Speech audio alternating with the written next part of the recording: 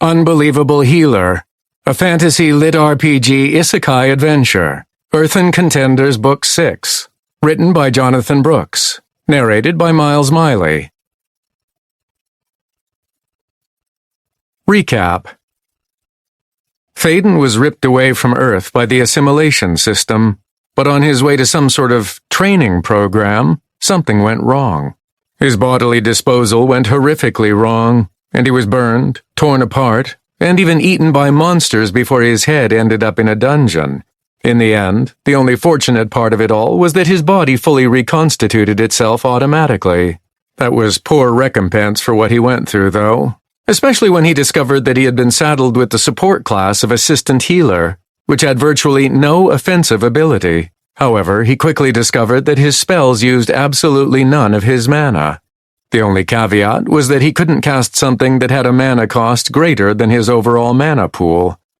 Using a weak repulsion field to escape the Vogmite Tunnel's dungeon, killing everything inside, he eventually made his way to Ashcleft, a nearby town filled with Shari, an odd race with orange skin, a third eye on their forehead, and one less finger on their hands, which he quickly learned were one of many different races tasked to prepare the world of Tarth for the arrival of Contenders, a group to which Thaden technically belonged, even though he hadn't participated in the training that everyone else had.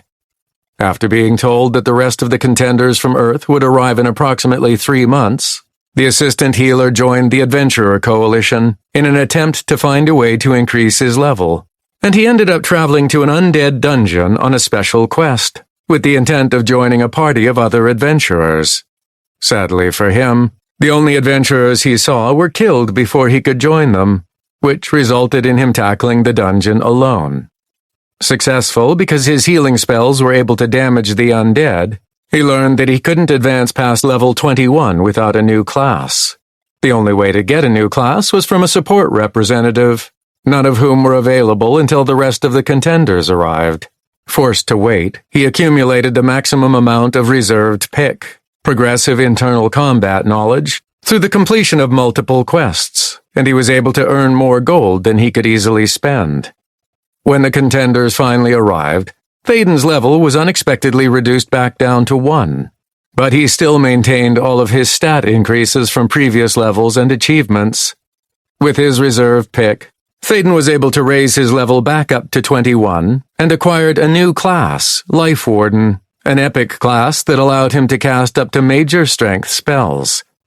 On his way to test out his new class, Thaden was followed by a group of new Contenders who wanted his help as a healer, but they ended up dying to the undead, who were much too powerful for their low level. The new Life Warden resurrected them and invited them to participate in a run through the maximal difficulty of the Mausoleum of Despair, where Thaden barely succeeded in defeating the boss, a powerful vampire-like monster who was 40 levels higher than his own. Along the way, he learned from the Contenders with him how to extract loot from his kills, which was then stored in his inventory, something he wished he had known about earlier. Back at the Adventurer Coalition, Thaden was able to help many of the Contenders who were considered broken, those with a mental trauma that prevented them from functioning properly. This, of course, garnered a lot of attention, but he passed himself off as simply a helpful non-contender, so as not to engender too much animosity among the other Contenders. Unfortunately, an unexpected message from the assimilation system to all Contenders, a week after their arrival, outed Thaden, revealing the truth that he was actually a Contender, and that he was already level 45. This put him at the top of multiple leaderboard rankings, something he wasn't even aware of until that point. With a target on his back, as after level 21 he was able to be killed by other Contenders, the new Life Warden had to run. Escaping from Ashcleft through the intercession of the town guard Verlo, Thaden left the town that had witnessed the first steps on his journey as a Contender. Heading to parts unknown, he changed his visible name and level to blend in with everyone else, but he ended up still having to avoid most towns along the way, as their residents became suspicious of someone traveling alone. After a relatively unremarkable journey, the Life Warden eventually arrived in a massive city carved into a mountain named Forgestone. There he hoped to blend into the larger Contender population, while he searched for some dungeons to delve through by himself. At one of the Adventurer Coalition branches in the city, he met Veronia, the vice leader of the coalition for that branch, and he was able to upgrade his badge to silver, netting himself a posh silver-ranked room to stay in. After availing himself of the facilities, Thaden decided to tackle the magma dungeon located below the city, as it was close by and right within his level range. Unfortunately, after defeating the boss of the magma dungeon, the Life Warden learned that it was something called an anchor dungeon, and that clearing it on minimal difficulty triggered Developmental Phase 2, and all hell broke loose. In this case, hell was unleashing level 55 magma worms upon the city, killing contenders and citizens alike while the city was destroyed. Thaden managed to kill the magma worms, nearly dying in the process, but by that point, the city was essentially lost. Angry at the high-level guards and the vice leader of the coalition for not protecting at least the people of the city, his outburst upon confronting Veronia caused her to attack him, which forfeited her life in the eyes of the assimilation system, which killed the level 100 before his eyes. Having learned that the Shari, or anyone else placed there beforehand by the system, would not help in any serious confrontation with the monsters of Tarth, Thaden knew that if he didn't want the same thing to happen again, he would have to be the one who addressed the two other anchor dungeons that were part of a special quest assigned to everyone in the region due to Developmental Phase 2. Why? Because he was the only one with a high enough level to complete those dungeons before time ran out. But before he could tackle them, Thaden needed to visit another city to evolve his class once again. Journeying to Rage Harbor, a city near a turbulent sea, the Life Warden completed the Den dungeon along the way, testing himself against the strongest monsters he'd fought up until that point, and adding to the pick he'd been accumulating as he hit the level limit of 63 before class evolution. Near Rage Harbor, Thaden discovered that the conflict among contenders, especially those who had reached level 21, was worse than he feared, as he came across what he later learned was a guild which had slaughtered 3 women just because they refused to join them. After resurrecting those women while hiding his identity, the Life Warden entered Rage Harbor and attempted to evolve his class with the support class representative, only to learn that he needed to complete a minimal and a medial difficulty dungeon with a full party of 5 as part of his support class evolution assignment. After finding a desperate group of level 20s who needed money to join a guild, so that they wouldn't be slaughtered immediately upon obtaining level 21, he convinced them to complete both difficulties of the Crestline Gorge dungeon, a relatively short distance away from the city. Unfortunately for them, their actions were noticed by the Execution Guild in particular, which ended up not boding well for everyone involved. Thankfully, completing his evolution assignment allowed Thaden to obtain the Solitary Shaman class, a legendary evolution that made him more suited to a solitary role. Along with upgrading all of his spells in strength, and allowing him to learn superior strength spells, it eliminated all of his channeled spells, gave bonuses to spells cast on himself, and also made all of his single-cast spells able to target himself. On the other hand, it also penalized spells cast on allies, and reduced the amount of pick earned from killing monsters or through quests or achievements for himself and allies by a significant amount. Leaving the city of Rage Harbor with the intention of visiting the Devil's Nail dungeon to see if he could obtain support class loot from there, Thaden learned that the Execution Guild had taken some of his friends hostage, and that if he didn't show up and reveal his abilities, they would be killed. He decided that he was done playing around with people, and headed to the meeting place to confront them. When he arrived, he discovered that the group that he'd partied with to complete the Crestline Gorge dungeon, as well as the 3 women he'd resurrected a few days before, were all dead, without any possibility of being resurrected. It was at that point that a message from the assimilation system informed everyone that a month had passed since the Contenders had arrived, updating the rankings, but also changing something significant about the way the PvP system worked.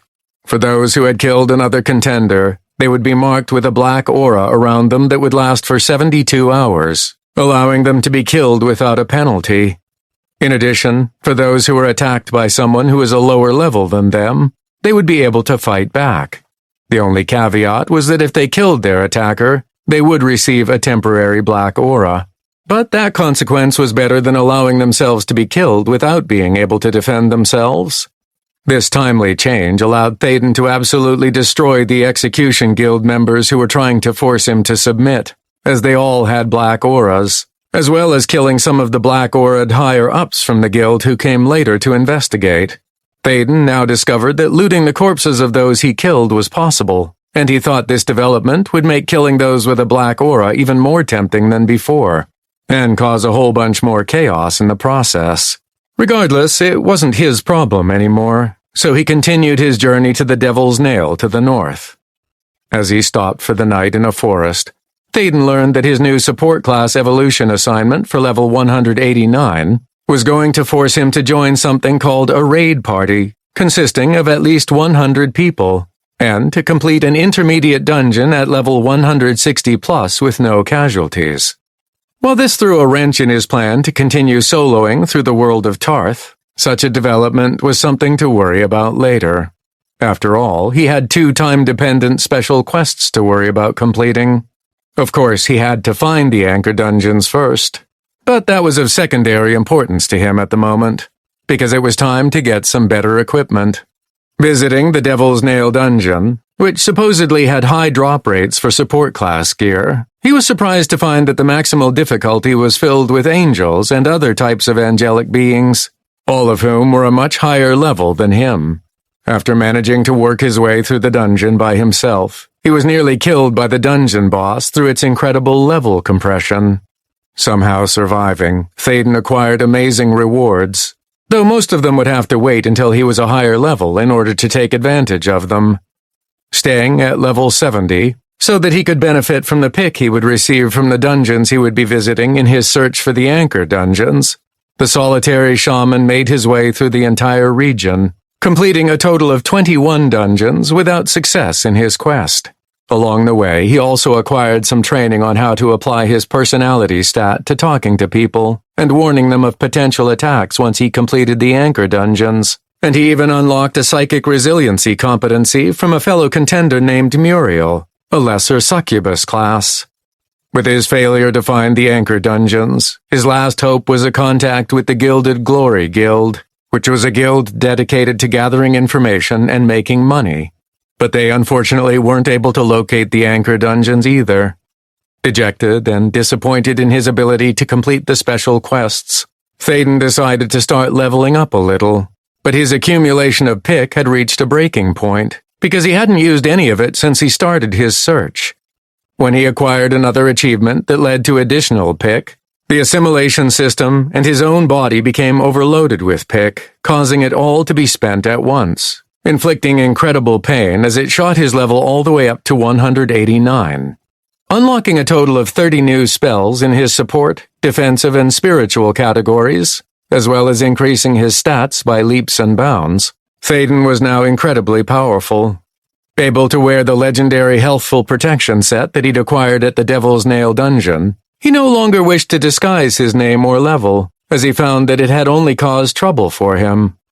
Unfortunately, as a result of his level increase, his personality stat had hit rock bottom, so he ventured to Darkwood Vale to find crafters who not only could create equipment that would boost his personality, but would also be able to upgrade his belt. While there, he visited the Adventurer Coalition and discovered that he could finally upgrade his badge to Diamond rank. Unfortunately, the region leader who could do that turned out to be the father of Veronia, one of the vice leaders who died back in Forgestone, and he had lost his mind. His despair led to the summoning of a monster originating from the adversary, which Thaden was unable to kill as it was a much higher level than him. An imbalance of power between the adversarial monster and the region leader led to an explosion that blew up the coalition building and killed many contenders, but it also gave Thaden the credit for the monster's demise. After nearly dying, he was shocked to find that the assimilation system reverted the exploded section of the city back to normal, bringing everyone back to life and wiping the minds of everyone but Thaden. The region leader had changed, allowing Thaden to finally acquire a diamond-ranked badge, as well as a cushy room that went with it. Back on track after those events, Thaden found that the materials needed to craft a belt suitable for him were only available in the Darkwood, a massive forest near Darkwood Vale, and he entered it to find some arachne. While deep inside the forest, he stumbled across a group being attacked by the higher-level monsters, and he saved them, only to find that they were part of a special quest to save one of their party members from the arachne. Thaden joined them on the quest, which turned out to lead to the first of the anchor dungeons he was looking for. Completing the quest and saving their party member turned out to be contrary to the system's plans, however, as an issue came up when the catalyst to have the arachne rise up and attack Darkwood Vale was never activated. As a workaround, the system wiped the minds of his temporary party and completed the special anchor quest without an attack on the city, but it also sped up the time limit on the remaining special quest. Deducing that the last anchor dungeon was located inside the Ragewater Sea, the solitary shaman rushed there with all haste, applying the full extent of his new celerity stat to arrive before time ran out. Before long, he had figured out how to enter the coral tower of the departed underneath the sea, and he made his way down to the bottom, where he learned that he had just unleashed the might of the Samudran armies upon the city of Rage Harbor. In his haste to escape the trembling tower, he exited through the designated portal, only to find that the assimilation system had finally caught up to him. Managing to survive the ordeal of being nearly crushed by the incredible weight of the deep sea above him, Thaden was trapped in a bubble at the bottom of the sea for months as the world went on without him. When he was finally released, he discovered that many events had occurred while he was gone, including the successful repelling of the Samudran armies against Rage Harbor, as well as the start of Developmental Phase 3, which he learned was centered around intermediate dungeons and large raid parties. But Thaden was more prepared for that than ever. He had acquired many new achievements and rewards for his actions in completing the final special quest, as well as during his confinement under the sea. Apart from that, he also learned that a full year had passed since the Contenders officially arrived on Tarth. The announcement to that effect was accompanied by the revelation of new information available about the Contenders within the rankings, along with prizes for their placement on those rankings. Thaden managed to snag first place in 6 different categories, and number 89 in a 7th category, granting him a variety of items, as well as an upgradable achievement. The mystery boxes he received for getting first place were incredible, and better than he could have ever imagined as prizes. But even he wasn't aware of how they would eventually change everything. With his stressful ordeal finally over, it was time for Thaden to integrate himself back into the world and finally complete his evolution assignment, so that he could evolve his class and get back to being the strongest contender on Tarth. Now that the other contenders had somewhat caught up to him in levels, and would be capable of tackling intermediate dungeons on minimal difficulty with a level of 160+, he thought that it should be easy enough for him to knock the assignment out within a few days. Unfortunately, Thaden hadn't factored in the changes the system had undergone while he was absent. The most prominent of those changes was the rise of the contender guilds, which had previously been a simple social construct organized among contenders. After the system embraced the idea behind guilds, however, Thaden's prospects for finding a party to help him achieve his evolution assignment fell to virtually zero. Because in addition to the contender guilds rising to prominence, basic information about contender classes became common knowledge, and with his class's detrimental pick accumulation while in a party, no one wanted him in their guild. After experimenting and discovering that he could complete an intermediate dungeon on minimal difficulty by himself, the solitary shaman was surprised when his reward from the yearly rankings, adaptable mimicry plates, suddenly created for him a companion, though not one that he wanted to deal with in its original form. Instead of a seductive succubus that was inclined to call him master, he decided to turn Sadia into a giant squirrel. In addition to changing her appearance, once Sadia fully connected with his memories and understood what had happened to him in Tarth, her personality changed, and she became a friend and a true companion to him, offering him advice and helping him fight in the dungeons. At her suggestion, he offered a contracted opportunity to the business-focused Gilded Glory Guild and its leader Rachel to become a subsidiary of the guild. In return for helping to essentially power-level members of the guild in raid parties, including a particular lieutenant of the guild named Karina who had taken a fancy to him, They would help him complete his evolution assignment so that he could finally move past level 189. After fulfilling the initial requirements of the contract without any issues, things went wrong when the guild's leadership raid party took him to complete the Descent into Darkness dungeon, where it turned out that an extremely powerful adversarial elite had taken control of the dungeon, and they were altering the minds of those who ventured inside. Thaden managed to keep himself free of its influence, but he was chased out of the dungeon by the elite, unfortunately leaving everyone else behind. When he returned to Darkwood Vale, his own raid party members learned about their fate, and knowing that they were still alive, left Thaden to see if they could be rescued. While they investigated his claim that they were lost inside the dungeon, Thaden finally evolved his class, though in a way he wasn't expecting, unknowingly forced into picking a unique class called Omenic Drifter, which was similar to his previous classes but focused a lot more on his fortuity stat than ever before. He despaired at some of the negative side effects of the class, such as a 1% chance that single-target spells and abilities used near him could cause instant death, that would make his position in the guild even more difficult than before. Somehow his raid party succeeded in finding the guild leadership outside the dungeon, and while Thaden suspected that they were being mind-controlled, he couldn't find any evidence of adversary tampering within them at all. Giving them the benefit of the doubt, he took on a much harder dungeon that included a horde siege challenge, completing it first solo and then with a raid party, which resulted in a huge win for the guild, catapulting them to the top of the rankings. To celebrate the victory, the guild leadership decided to throw a party, inviting the majority of the guild's members to attend. While dancing with Karina, and preparing to leave with her to find somewhere more private, Thaden was shocked when the lieutenant and the other members of the leadership raid party that had gone missing suddenly exploded, killing everyone else at the party and launching the Omenic Drifter through the city.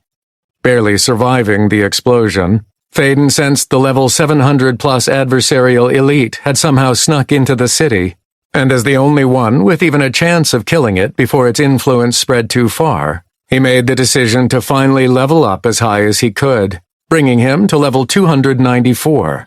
Now able to wear his new Lucky Vagabond set of equipment, as his healthful protection set and all of his other accessories were destroyed in the explosion, he took on the adversarial elite. But not everything went to plan. It turned out that the elite could speak to him, somehow seemingly recognizing Thaden as an ally, and supposedly powerful enough to be a director. Playing along while he figured out how to kill the powerful, shadowy beast, he was thoroughly confused when the elite referenced spatial pockets, nexus points, and the unlikely premise that the sucking out of the souls by the soul harvester from deceased members of the guild, making them unable to be resurrected afterwards, was actually helping to save them. After the adversarial being discovered that Thaden wasn't actually an ally, a fierce battle ensued between Thaden and the soul harvester, with the Omenic Drifter barely coming out on top. While he was exhausted after the battle, the entire area was subjected to intense scrutiny by the assimilation system, which had been blinded to the elite's presence beforehand, while he and other helpers started to resurrect those inside the destroyed building. While Thaden managed to find most of his raid party members and bring them back, the guild leadership seemed to have been completely obliterated, including Karina. Nearly out of strength, and despairing that he'd ever find any trace of the woman he'd been dancing with only hours before, the Omenic Drifter finally looked up, and found an unrecognizable clump of something smeared above his head. With joy in his heart, Thaden resurrected Karina, happy to have found her despite the worry that he was too late. Unfortunately, even with her back, the recovery of Gilded Glory was a full-time affair, with her being the only ranking member of the guild who had been resurrected. In addition, his leveling up before the battle with the Harvester meant that the Omenic Drifter could no longer lead guild raid parties, because he was now more than 50 levels higher than the rest of the members. So he was forced to go it alone once again. Fortunately for Thaden, he still had Sadia to accompany him as he explored medial difficulty intermediate dungeons throughout the region. While they certainly held stronger monsters and had unique challenges to them, they weren't too difficult for him to complete, netting him millions of pick that he could use in reaching an even higher level in the future. That all changed when he encountered a corrupted dungeon called the Ascent, which trapped him inside without his squirrel companion. Making his way through deadly traps to the top of a mountain, he faced yet another adversarial entity, this one being a level 492 Nexus Corruptor. After learning some more disturbing information from it, he destroyed the Corruptor and escaped the collapsing dungeon, only to emerge back into a situation for which he wasn't exactly prepared. The Wardens of Tarth, a powerful force of individuals protecting the developmental world, had come to investigate not only the instances of adversarial entities, but Thaden as well. After escaping their reach, the Omenic Drifter increased his level to 450 because he was starting to reach his pick reserve limit again. Once that was done, Thaden decided to challenge a maximal difficulty dungeon. But on his way to one, he discovered yet another corrupted dungeon named the Badlands. While he was inside, the wardens tracked him down and entered it to confront him about being a possible agent of the adversary, only to find themselves way over their heads with the quantity and strength of the monsters inside. Following their almost complete slaughter by the monsters, Thaden resurrected and negotiated with the suspicious level 567 Earthen wardens, which ultimately led to them accompanying him to the dungeon's exit, where they were promptly destroyed by a Legion commander because they insisted on fighting it without him. After destroying the commander and resurrecting the chunks of the wardens that were left behind, the much subdued Earthen agreed to work together to clear out the adversarial corruption. But first, Thaden wanted to finally solo a maximal difficulty dungeon, which he did shortly thereafter in the mines of Canordun. After surviving endless waves of increasingly powerful monsters, with levels all the way up to 999 in fact, he received some pieces of artifact rarity equipment with a growth property on them. By allocating his pick absorption to the equipment, he could cause it to grow and become powerful, while also adapting to his fighting style. As he and the Earthen wardens quickly cleared corrupted dungeons, the system issued a quest to stop a dungeon breakout from the Warpath dungeon, and Thaden went alone to fight the ogres that emerged. While he was able to clear most of them, he entered into a conflict with the extremely suspicious Shari wardens as they fought the last group of ogres, and he was forced to defend himself against them, killing and resurrecting them multiple times before the Earthen intervened. While the Shari wardens were handled by the Earthen he'd been working with, Thaden was sent to the Warpath dungeon to clear it of corruption, where he battled against another Legion commander. During his fight with the commander, it used a boost to make it even stronger, but it still couldn't stand up against the Omenic Drifter's power, and it fell shortly thereafter. Unfortunately, the boost caught the attention of the system, and as he was leaving the dungeon he was caught and held for a time in a sort of in-between place before finally being let go. During this time that he was held captive, the Citadel dungeon, which was essentially the capstone intermediate raid dungeon that needed to be completed to end Developmental Phase 3, had been taken over by the adversary and had begun emitting large amounts of dangerous energy. Too late to stop it completely, Thaden rushed north, only to find that the wardens were fighting a losing battle against the construct-like monsters coming from the Citadel. After discovering how to fight them, and eventually beginning to push them back, the Omenic Drifter was chased inside by a massive boss, where he eventually arrived at a lift that brought him to the roof of the massive dungeon. There he was met by the boss of the Citadel, the stalwart general. However, before he could even attempt to fight it, the general exploded, as an adversarial agent named Director Belissa replaced it, and he immediately knew she was quite powerful. After she attempted to smother him with adversarial energy, cutting him off from the mana that filled the environment, Thaden found that he was actually generating mana, and he fought back with the energy that he was essentially composed of. The ensuing battle of energy caused an explosion that destroyed the Citadel and sent him flying uncontrollably toward the Wildlands. After waking up after a bout of unconsciousness, Thaden discovered that he was far from Region Number 1, and that Developmental Phase 3 had been forcibly completed far ahead of when it should have been, which was unfortunately a common occurrence when it came to Thaden. Now, with the final developmental phase starting, Thaden has to figure out how to salvage the situation he found himself in, even as millions of bestial roars reverberate through the Wildlands, as the nests around him begin to activate. Chapter 1. What an absolute disaster!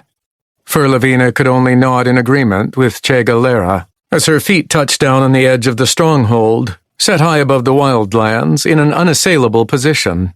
Turning around and using every bit of her now restored level 900 eyes, she looked toward the southern portion of Tarth where region number 1 was located, and the hole that had been blasted in the mountain range where the Citadel dungeon used to be.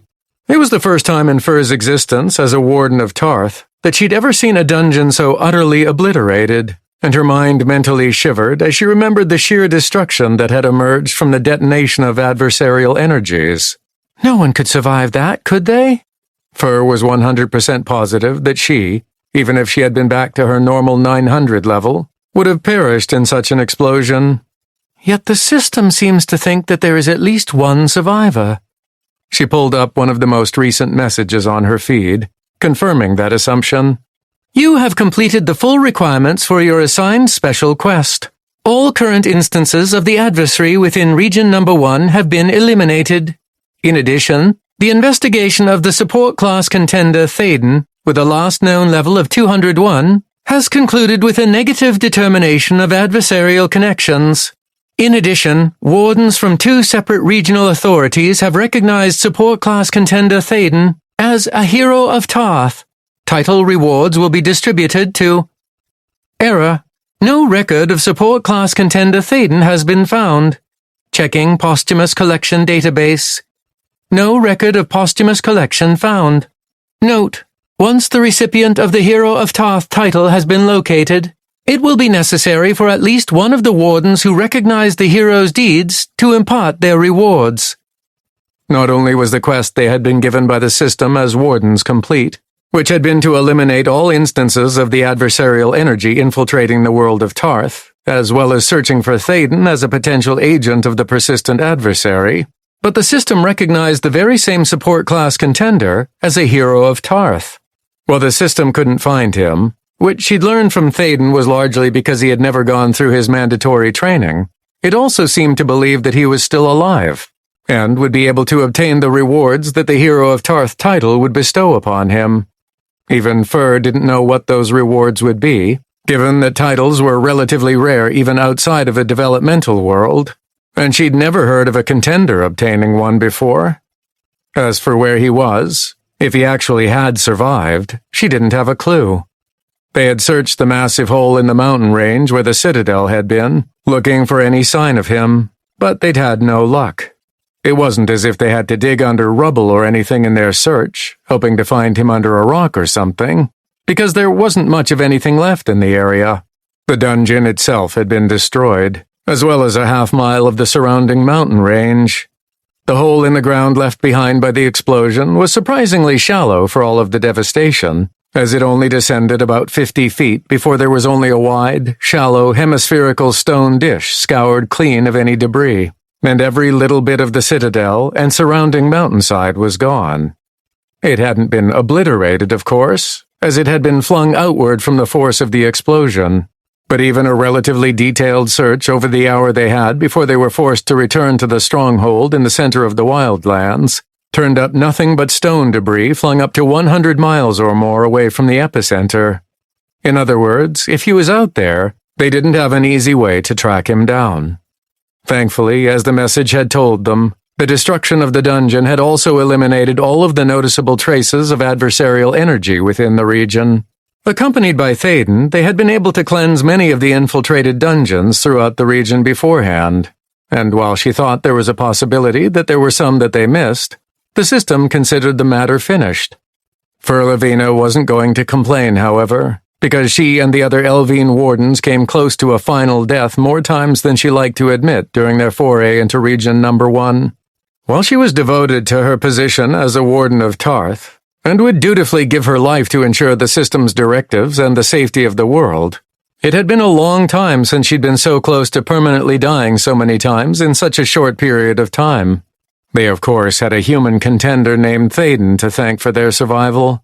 In fact, everyone in region number 1, and potentially the entirety of Tarth, had been saved by him, which she supposed merited the Hero of Tarth title he'd been bestowed. Even Garetta and the other Shari wardens admitted after he'd gone into the Citadel to face down the danger that the adversary presented, that they wouldn't have survived if he hadn't been there.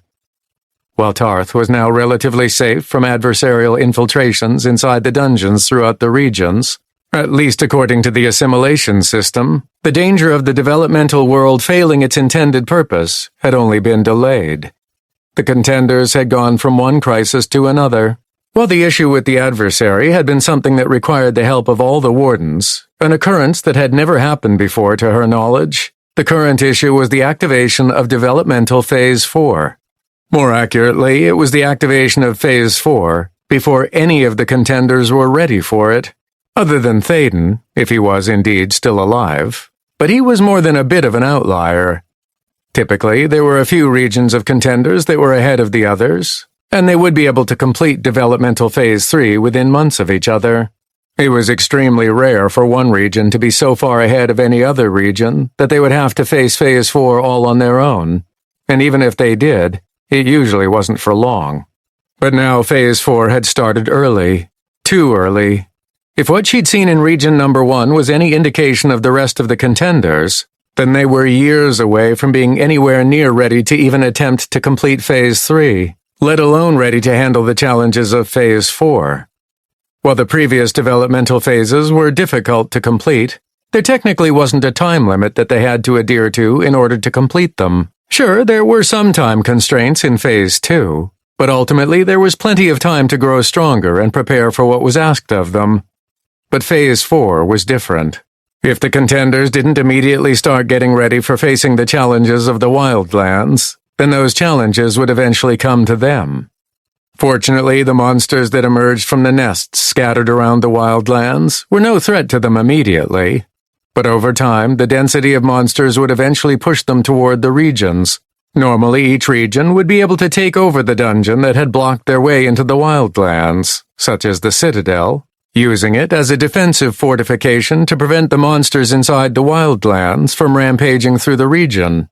That, unfortunately, was now an impossibility in the case of Region Number 1, as they now had a large gaping hole in their defenses. Soon enough, Fur could picture waves of powerful monsters, each of which would likely outlevel the Contenders by 200 levels or more, pouring into the region, slaughtering everyone in their path. Once they fully devastated Region Number 1, they would then turn to the defenses of the other regions, forcibly breaking through all of the obstacles in their way to reach the Contenders, who thought that they were safe from the Wildlands until they were ready for them. It would be a slaughter of epic proportions, and the inevitable failure of the developmental world of Tarth would soon come to pass. I can't believe that we managed to clear the adversary's attempt to infiltrate Tarth, only for the Contenders to fail because the final phase was activated entirely too early, she muttered, still staring into the distance.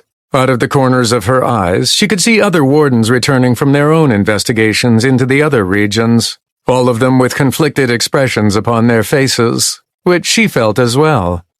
They succeeded in eliminating the threat and completing the quest the system gave them, which was something to celebrate, but the knowledge that the overall success of the Contenders was on the verge of failing utterly was a horrible feeling. Takfe Hodu stepped up next to her, and it was obvious by his first words that he'd heard her. I can only assume that was their intent. Whose? The adversarial agents, of course, the stoic Elvine replied. If they couldn't maintain their foothold in Tarth, then the next best outcome would be to force the failure of every contender. They've been one step ahead of us at every turn, so it shouldn't be surprising that even in their elimination, they're getting their victory, even if it is a bit more delayed than it would have been if we hadn't eliminated them. Fur shook her head. We? Don't you mean Thaden eliminated them? Fair, Tak acknowledged with an additional shrug. But now he isn't here. Even if he was, being able to kill a powerful adversarial elite or the equivalent won't really help. She grudgingly agreed. Phase 4 couldn't be completed by a single person after all, even if they were the most powerful individual in the world. There were many other factors involved in the challenge that Developmental Phase 4 presented to the Contenders, as it was designed to incorporate the help of every single contender on Tarth to achieve victory. It's just so unfair. Not for the first time, she wished that she, and the other wardens could do something to help, especially right now when this was all the result of the adversary meddling in the operation of the developmental world. Unfortunately, the assistance they'd given to Region Number 1 was only because of the adversarial energy and infiltration of various dungeons. Now that it was gone, they were essentially required to be hands-off, only involving themselves when they needed to ensure the safety of the world from contenders getting out of line. If they tried to act outside of the bounds of their duties, such as helping to thin out some of the monsters to give the contenders more time, they would be stripped of their positions at the least. If the violations were more heinous, they could even be eliminated entirely. In other words, their hands were tied. They could only observe as the world fell apart around them, watching as the contenders, and all of the citizens of Tarth, were wiped out to the last person. Still, Thaden would at least give them a chance, Fur argued. Tack sighed. It would only delay the inevitable, at best. As much as she wanted to argue further, she couldn't, because she knew he was correct. I'm well aware that there's nothing we can do to stop this from happening, but there has to be something. Fur trailed off as something else appeared on her message feed. Wardens of Tarth, the start of Developmental Phase 4 is imminent. Now that certain adversarial complications have been eliminated, thanks to a few particular individuals, the culmination of contender development can finally get underway. Be steadfast in your vigilance of Tarth's safety, ensuring that the contenders are kept restrained in their misguided efforts to destroy the world with their newly gained strength. Additional authority has been granted to you at this time, allowing you to monitor the situation within the Wildlands and your assigned regions with greater fidelity.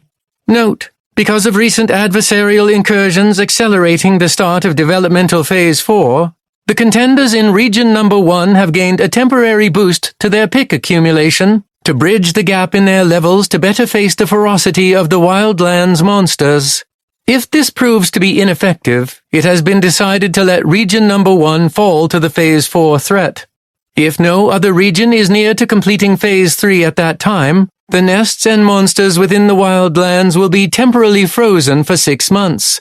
This is to help prevent the complete failure of all contenders within Tarth, though the remaining contenders will still face an uphill battle when the first region finally completes Phase 3 and begins Phase 4. In addition, all wardens but those responsible for Region Number 1 now have the authority to prevent premature incursions into their region by the monsters of the Wildlands by any means necessary. This authority will immediately be rescinded upon the elimination of every living person inside Region Number 1.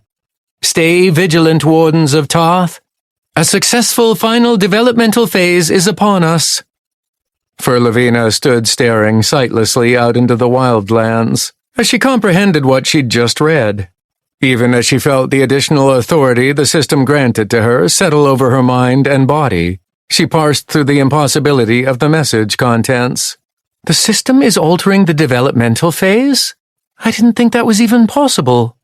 Granted, it had already acted to issue quests to the wardens to fight the adversarial infiltration, but that was understandable. It had been outside the bounds of the contender's development after all, and so the system took steps to fix the problem. But to alter the actual developmental phase was something else entirely. It was an unheard-of situation that she frankly didn't believe was even possible. She could only assume that the adversarial incursion had triggered something that caused the changes, though she'd never thought that it could be done in the first place. Of course, the change was that the system was essentially sacrificing all the people inside Region Number 1 to give the rest of the regions a chance to survive. Though even if the inevitable happened and Region Number 1 fell, she doubted that another 6 months would be enough time for the other regions to catch up. Still, it was better than nothing, and it would at least give the contenders more options than being overrun one region at a time. And, as she had just been hoping for, the wardens now had a chance to help out, even if it was simply keeping the monsters away from their regions. All but the Shari wardens from Region Number 1, of course. While the danger of the monsters attempting to break into the other regions while there was a wide hole into Region Number 1 was fairly low, their help would ensure that the other regions were safe from such a disaster. She turned away from her view of the Wildlands for a moment, as her eyes lit upon Garetta and the other Shari wardens who had returned not so long ago, and she noticed that almost every other warden was looking at them with pity. To have the system essentially doom their people even before the first nest had awoken was a hard truth to swallow, but they simply stared past everyone as if unbothered by the death sentence to their people. Her attention was pulled away as her new authority and her sense of the Wildlands detected something, which was unlikely, given that no one should be inside the land at this point. Stepping over to the edge of the stronghold, she looked down and her vision pinpointed the movement, right as Developmental Phase 4 officially began. Millions of bestial roars filled the Wildlands as the nests activated, but she ignored all of that as her far-seeing vision caught someone getting to their feet. "That's Thaden!" she shouted, and she was quickly joined by Tak and Che a second later. Somehow the insanely powerful contender had survived against the odds, and even as she watched, the human was on the move and headed straight toward the nearest nest, which was currently spewing out hundreds of monsters, which would then filter through the local environment. "Is he crazy? Where's his party?" Fur heard from a different group of wardens looking down the side of the stronghold after her outburst. It was obvious that they hadn't been told about the support class member who had saved them all. She grinned, strangely relieved to see Thaden, even if she didn't think it would ultimately make much difference. "No, he's not crazy," she replied, looking at the warden who had asked the question. "It's just that he's a party all by himself, and one that is probably stronger than any one of us." She saw the disbelief on the faces of almost all of the other wardens who heard her, though the Elvine and the Shari who had seen him in action nodded in agreement. "The rest might not believe me now, but I'm sure they'll discover that I'm telling the truth very shortly. In fact, I'd say he's about to show them what he can do right about now." Chapter 2. Missing his destroyed wyvern's flight cloak, which would have made the trip a whole lot easier, Thaden leapt over the small hillock in front of him as he tore across the landscape of the Wildlands. When he landed a few seconds later, he could see the ruins of a town in the distance, which seemed to have a giant hole in the middle of it. Climbing out of that hole were dozens of 12-foot-tall, gorilla-looking monsters, with dark gray scales covering their bodies rather than hair. The spiked protrusions on their fists dragged along the ground as their loping movement allowed them to quickly disperse into the surrounding landscape. "Scaled gorillum, advanced wildlands denizen, level 380, perceived level 494. The base level of the monster was actually quite surprising, given that this was the Wildlands, and the mithril-based construct monsters in the Citadel had started at over level 400. They weren't really a worry for him, of course, given that he could handle something of this level without any concern whatsoever. It was simply confusing why they were so weak. "Don't be too shocked by their level," Sadia told him as she bounded next to him, easily keeping up with him. "They start out quite weak, but over time they'll grow in strength as they evolve." He nodded in understanding, even as he started winding up his normal assortment of healing spells, so that he could start wiping out the scaled gorillum as he approached them. His normal assortment of defensive spells was already locked and loaded around him to prevent any damage from actually reaching him, and he began a cycle of heals to start the process of exceptional wild health leech going to work on the nearby monsters. He didn't get too fancy with his spells, despite being able to essentially equip all of them in his access slots, as there was no reason to, given the strength of his foes. It was a simple rinse and repeat situation that he'd done countless times since he'd first become a solitary shaman, followed by becoming an omenic drifter. Thankfully, he was equipped with his solo-focused growth set of artifact rarity clothing he'd received as a reward for completing the maximal difficulty of the Mines of Canor-Dun, which was getting better and better as it absorbed pick from the monsters he'd killed lately. At level 208, his current equipment was nowhere near his actual level of 450, but he knew that it would get there, eventually. As it was more than adequate for his current objective. "Are you sure you want to do this?" Sadia asked for at least the 5th time since he'd heard the roars indicating that the nests inside the Wildlands were activating. Thaden sighed in frustration, wondering where all of this hesitancy was coming from. Of course. I need to know what we're going to be up against with this new developmental phase. They glanced at her for a moment, even as they ran closer to the nest and the monsters that were emerging. Are you sure you can't tell me any more about nests in this phase? He asked, somewhat assuming that it wasn't likely after his initial question shortly after hearing the monsters inside the nests activating. As I told you, I'm limited as to what I can share with you about this phase that wasn't already covered by the announcement, she answered, confirming his assumption. However, once certain things happen, I can explain much more. And you can't tell me what these things are? She just shook her head, which he could see out of the corner of his eye. As they closed in on the nest, Thaden couldn't help but think about all that had happened in just the last day. Being chased by the amplified adamantine Goliath boss into the Citadel dungeon had been harrying enough. But then to encounter a director of the adversary, which he was still a bit hazy on just who they were, who then attempted to kill him before he caused the explosion that sent him flying into the Wildlands, was just the beginning of his crazy experiences. Waking up in mid-flight had been a bit of a horrifying experience, especially as he didn't have any way to fly anymore. But then to find that he had inadvertently started Developmental Phase 4 early was yet another blow to his already battered mind. He still remembered reading the announcement on his message feed and wondering what kind of disaster he'd just initiated. In your final developmental phase here on Tarth, Developmental Phase 4, you will be able to apply your skills working in a larger raid party in a real-world situation. Past the Citadel, which acted as a defense against the dangers of the Wildlands beyond, the adversary has entrenched itself in thousands of non-standard evolutionary subjugation territories, or nests. These nests are filled with an assortment of monsters that you will have to adapt to and find a way to defeat. Unlike the dungeons that you are used to in your region, these nests are open to the world and will release their numbers to roam over the entirety of the Wildlands. In addition, while the initial release of monsters will be relatively weak in comparison to the contenders in your region, future released monsters will begin to evolve in non-standard ways, including, but not limited to, an increase in level and therefore strength. Be warned. As soon as the monster density in an area reaches a certain threshold, territorial instincts will force those monsters that are weaker than future monster evolutions to migrate elsewhere, which can lead to them swarming into an undefended region. During this final developmental phase, it is your purpose not only to develop and secure a defensive perimeter along the paths leading into your region, but also to assault and subjugate every single nest found within the Wildlands, securing each site along the way. Keep in mind, however, that a subjugated nest can be recaptured by the adversary if the securing defenses are inadequate or entirely undefended.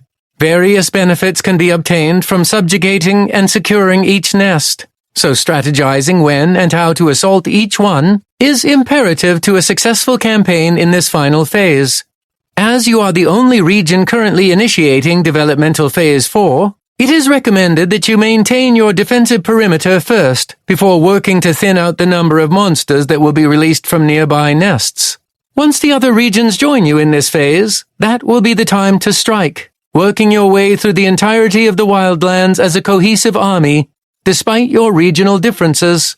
As a reminder, every single contender is competing against each other in the rankings.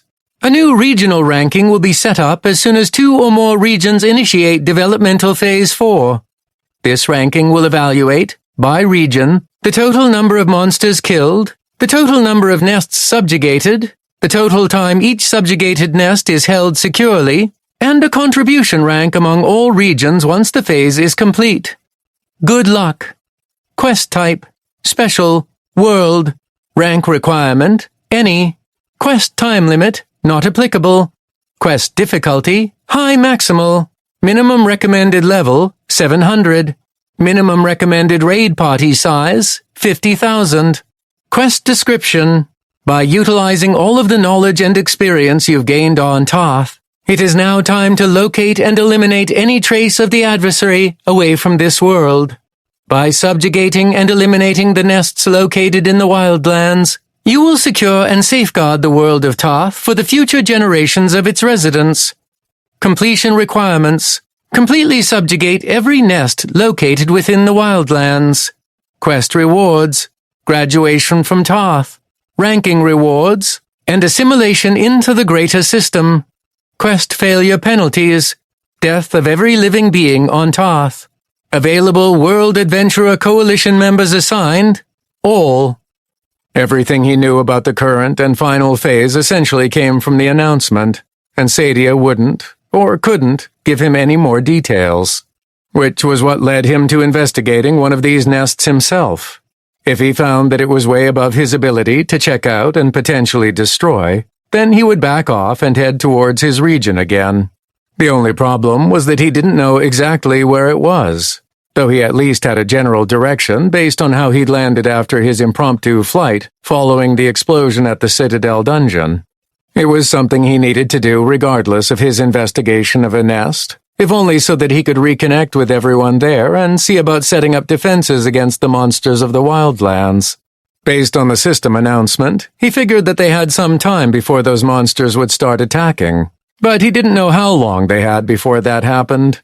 Regardless, his side trek into a nest hopefully wouldn't take too long, so he didn't see it being an issue before he got back to his region. Besides, knowledge of the enemy they were up against was important, especially if he was forced to finish the phase all by himself. The way it was started far ahead of when it should have been made him believe that he was likely the only one who could survive against all the threats that presented themselves. The first of the gorillums spreading out from the nest entrance saw him as he got within its visual range, but it barely took a single step before Thaden and Sadia were within his leech health spells range, and with all of the healing spells they were cycling upon themselves, the nest-born monster dropped dead almost instantly. The death of the gorillum pulled the attention of the others nearby, and soon enough they were swarmed by dozens of the monsters, who all died as soon as they came into range. Compared to what he'd been up against lately, it was an unsatisfying fight, but he wasn't going to complain. A quick run to each corpse extracted loot from them, and he briefly looked at what he'd received, and was thoroughly underwhelmed. Extractions complete. Loot obtained. 483 gold, 27 silver, 14 copper coins. 6 gauntlets of bashing, rare. 3 helms of the gorillum elite, epic. 93 knuckle spikes, uncommon. 165 gorillum hides, common. Because the gorillum were technically 20 levels above him based on their perceived level, he received triple the loot thanks to the Unkillable 2 achievement, and yet none of it was useful to him. Unless he somehow found another flying cloak or some other useful item, his current growth items were much better than anything he could pick up from killing simple monsters along the way. Even gold coins didn't really do much for him, other than buying food perhaps, but as it was, it just went to join the hundreds of thousands of gold he already had in his inventory. When he got back to the guild, he was sure that Karina and the crafters that were employed by them would love to have the materials, but for now they simply filled up a tiny space in his inventory. He also felt the pick he'd received from them filter into his aforementioned growth items, but it wasn't yet enough to raise any of them to the next level. Each level seemed to take more and more pick to level up, and considering that he wasn't in a dungeon, which gave him the best reward multipliers, he actually didn't receive as much as he was used to. Having cleared the nearby monsters, he reached the edge of the dilapidated town and the pit that held the nest. There were still more of the gorillum emerging, though their numbers had measurably slowed down. The dozen or so that climbed their way to the top of the pit on the opposite side from Thaden, where his range couldn't reach, filtered out into the countryside, but those within the range of his spells simply dropped dead and fell back into the pit. For the first time, he was able to see inside the hole in the ground that supposedly held the nest, and it was somewhat like what he expected. The pit was the widest at the top, and it narrowed as it descended at least 1,000 feet below the surface, with a layer of dark shadows that attempted to obscure the bottom. Unfortunately for whatever the nest was attempting to hide, his 60% shadow resistance allowed him to see most of everything down below, and he counted at least another 50 or so gorillum sitting around in the flat circular space along the bottom. They were moving slightly, looking almost like they were lounging and simply waiting for a call to action, which he could only assume would come if he were to start descending. As for how to descend, there was a crude pathway cut along the walls of the pit that spiraled downward, steep enough that one would have to take care not to fall forward and roll out of control all the way down. The pathway was also narrow enough that falling off was a real concern, at least for people without a high celerity. Thaden wasn't necessarily worried about that, though, as he would not only survive jumping off from the top of the pit to the bottom, but wouldn't even be hurt by it, thanks to not only his defensive spells, but also to his high physicality. What he was more worried about was what he couldn't see. This is it? The requirements for my evolution assignment made it seem like it might be a bit more involved than that, he said, pointing toward the group of 50 gorillum down at the bottom of the pit. Just to make sure he hadn't missed something, he pulled up his evolution assignment once again. Level 567. Locate and participate in destroying a nest in uncharted territory. Yup, this seems entirely too easy. All that I'm allowed to say is that there's more going on here than just those few monsters down below, Sadia responded with carefully chosen words. Thaden nodded to show that he understood the restrictions she was working under. Fair enough. Let's go see what's going on here, then.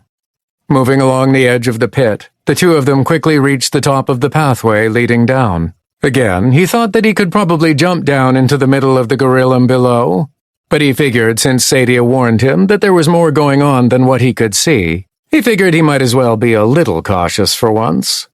As soon as he stepped on the stone and dirt pathway leading downwards, he felt a slight tingle pass through him. It wasn't like entering a dungeon, however, as it didn't feel as if he was entering a whole other space. Instead, it was like he passed through some sort of invisible boundary that only existed for the system. You have located nest number 3823. That was the only message he received as soon as he passed through the invisible barrier. He was used to some sort of indication of level range or a difficulty selection, but there was none of that here. He glanced at Sadia, but as her squirrely face didn't reveal anything, he didn't push for more information. Nest number 3823? Does that mean that there are thousands of these nests spread throughout the Wildlands? From what Thaden had seen when uncontrollably flying through the air above it, he had to admit that the density of potential nests was quite high, at least compared to the dungeons that could be found within region number 1. Then again, he imagined that made sense. The Wildlands was supposed to be the final phase, in which all of the contenders throughout the regions would come together for a singular purpose. If there were only a few hundred of them, he could see the developmental phase being completed within a few weeks. The other result of starting his journey down to the bottom of the pit was that the gorillum waiting along the bottom immediately reacted. Like guard sentries that had been alerted to an intruder, they mobilized and began climbing up the walls of the pit, heading straight toward the top, where Thaden and Sadia were located. While he had half expected it, the relatively small quantity of monsters that were there to guard the nest was still confusing, given that a simple raid party of 100 or less, around level 400, could probably wipe them out without too much trouble.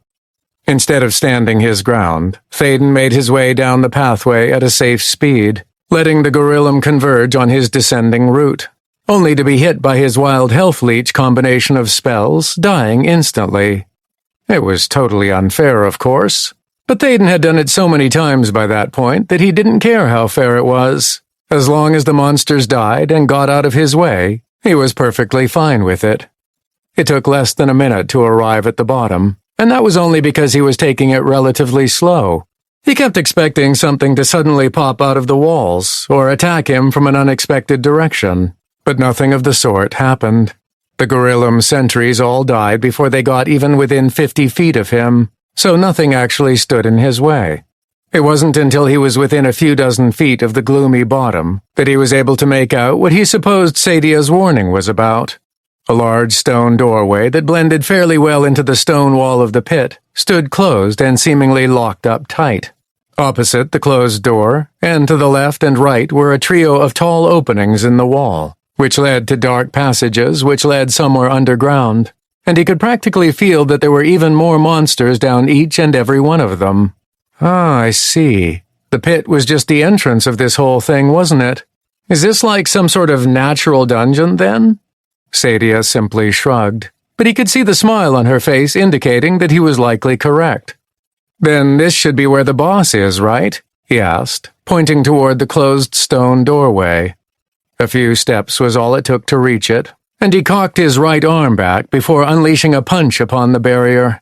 As soon as his fist got close to the stone, it hit a shimmering blue barrier that stopped his hand from making contact. It didn't hurt to hit, nor did it make his fist rebound backwards. Instead, it simply halted his punch without any harm, and he instinctively knew that it was demonstrating that no matter how strong he was, he wouldn't be able to break through. "Guess I can't cheese it, then," he said, slightly disappointed, before turning toward one of the passageways leading deeper into the nest. "Well then, shall we go investigate?" "I go where you go, Thaden," the squirrel responded seriously, but he could hear the amusement in her tone.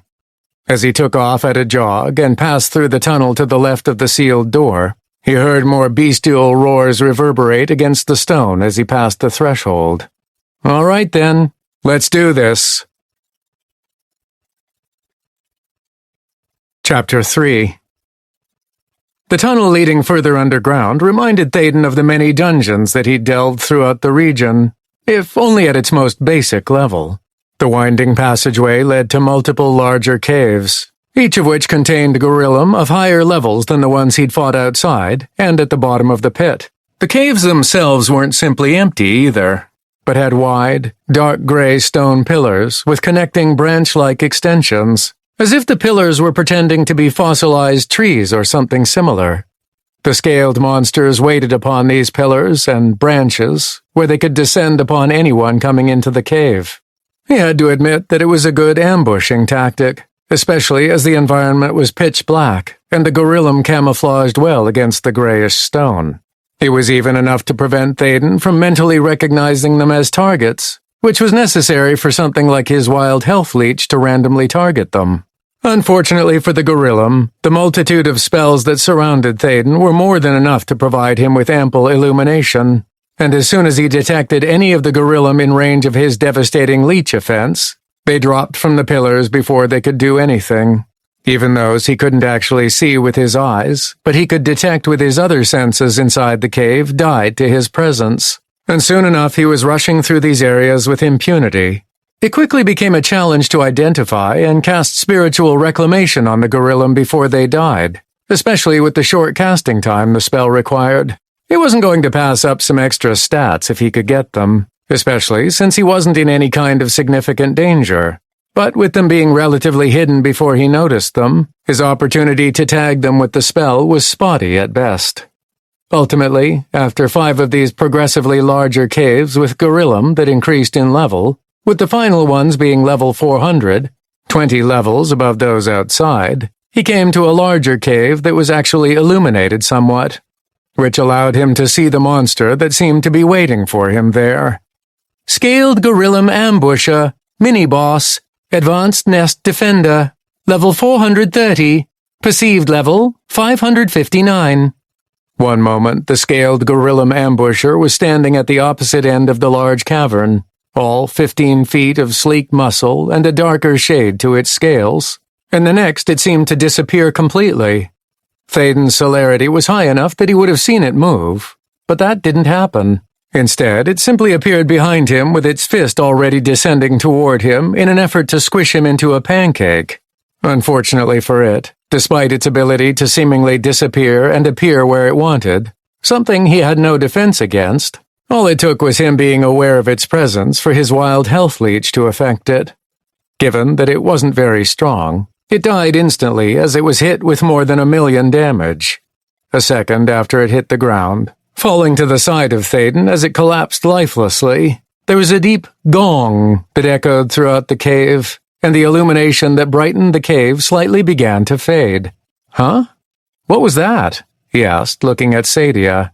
She just smiled and shrugged as she stared back at him. "Nothing yet? Fine, then I guess we keep going." He quickly extracted loot from the mini-boss, again finding nothing particularly worthwhile, before backtracking down the tunnel. It wasn't too long before he was moving through the right-hand tunnel, which was slightly different from the left-hand one he'd just cleared.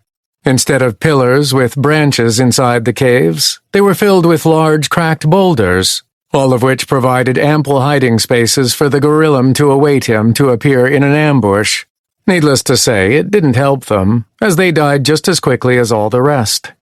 When he got to the end of the tunnel, he encountered yet another type of gorillum as a mini-boss.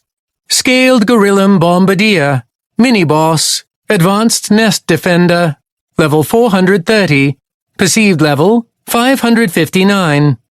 Instead of disappearing and reappearing close to him, the 15-foot-tall bombardier, with larger arms and a heftier chest than the normal scaled gorillum, started picking up pieces of shattered boulders before chucking them at Thaden from nearly 250 feet away.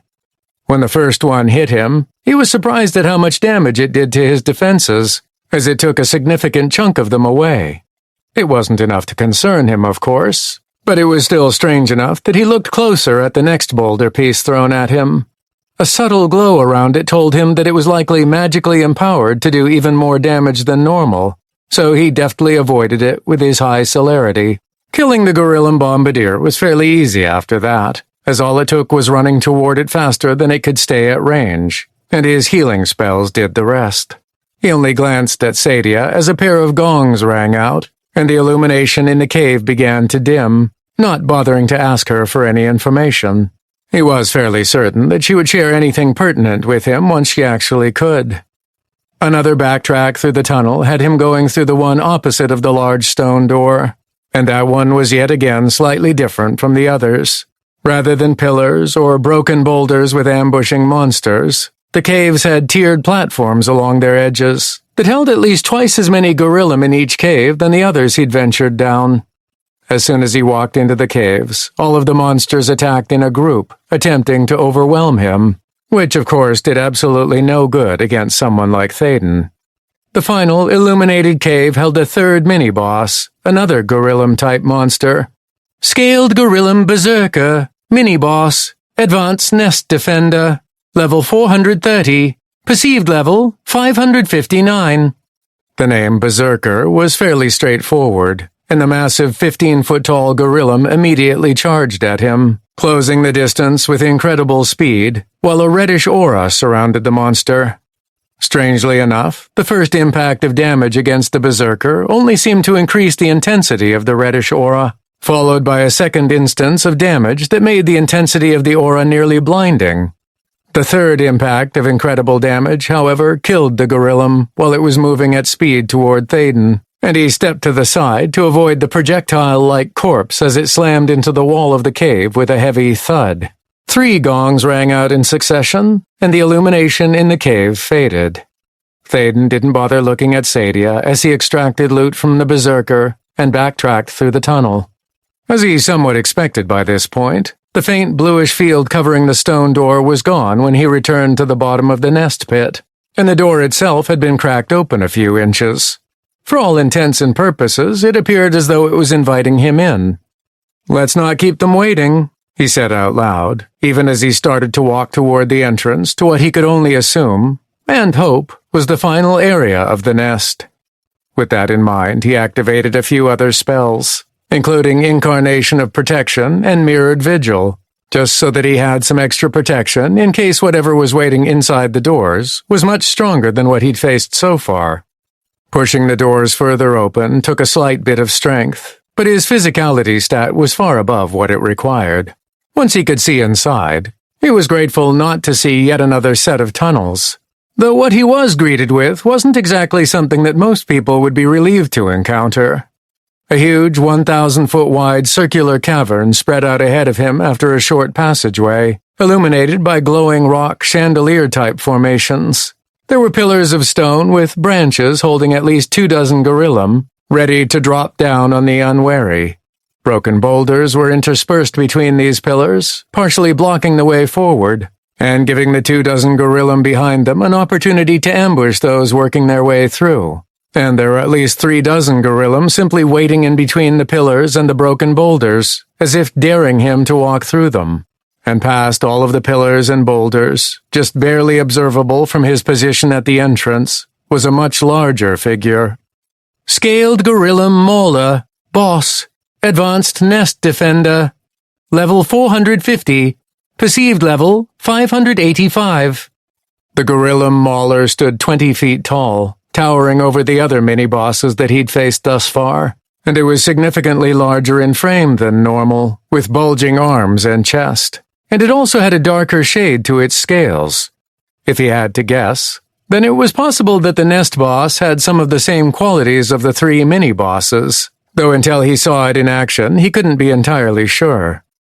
Behind the massive mauler was a swirling, multicolored, arch-shaped portal thingy, approximately 30 feet tall and half that wide. And even as he glanced at it, he saw another basic scaled gorillum suddenly emerge from it. The monster ran toward the forest of pillars and boulders separating Thaden from open space around the boss and the portal, before jumping up onto a branch and waiting patiently for a victim to walk by. Huh, interesting. Will that portal keep spawning monsters forever? He wondered aloud, and a quick look at Sadia showed that the squirrel was still tight-lipped. With no further information coming his way, Thaden figured he would simply discover it all for himself. Wary of any traps that he didn't notice right away, he walked slowly through the forest of pillars and broken boulders, instead of rushing through. The moment he took his first step inside the cavern, the gorillum reacted, with those who weren't in hiding rushing toward him. They died first, of course, and the only delay they presented toward his progress to the boss was having to navigate his way around their corpses. The ambushing gorillum didn't fare much better, as his path through the pillars met them as they appeared, killing all of them within seconds, as they didn't seem to be eager to wait for him to approach too close to them. In less than 30 seconds, he was through the obstacles in his way, and even as another weak gorillum emerged from the portal behind the boss, Thaden started on his way toward the massive mauler. He was still wary of some sort of trap or sudden surprise that would jump out at him, so he took his time. But the boss was of an entirely different mind. It rushed at him with a red aura surrounding it, while it held 2 large stone boulders in its hands. When it was only about 250 feet away, it launched both boulders at him, and they flew faster than the bombardier could manage. They still weren't too fast for Thaden, however, so he easily dodged out of their way, even as his incarnation tanked one of them. He could feel that it had taken significant damage from the hit, more than the bombardier, but it wasn't enough to substantially harm it. Any normal contender, without a lot of protective defenses in place, would likely suffer some painful injuries. When it was just about to enter the range of his offensive healing spell, the mauler disappeared similarly to the ambusher, only to appear next to him, already trying to smash him. The incarnation took the blow, suffering even more damage, while the monster took damage from wild health leech. Its red aura increased in intensity multiple times, and unlike what a berserker would have done, the mauler seemed to recognize it was in danger. It disappeared again, seeming to want to gain some distance, but the action was only partially successful. Halfway to a nearby pile of large boulders, which it was likely going to use as ammunition, it suddenly appeared and collapsed in death simultaneously. At that point, the final gorillum that had emerged from the swirling portal got within range of his deadly healing spell, and it too fell dead. The next second, he looked at the swirling portal-like arch and watched as it began to rapidly shrink as it collapsed upon itself. It didn't take longer than 10 seconds before it disappeared completely, with an odd suction sound at the end. A victorious-sounding ding reverberated through the cavern, unlike the gongs from earlier, and he could visually observe the glowing rock chandeliers gradually starting to lose their illumination. And yet, there still wasn't any reaction from Sadia. He even checked his messages to see if he had triggered something, but there wasn't anything but the expected kill notifications present. With a sigh, he quickly extracted loot from the mauler and the other gorillum in the cavern. A quick glance showed that he actually got some impressive gear, for anyone but a support class, as seemed to be the norm. Most of it was for a fighter class, though there was a nice epic rarity cloak for a scout class, but all of them were for someone a much higher level than anyone back in Region Number 1. Still nothing with a flying ability, unfortunately, but he hadn't really expected one like that from the gorillum. That was underwhelming, he remarked to Sadia as they walked back to the stone doorway. Why was this so easy? I'd almost say that there were minimal difficulty intermediate dungeons that were harder than this back in the region, in fact. Well, other than the level of the monsters, of course. Sadia only returned a smile, though he could see her attention was now focused on the doorway ahead of them. More accurately, she was focused on something beyond it. Walking back out of the door, Thaden immediately found that something had changed at the bottom of the nest pit that he'd descended earlier. In the middle of the pit floor, a clear crystal pedestal approximately 5 feet tall and a foot in width glowed brightly, with a familiar blue tint to it, and it illuminated the bottom of the pit to the point where there was no longer any difficulty in seeing everything around him. Sadia bounced ahead of him and took a position next to the crystal pedestal, looking at him with expectation, before gesturing toward the glowing object that seemed to have come from nowhere. It only took him a second of consideration before he walked up to the crystal, his only hesitation being that this seemed like the trap he had been expecting this entire time. Given that his squirrel companion appeared to approve of it, convinced him that he likely wouldn't come to harm.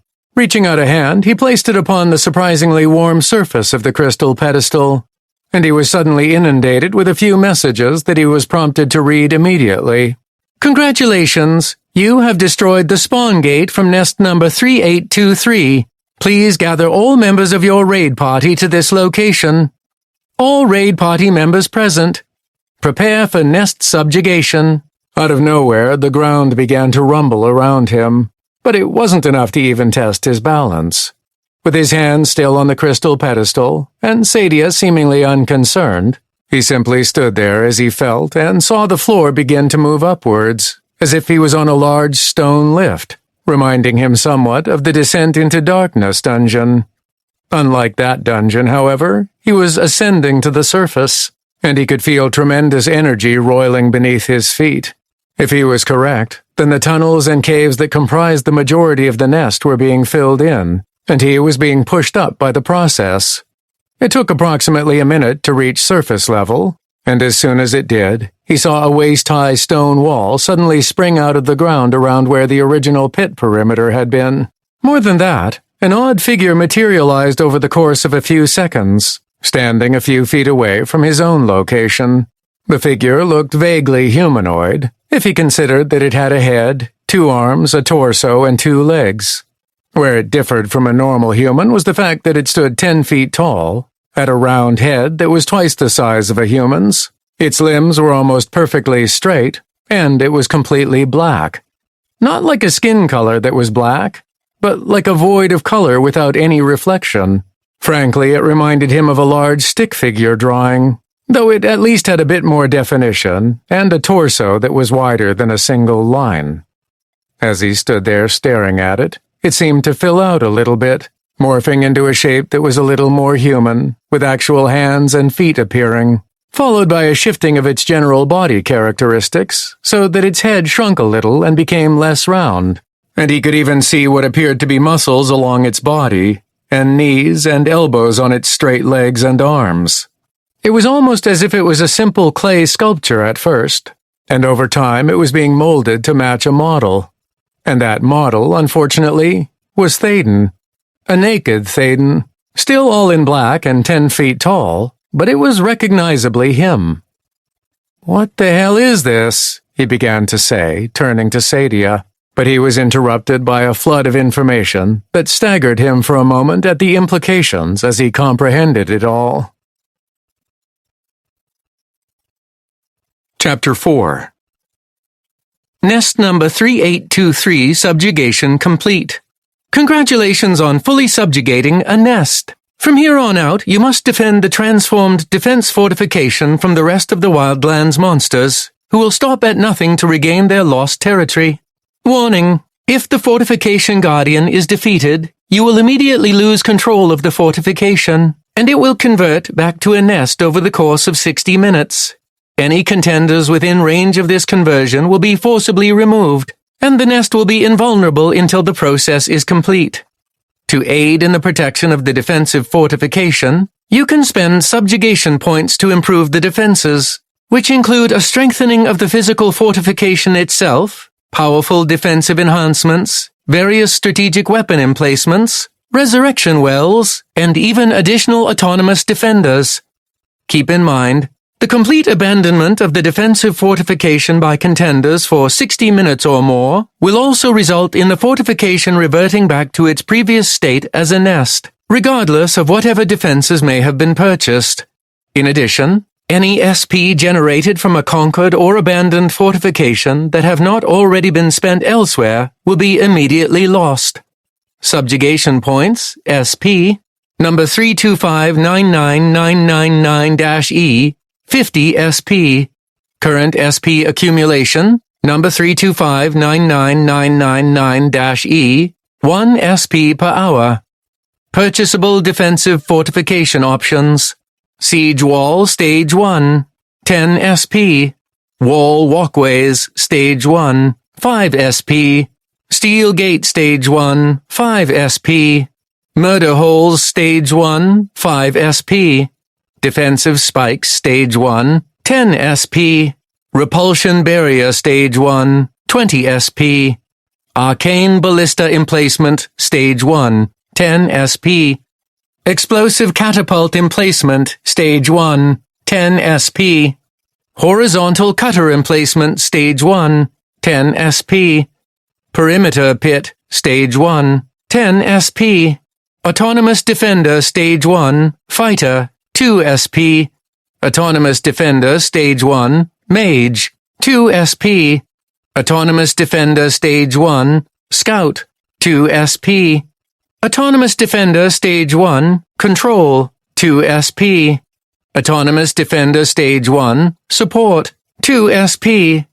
Upgrade Fortification Guardian to Stage 2, 30 SP. Resurrection Well Stage 1, 100 SP.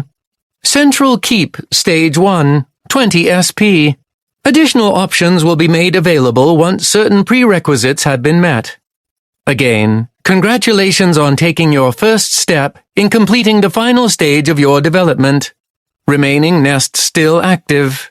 8,999 out of 9,000. Congratulations for destroying and subjugating your first nest in the Wildlands. Achievement received, the Final Frontier 1. Omenic Drifter class trait activated. Bonus reward, plus 15 to all stats. Contender World First Achievement. Omenic Drifter class trait activated. Bonus reward. Earn 15% more SP for each subjugated nest and defensive kill, and increase existing SP accumulation by 3 SP per hour. Congratulations for solo destroying and subjugating your first nest in the Wildlands. Achievement received, Impressive but Futile 1. Omenic Drifter class trait activated. Bonus reward. Permanent 30% reduction in SP costs for all defensive formation purchases. Contender World First Achievement. Omenic Drifter class trait activated. Bonus reward. Earn 75% more SP for each subjugated nest and defensive kill, and increase existing SP accumulation by 15 SP per hour. Thaden simply stared at his message feed for what felt like forever, before he turned to see Sadia with a smile on her squirrel face. Finally! You have no idea how much I wanted to say something. And now that you've destroyed a spawn gate and subjugated a nest, I can finally explain some things, she confessed, with a relieved and excited tone all wrapped up together. He shook his head, still trying to wrap his brain around it all. Whoa, wait. Is this really saying what I think it is? This is some sort of base building and gradual conquest challenge? The giant squirrel nodded. But that means... Exactly. Your second achievement says it all. Impressive but futile. The act of soloing a nest is amazing, but it ultimately won't do you any good if you aren't here to defend it. Soon after you leave the immediate area, the system will consider you to have abandoned it. After 60 minutes, the nest will begin reforming again, including the pit and the tunnels below. But more importantly, the spawn gate will reconstitute itself and begin spewing out monsters to first supply defenders inside the nest, before sending them back out to the Wildlands. But if I have another contender here to defend it, that won't happen?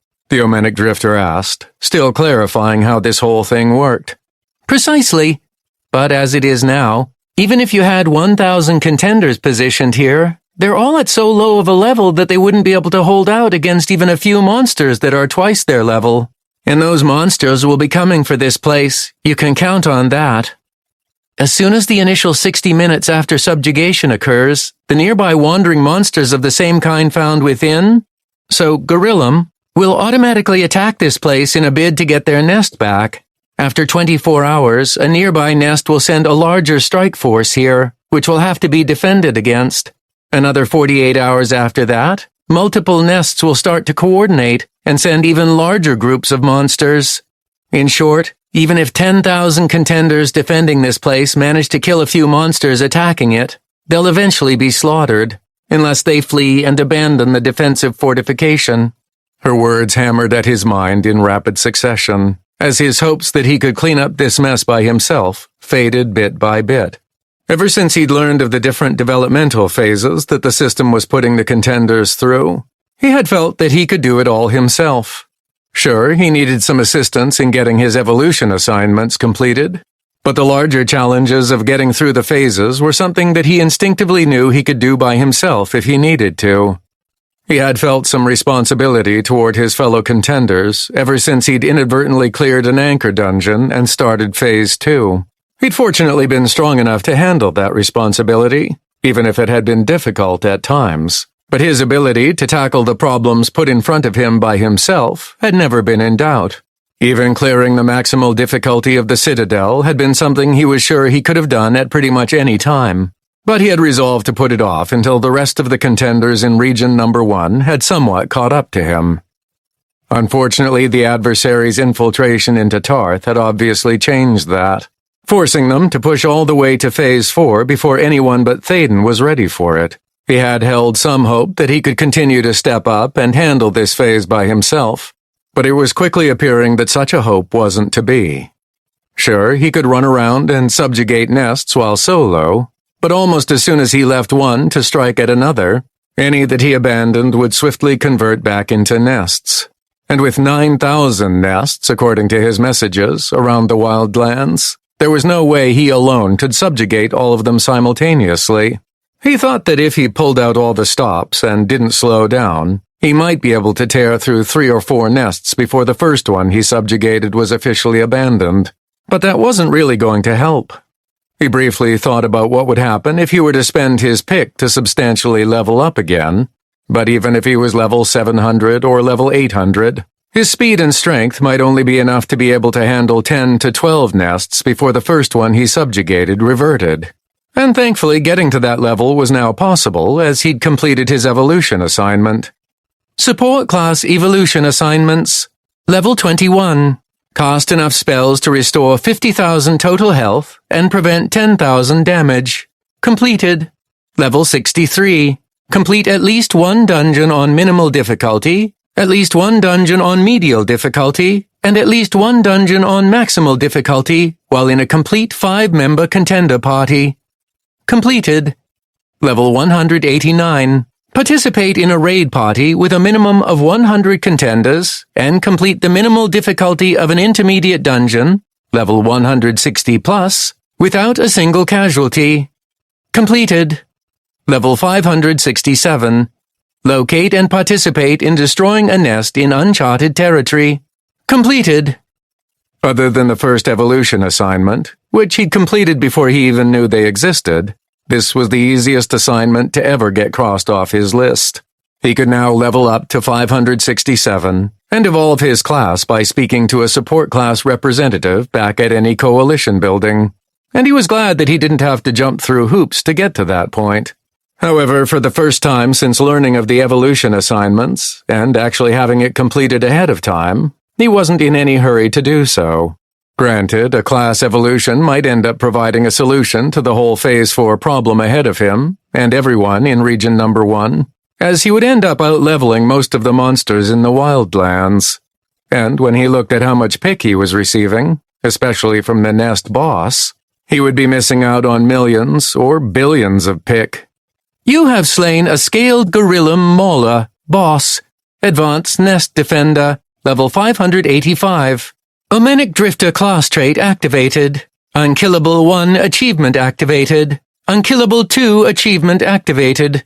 Overachiever 2 achievement activated. You have received 1,485,000 pick. The Overachiever 2 achievement significantly boosted the pick rewards he received, because a 450% increase in pick accumulation was practically insane. While he wasn't accumulating more pick into his reserves, his growth equipment was greedily absorbing it to grow. When he looked at it, in fact, he saw that since he'd arrived in the Wildlands, it had already gained 2 levels, bringing it to level 210. It took more and more pick for it to grow, even by a single level, but the Wildlands seemed to be the perfect place to do that. Deadly Crimson Robe of the Lonely Annihilator, +5 AMP. Rarity, Artifact. Imprinted User Restriction, number 325-99999-E. Level Restriction, 210. Physical Damage Resistance, 93, +465. Magical Damage Resistance, 390, +1950. Durability, Indestructible.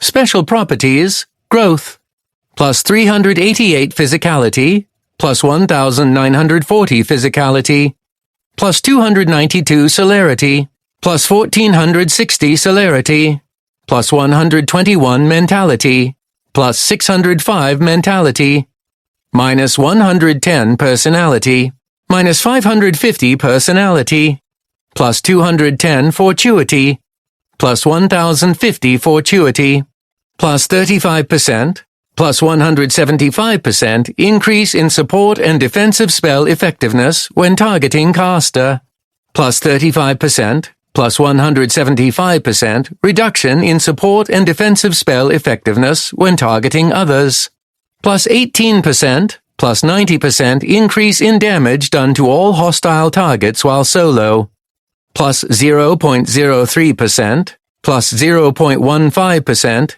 decrease in all spell mana cost, cooldowns, and casting times for each consecutive target killed within 45 seconds of each other. Max override to 99.3%. This bonus will only be reset when no further targets are killed within 45 seconds. Set bonus 2, +27%, +135% to support and defensive spell effectiveness when targeting caster. Fortuity divided by 350% chance for all support and defensive spells targeting caster to be cast twice, +5 times, and all support and defensive effects to trigger twice, +5 times. AMP set 5. Set bonus 5. All previous set bonuses, +119, +595 to physicality, +98, +490 to celerity, +56, +280 to mentality, +105, +525 to fortuity, and a +14%, +70% increase to all damage done to hostile targets while solo. AMP set 5. Set bonus 8. All previous set bonuses. With every hostile target within 300 feet while solo, you automatically heal and gain damage mitigation equaling 0.1%, 0.5% of your maximum health every second. AMP set 5. Set bonus 11. All previous set bonuses. The Omenic Drifter class trait of a 1% chance of instant death with single target spells and effects is increased by fortuity divided by 5,000%. Chance triggered +4 times. AMP set 4. Just those 2 levels, as well as the bonus reward of +15 to all his stats from his recent achievements, had increased most of his stats by a base of 125 points when all of his equipment was factored in. Physicality, celerity, and mentality were even higher when his equipment bonuses of an additional 135% were factored in, adding an additional 149 to each of those stats above the base 110 gained from all of his equipment. Personality took another hit with an overall reduction of 40, but he was stronger where it mattered when fighting by himself against monsters. Physicality, 15,599, 76,238. Celerity, 11,699, 57,378. Mentality, 23,635, 42,602. Personality, 1, -87. Fortuity, 15,347, 29,497. Free stat stones, 450. A quick glance at his stats reminded him that he still had an additional 450 free stat stones to spend throughout his stats, but he held off for the moment as he figured out what he was going to be doing in the future. As it was, he was better served simply gaining more pick for his equipment to raise his stats, and these extra points would help shore up anything that might need it later. It wasn't like he was hurting anywhere in particular, other than in personality, but all he had to do was take off his equipment to temporarily fix that. Ideally, he should go and see if he could find his party-based growth set that he'd left back in the region, so that he wouldn't have to worry about the hit to his stats. But getting back there would take some effort. It would also help to raise it up in level a bit more, if he wasn't going to be all alone in the Wildlands. I see. So what you're saying is that I'm going to need some help to finish this phase? Sadia chuckled. Only you would sound disappointed by being unable to complete an entire developmental phase by themselves. But essentially you're correct. While he hadn't given up on that plan completely, he was also smart enough to know that it was almost impossible without some help. He still wasn't sure how he'd go about getting that help, as the contenders back in Region Number 1 were still quite low level, but the Overachiever 2 achievement would help tremendously with closing the gap. He wasn't sure if it would be fast enough to make a difference, but he would have to see how he could help once he finally got back there. But there were still a lot of questions Thaden had about this whole phase that Sadia seemed more than willing to answer for him, now that she was allowed to. Perhaps if he learned some more, he might actually find a way to salvage the whole situation they were in. Fine. Then tell me more about these subjugation points and this list of things I can purchase? How does that work? He'd already looked in his character report and noticed a few new entries to it right below his Adventurer Coalition rank, which he still wanted to get upgraded, though that would supposedly require seeing the Shari Wardens again sometime in the future. He just hoped that they weren't still sore at him for what he'd been forced to do when they encountered him in his personality-draining set of equipment. Number 325-99999-E, Omenic Drifter, Wizened Solitary Shaman, Level 450. Progressive Internal Combat Knowledge, Pick, 2,189,500 out of 2,189,500. 512,654,720. Adventurer Coalition rank, Diamond, 630 out of 630 RP, plus 1,425. Subjugation points, SP, 50. Subjugation points, SP accumulation, 19 per hour. Most of the options are fairly self-explanatory, but they're essentially upgrades to this, she answered, waving her squirrel paw toward the waist-high stone wall that surrounded the perimeter of where the nest pit used to be, as well as the empty space in the middle. Go ahead and purchase the first thing on there, the Siege Wall Stage 1, and you'll see what I'm talking about. With a shrug, he intuitively placed his hand back on the crystal pedestal, somehow knowing that he needed to have contact with it to make any purchases, and he felt an intangible energy flow out of him and into the pedestal. A look at his available SP showed that it had dropped by 7 points, and he didn't have to wait long to see the results of his purchase. The waist-high stone wall started to grow from the ground with a rumble, both in terms of width and height, as it rose about a foot per second. When it reached 20 feet tall, it stopped, and he looked at it a little more closely. It was about 4 feet wide and was made of solid stone, rather than individual blocks, and there was an archway on one side of the circular wall which was 10 feet tall and 8 feet wide, and completely open to whatever was outside. The walls might have been strong, but leaving a clear gap in the defenses seemed stupid. Of course, looking at the list of options he could purchase with his SP, he saw that a Steel Gate Stage 1 was available. Without any other prompting, he went ahead and purchased it, and a set of steel bars shot up from the ground and connected to the top of the archway. and he could see a steel lever suddenly materialize in the stone wall a short distance away from the new gate, which he figured was a way to retract the steel bars when one wanted to leave. Okay, all right. Makes sense, I guess. I assume all of these defensive additions and defensive emplacements will help keep the monsters off the walls, and protect those inside of them. I will probably want to play around with them later, but I'm more interested in some of these other things. For instance, what the heck is an autonomous defender? She just looked at him, and he understood from that look that she wanted him to simply purchase one and find out for himself. So, for only 2 SP, he purchased an Autonomous Defender Stage 1 fighter from the crystal pedestal, and from the ground a figure suddenly emerged. It started very similar to what he now knew was the Fortification Guardian, being largely a black stick figure, but it was only about 6 feet tall instead of the Guardian's 10 feet. That was where the similarities stopped, because the new figure quickly morphed into what looked like a human wearing steel plate armor, while wielding a short sword and a shield on their left arm.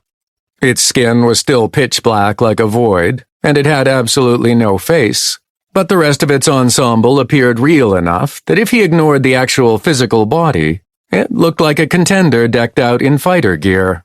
A look at the new figure, as well as a glance at the Guardian, gave him a little more information.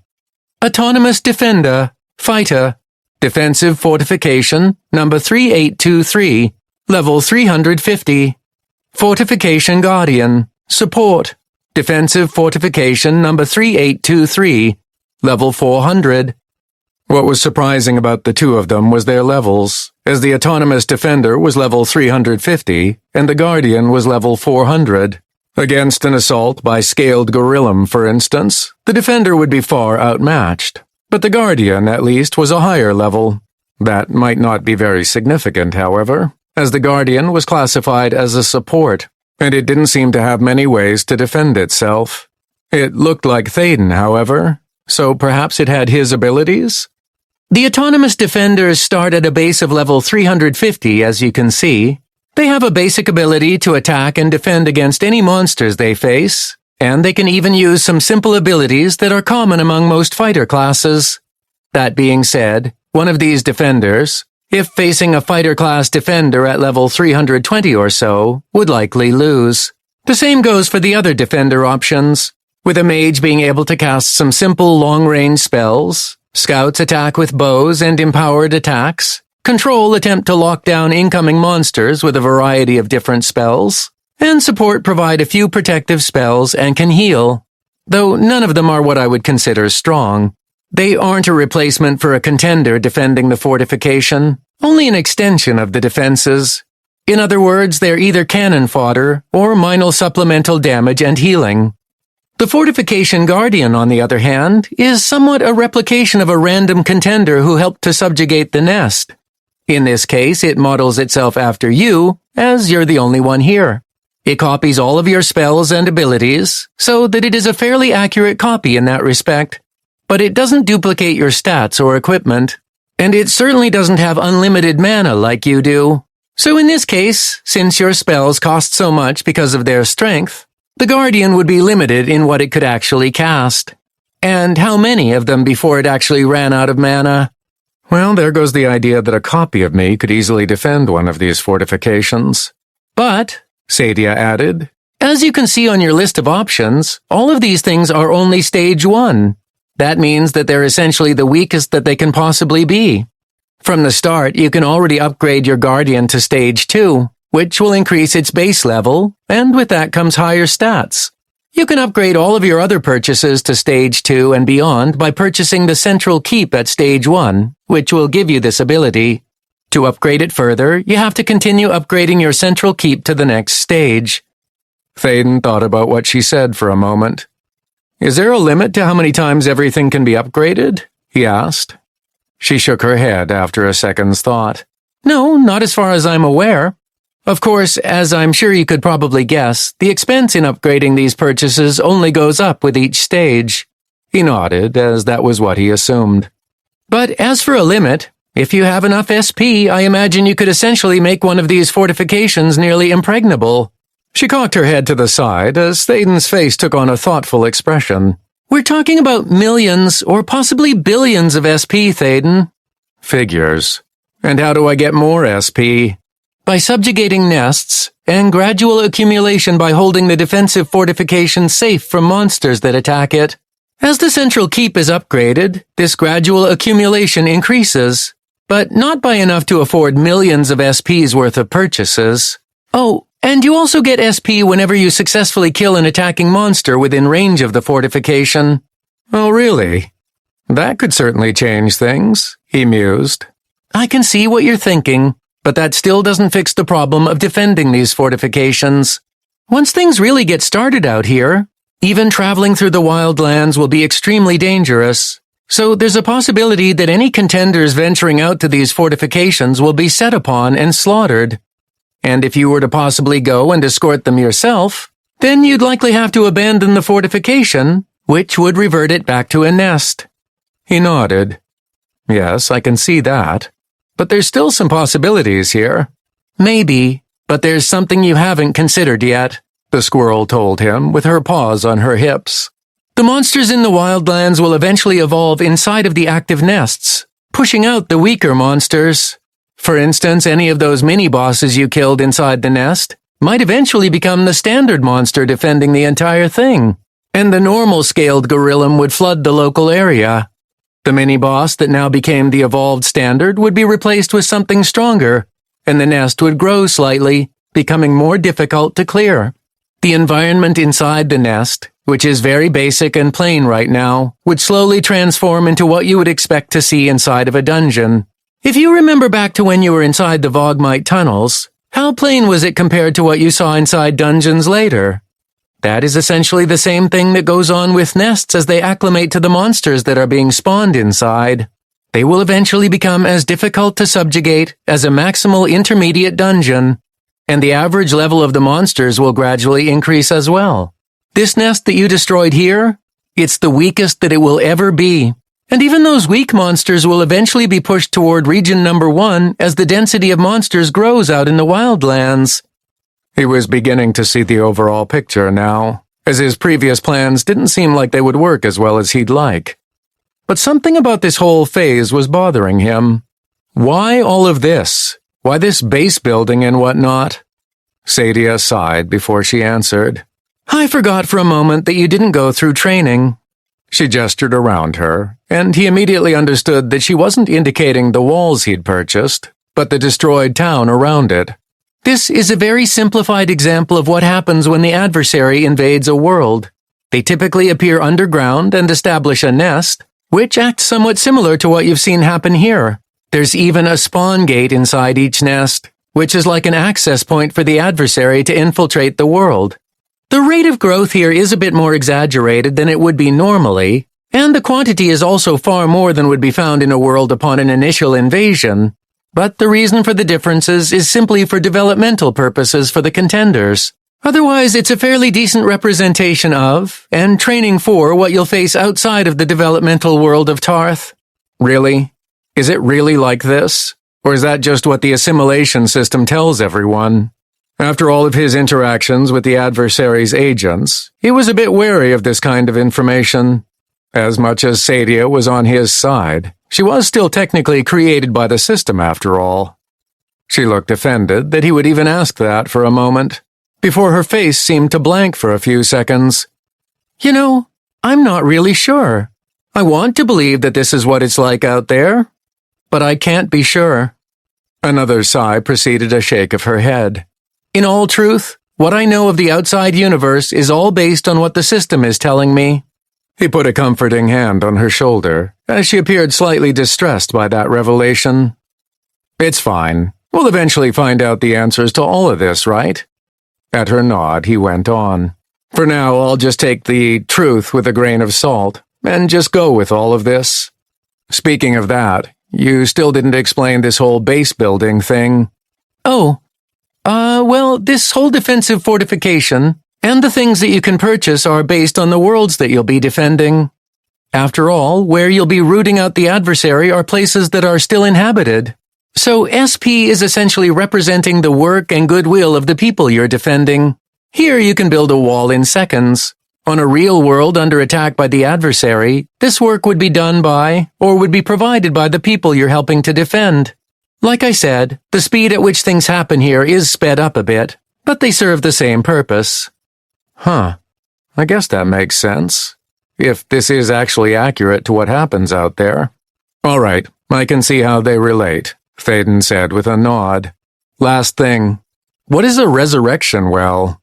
For the first time since they'd really started talking about everything related to the defensive fortification, Sadia smiled. Good question, and an exciting answer. The resurrection well is essentially a siphon for any contender souls that may have been killed within a certain range of the defensive fortification. It doesn't matter if their bodies were obliterated so completely that there's no piece of them left. Their souls will show up in the well. From there, they will automatically be resurrected after 6 hours without someone having to actually perform the spell. Unfortunately, they'll lose all of the equipment that they were wearing at the time of their death, though anything in their inventory will be intact. If they manage to return to their body within 24 hours, they can still get it back. But if it's all miles away while the fortification is under attack, then that might be difficult. It's because of the resurrection well that Phase 4 is typically one of the safer phases of development, as the risk of being permanently killed is quite low. Unfortunately, most contender deaths during this phase happen when a fortification is conquered by monsters, as a resurrection well will release all of its souls within 12 hours. Unless the nest is resubjugated by that time, then those being held in the well will be lost completely. That's amazing. Expensive, but well worth it, I would imagine. He looked around at the inside of the relatively empty defensive formation, wondering if he should play around with more purchasable options. But he quickly decided that he'd wasted enough time as it was. Well, it was important to find out what this whole nest thing was about. Anything he purchased with the SP would vanish as soon as he abandoned it, and he wasn't planning on staying there. From what he understood, all of the SP he still had would be lost anyway, as well as the accumulating SP that he was getting by holding the formation in the first place. I think I'm beginning to understand this phase now. It's time to go. As he moved to the lever in the stone wall, which he was planning on flipping to open the gate, Sadia asked, "Where are you going now?" "Well," he replied, even as the steel bars retracted into the ground after he moved the lever, "I first need to head toward what I'm hoping is the direction of the Citadel, or whatever is left of it. Then I need to find out the situation in the region, and work with Karina and possibly the other guilds to formulate a plan of action." "Planning ahead? That doesn't sound like you." The squirrel chuckled as she followed him out. "It doesn't, does it? We'll see how well that goes, but I figured I might as well give it a shot." As he quickly sprinted through the destroyed town, he was interrupted by a message when he was about 50 feet from the town's outer perimeter. "Warning. Defensive formation number 3823 is currently unoccupied. Abandonment of defensive formation number 3823 in 60 minutes, 0 seconds. 59 minutes, 59 seconds. Looking back at the stone walls inside the destroyed town, he mentally waved goodbye, knowing that he'd eventually be back to it in one way or another. He'd have to subjugate the nest again, of course, but that wasn't really a problem for him anymore. Securing it was the problem now, and it was something for which he would hopefully find a solution where he was heading. Chapter 5. Karina stood at the edge of the craterous hole in the mountain range, joined by a dozen other guild leaders as they stared at the evidence of sheer destruction in silent awe. The scale of such an explosion, which occurred where the Citadel dungeon had been, was so mind-boggling that she had difficulty even comprehending it. But the evidence that it had happened was clear enough that there was no denying it. Unfortunately, the utter devastation of the area was only the beginning. "How? Do we have any idea?" Karina heard from the side, a muttered question that was asked without really wanting an answer. No one actually knew what had happened to cause the explosion after all, only that it had happened. She, along with most of the major guilds, had already started moving north toward the site where the Citadel had stood, as the system warned them that the dungeon was starting to break. The nauseous energy being outputted from the area could be felt for hundreds of miles, and there was an instinctive need to stop it from advancing. This had led to a vast exodus from the south toward the source of it, everyone knowing that if it wasn't stopped soon, then something bad was going to happen. No one actually knew what that entailed, but at the same time they also didn't want to find out. To that effect, they were planning on doing everything to stop it, even if it cost them their lives. She wasn't the only one to recognize that such compulsions weren't natural, as everyone felt the same thing. So the only explanation was that it had been system-driven. There were some who grumbled at being so easily manipulated, but that had only lasted for a few hours before they seemed to change their minds. Overall, while there was still some discontent, Karina and every contender in Region Number 1 seemed to understand that it had been done for their own good, regardless of how the act might have been more than a bit of a violation. It had been for the greater good, after all, and it seemed to work out in the end. The system was all-knowing and much more powerful than any contender, so it was only natural that it led them to the problems that needed to be addressed. She, as well as everyone else, could forgive such a thing, when the alternative could have meant the destruction of Tarth itself. Or so they could only assume, based on how insistent the assimilation system had been that the contenders respond to the crisis. And while there had been some deaths among those who were too close to the explosion, they had been recovered and resurrected quickly as the strongest contenders finally arrived at the area. Cautious about what they might find, they were surprised to discover that any monsters that might have inhabited the surrounding environment had been killed in the blast, and that there wasn't even a single sign that the Citadel had actually existed. She'd seen it from a distance at one point, soon after it appeared at the start of Developmental Phase 3, and there wasn't even a single stone left of it. The shallow crater and the massive chunk missing out of the mountain range were the only signs that it had existed at all. And now they were faced by the area beyond called the Wildlands, and they had absolutely no defenses against what supposedly waited for them out there. I bet Thaden had something to do with this. I don't know how or why, but I'm sure he had a hand in it somehow. Her relationship with the powerful support class was admittedly a bit tumultuous. She wasn't even exactly sure what they had together. Was it just a temporary fling, or something deeper? Did it even matter? Karina supposed that it didn't, given that there was no sign of him there, which she thought wouldn't be the case if he was still alive. She knew he was powerful, but surviving an explosion that could destroy a dungeon and carve a hole in a mountain? Doubts, and hope that he'd somehow survived flowed through her mind, and she tried to put it behind her. In the end, she'd undoubtedly sabotaged any hope that they might have anything more than what they already shared, when she shut him down shortly after the tragedy that befell the guild, with the deaths of Rachel and most of the guild's leadership. It had been such an inconceivable blow, not only to the guild, but to Karina herself that, at the time, she had barely been able to keep it all together. She'd thrown herself into the work of helping the guild recover after the horrid events, even if the source of those events was still largely unknown and muddled in the minds of those affected by it. Now, not even a month later, there were even more world-shaking events taking place, along with no answers as to where it had come from, or what it was that threatened them in the first place. Karina, along with everyone else she spoke to over the last few hours, only knew that the system had told them of the danger, and then had urged them to head north to combat it. But the only answer they received was nothing other than a vague memory of the nauseous energy buildup happening in the vicinity. If there was more to it, no one seemed to know. There were even some who claimed to have seen some extremely powerful Shari and the Elvian showing up at some point. But when pressed, they weren't able to recall any specific details. As her guild specialized in collecting information, she wasn't prone to discounting these stories altogether, especially as the concept of powerful elf-like people visiting the city she worked out of tugged at some memories of her own.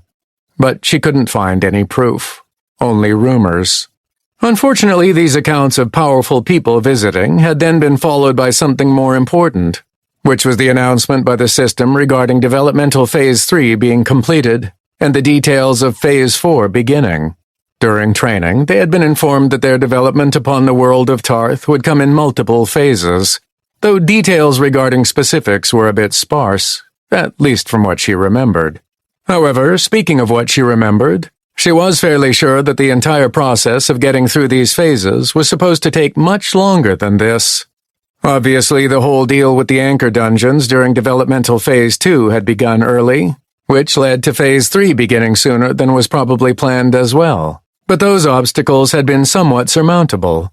While there had been a bit of a time constraint in Phase 2, they had managed to get through it without too many casualties, and Phase 3 had been a time of great development.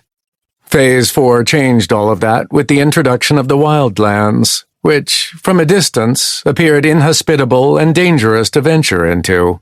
If it was just that, then they would take the achievement, Overachiever 2, that the system had given them for completing Phase 3 in record-setting time, and run with the plus 250 to all stats, and the 300% increase in pick accumulation it rewarded. With it, they could level up at an incredible rate, eventually catching up to where they would normally be at the end of Phase 3. But she wasn't sure if they had that kind of time.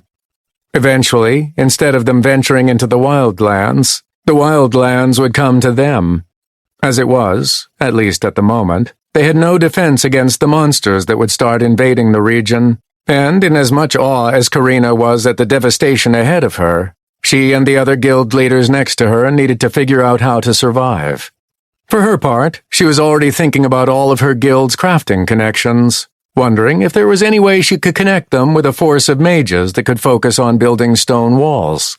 With all of the gold they had available, in part thanks to very generous donations by Thaden, they might even be able to employ the Shari natives to help with the construction. Their participation in such matters was something that could be leveraged easily enough. While they were pretty much forbidden by the system from helping in the defense, there was nothing preventing them from assisting in the construction of fortifications, as long as it was paid for by the Contenders, of course. They couldn't simply order the Shari around, but had to provide remuneration, just as if they were defending a different world such as Earth. While the incentive of self-preservation was an effective tool, it wasn't enough of a justification as far as the system went. As they'd learned in previous phases, when the threat of imminent destruction by a horde of monsters saw very little in the way of defense by the Shari. There were other reasons why the residents of Tarth didn't do anything to protect themselves, of course, but the Contenders had found some ways around those restrictions. "What's that?" Karina heard abruptly from her side. She glanced over at Michael, the guild leader of the Chaos Valor Guild, and saw that the level 185 scout was staring out over the crater that used to be the Citadel dungeon. His words caught the attention of the others as well, and she joined them in looking past the devastation and into the distance. It only took her a second to pinpoint what had caught the obviously sharp eyes of her fellow guild leader, though hers weren't good enough to make out what it was. All she could see was a shape moving in the distance, more of a blur that was getting slightly larger as it appeared to be coming toward them. Karina wasn't the only one to ready their weapons, and she could hear thousands of other Contenders behind her tensing up as they shifted from where they'd been staring at the hole in the mountain range, sensing that something was coming. Whether it was some sort of group confidence at work or something else, not a single one broke from their positions, electing to face down what could theoretically be their doom. They were all aware of what kinds of monsters the Wildlands would likely produce, and with very few of the Contenders even close to level 200, if they faced something level 350 or higher, there was a good chance that many of them would die. They might be able to take it down, but not without significant casualties. "It's a man!" Michael exclaimed, and while most of those who heard him relaxed a bit at the news, Karina tensed up. "No way! Could it really be him?" As the figure rapidly closed the distance, appearing just on the opposite edge of the shallow crater, she could finally see them well enough to confirm that he was correct. The giant squirrel that bounded along next to him pretty much confirmed the fact. "Level 450! It's Thaden," Michael continued, glancing at Karina. The leader of Gilded Glory checked the rankings again, something she'd done shortly after the explosion. At that time, Thaden hadn't been on the rankings at all for some reason. She remembered how he had previously fallen off the rankings because of something she couldn't precisely remember, so it hadn't been proof that he was dead, and she hadn't had it in her to check again after that. Now, though, he was back on, and he was also on a brand new one that she'd never seen before. Total accumulated subjugation points. Number 1. Number 3259999-E, 52 SP, level 450, region number 1. Subjugation points? That sounds somewhat familiar from training. Well, they hadn't been told exactly what they would be facing during their development. There was something about nests and subjugation points that jogged a memory of when they were in training, though it wasn't anything substantial. She hoped that Thaden would be able to tell them more about what the ranking leaderboard meant, as well as perhaps more information on exactly how much danger they were in from the monsters out in the Wildlands. Then she would spend some time taking him to task for starting Phase 4 early. Seeing him there, she was nearly 100% sure that he'd had something to do with it. She watched as he paused on the edge of the crater, looking around at the massive hole in the mountain range, as if he hadn't actually seen it before. After a few seconds, he seemed to see people waiting along the other edge and stepped forward, intent to meet them. He again stopped, however, as it seemed his squirrel companion spoke to him. A moment later saw his equipment being swapped out for what appeared to be a simple set of robes and plain accessories. Even from a distance, she could tell that they were nothing special, and fairly weak to boot. What was more, though, the sense of disgust, which she hadn't even been aware of until now, that she could feel toward him disappeared, and she also sensed that the others around her relaxed a little more as well. Must have had a huge hit to his personality. It didn't take long after that before the unfathomably powerful support class descended into and through the crater, eventually making his way up the other side as everyone watched in uncomfortable silence. Karina felt her heart flutter a little as the details of his face came into focus, and she was again confused at where their relationship really stood. Now that he was alive, she was conflicted between chastising him in front of everyone else for putting them all in danger and jumping into his arms, happy that he was safe and still in the world of the living. She settled on neither of those, as the choice was taken away from her. "Karina, it's so good to see you," the force of nature said as he ran up, not even the least bit winded from the run, before picking her up in front of everyone and swinging her around, and then kissing her deeply as he set her down. Her mind spun as she tried to recover from the sudden reunion and kiss, catching her breath as his arrival seemed to stun everyone. "In fact, it's good to see everyone here. I have to admit, while I like delving through dungeons solo, there's just something different about the utter absence of people in the Wildlands that's a bit unnerving, especially while having to traverse half of it to get back here." "You traveled through the Wildlands? How did you survive?" Michael asked, yet more proof that not every contender seemed to know the specifics of Thaden's strength.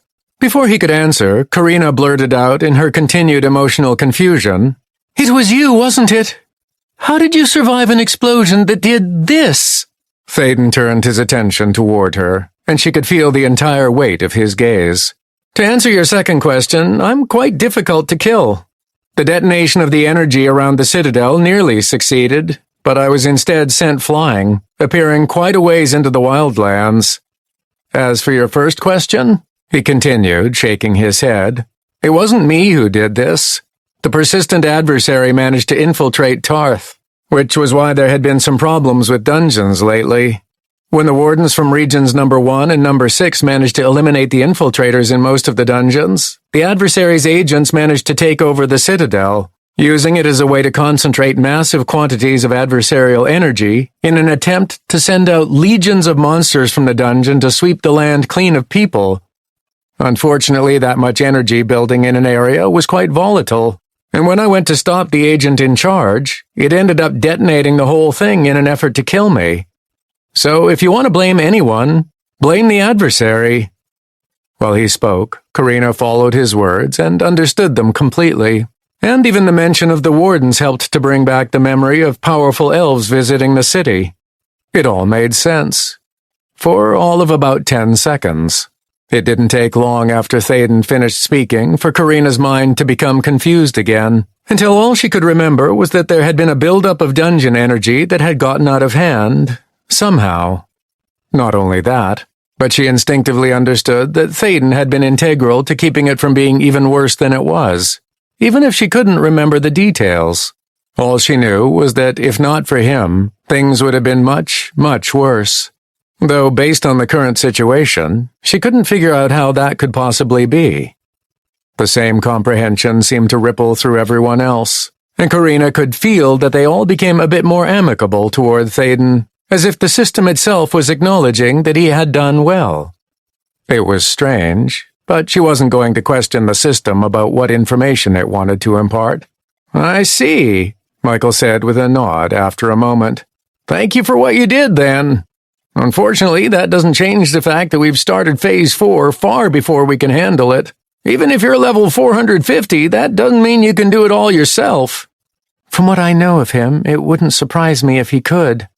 "You're quite correct," Thaden agreed immediately. "I can't possibly complete Phase 4 by myself. It's going to take all of the contenders in the region to not only survive, but to complete the tasks ahead of us." "Really? Even with how powerful you are?" she asked, crossing her arms over her chest, as she felt the distance that she had inadvertently created between them at her earlier question. With a nod, Thaden said, "As much as I don't want to admit it, this phase is far from being in my wheelhouse." He looked around the guild leaders and addressed the thousands of contenders who were behind them, most of whom were silent as they listened to him speak. "Come a little closer, if you would, and let me tell you about what this phase is all about. The dangers that you'll face out there, and the challenges that we'll face in simply surviving." As they shuffled forward, listening to his request as if it was an order, Karina asked, "And I hope that you have an idea on how we'll actually succeed in surviving?" He hesitated for long enough of a moment that his next words weren't exactly encouraging. "I have some ideas, perhaps," he said, with unsurety thick in his tone. "I'm hoping that we'll be able to work together to figure out a plan." Once everyone was close enough, or could at least hear him, Thaden began to tell them what he'd seen out there.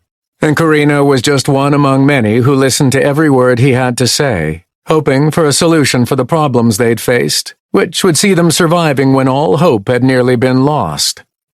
When Thaden finished, ideas flowed through Karina's head, along with some things that he mentioned, but she knew it would be an uphill battle, no matter what they ended up doing. Still, the fact that they had the powerful support class on their side was a net benefit. Even if nothing else worked, she knew that he would do everything he could to keep protecting them, which still might not be enough. Regardless, they had a lot of planning and preparation to do if they hoped to survive, followed by months and months of work. And that was just the beginning. Might as well get started. Let's figure out how to come out on the other end alive. Chapter 6. Despite it being quite a trek to travel between where he'd landed and where the Citadel used to be, only about 100 monsters met their end while Thaden ran back. He supposed that made sense, because he hadn't gone out of his way to hunt them down. The ones that died simply happened to intersect with his path as he shot across the landscape of the Wildlands.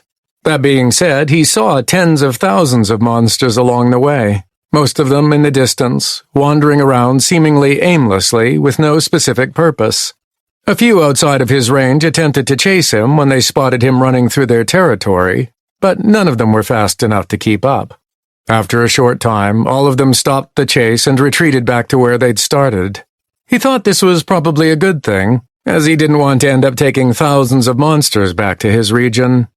That was about the only good news as far as he was concerned, however, because his return to the Contenders in Region Number 1 wasn't exactly the homecoming he had been hoping for. Granted, he hadn't been expecting to be welcomed back with open arms and a parade in his honor, but the accusatory questions coming from Karina hurt him more than he wanted to admit, even to himself. The sudden turn in her attitude toward him after his explanation of what happened lessened the impact of the abrupt hostility he felt from the nominal leader of Gilded Glory, but it had certainly tinted the discussions that occurred after the original meeting. What happened? Did I do something?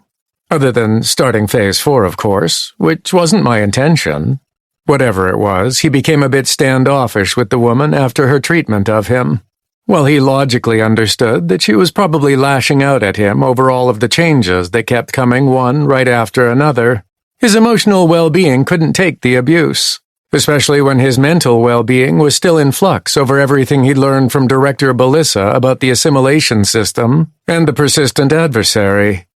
Shaking his head minutely as he lounged in the chair set up in the giant open-air tent that someone had pitched near the crater that used to be the Citadel dungeon, he tried to force his attention back to the planning session that was still ongoing. For her part, Karina's logistical aptitude really showed, as she dominated most of the conversation concerning shifting around resources and the like. The other guild leaders, who had multiplied significantly enough that they included more than just the top 50 guilds in the region, spoke up and argued over specific points here and there, but it wasn't over anything critical. The severity of the situation had put aside many of the differences among the guilds that might have otherwise been stressed, as cooperation was the only way they were going to survive. Of course, there were the inevitable, short-sighted individuals who were only looking out for themselves, which caused a half-dozen guild leaders to storm off and leave in anger when the others weren't having any of it. "This is ridiculous. While you all are wasting time playing around, we'll continue leveling up through the intermediate raid dungeons. It's been proven to work, whereas this stupid plan is only going to get us all killed." Exactly. I'm not going to risk my people on foolish ideas like this. Just because you're in the top 10 doesn't mean you can dictate to the rest of us what we have to do. You're just trying to... Karina clapped loudly enough that it sent an audible shockwave through the tent, cutting off the complaints immediately. If you don't care enough about our overall survival here on Tarth to follow the plan, then you can simply leave, she said sternly in an even voice, with a hint of violence tinting the edges of her words.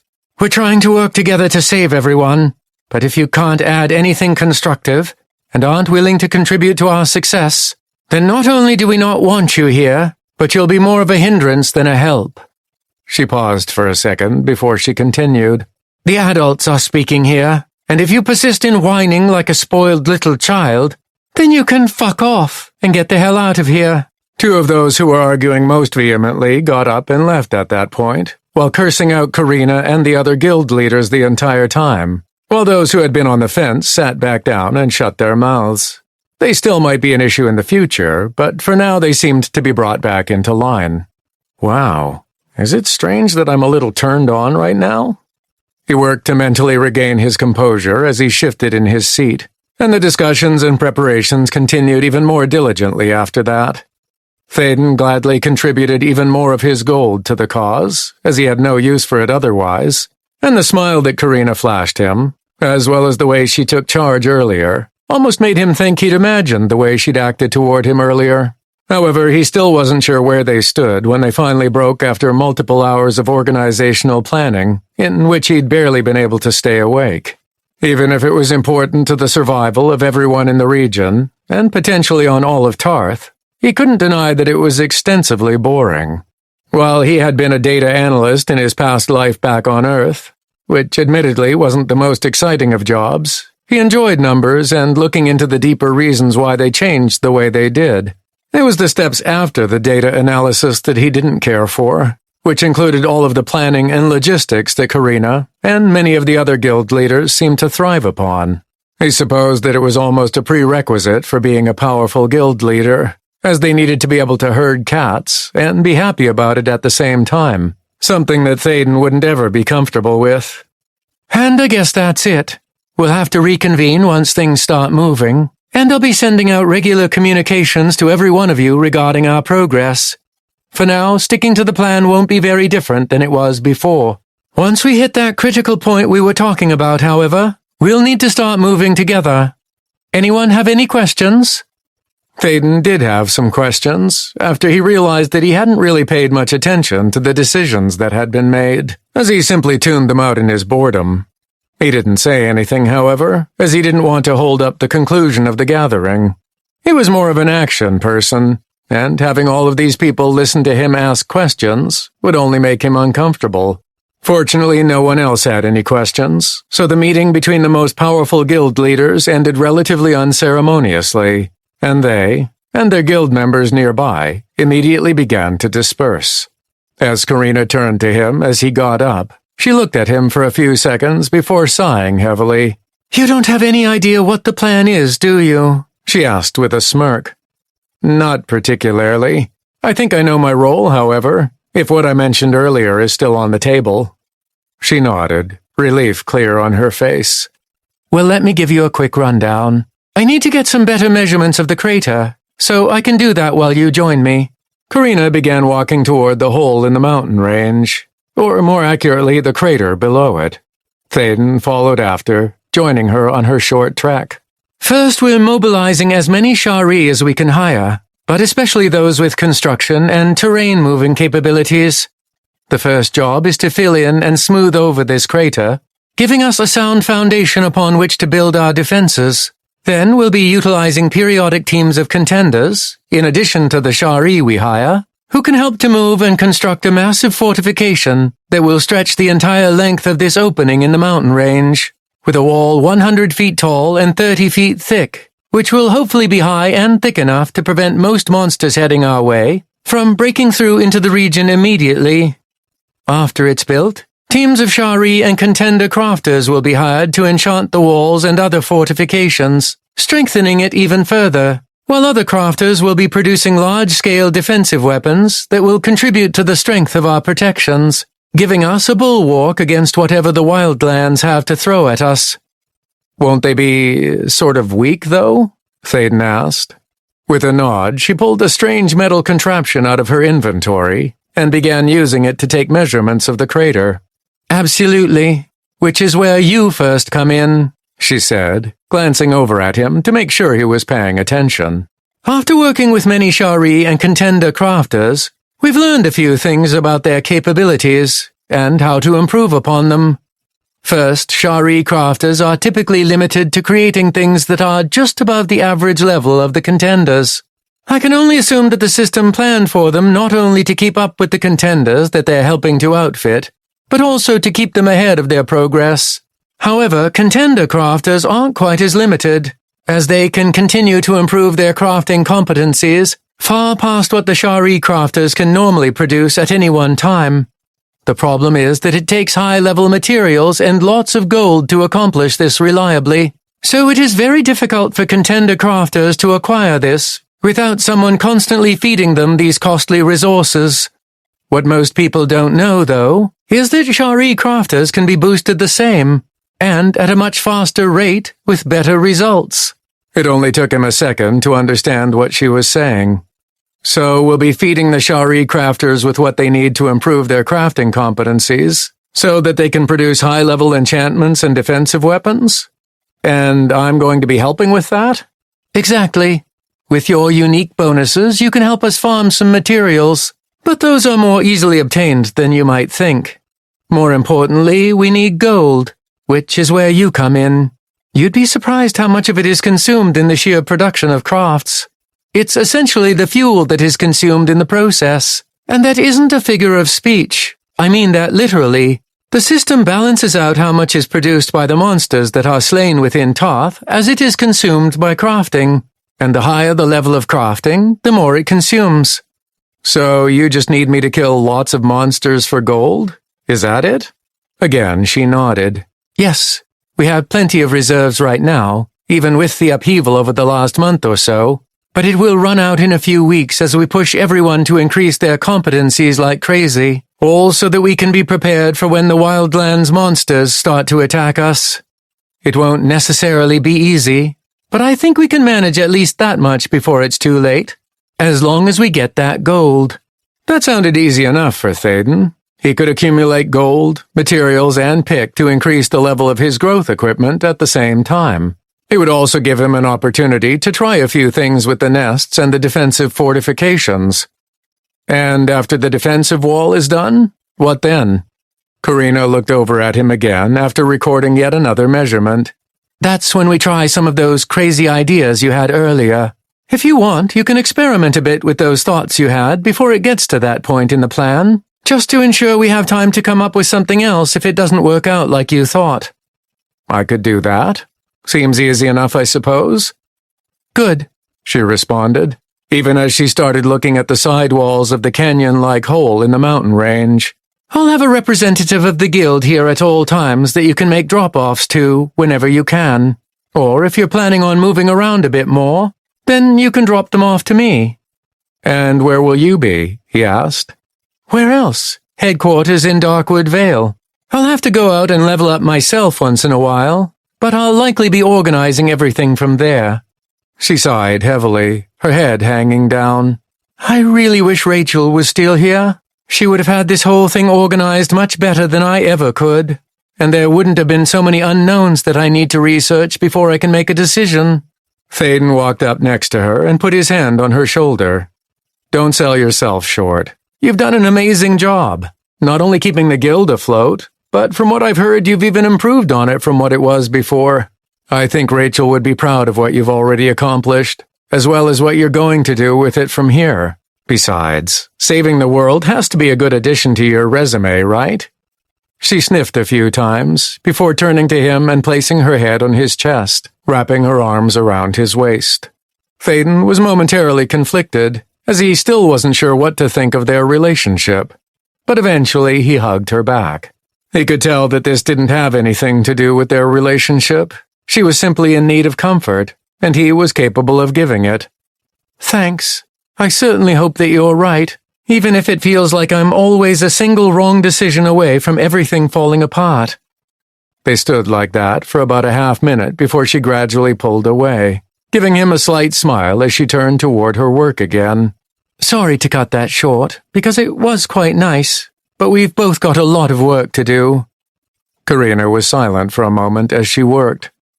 Any other questions? She eventually asked, smiling back at her, feeling slightly better about what they had between them, even if it felt like it was in limbo at the moment. Thaden shook his head. No, I think I've got it. Perfect. Then you go out and do your thing. I can see that you're itching to get back out there and brave the entire Wildlands by yourself, you maniac. Chuckling, he couldn't deny it. He had just barely begun to explore the massive area of the Wildlands, and there was more that he wanted to experiment with and discover about Developmental Phase 4.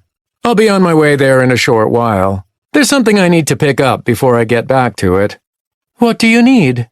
He told her about his party-focused set of growth equipment that he'd been forced to abandon back near the Citadel. He was surprised when she began taking those very items out of her inventory and handing them back to him with a smirk. We found them a few dozen miles to the south, and no one could even pick them up.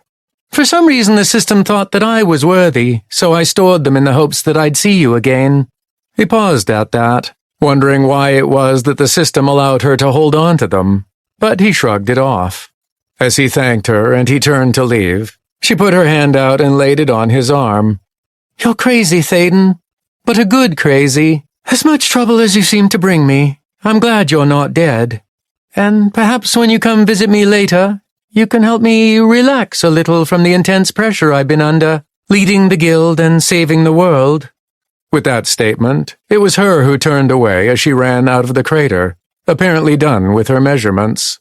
Shaking his head as he processed what just happened, he couldn't stop the smile that spread across his face as he sprinted back north. Sadia joined him a few seconds later, having given him privacy as he spoke with Karina.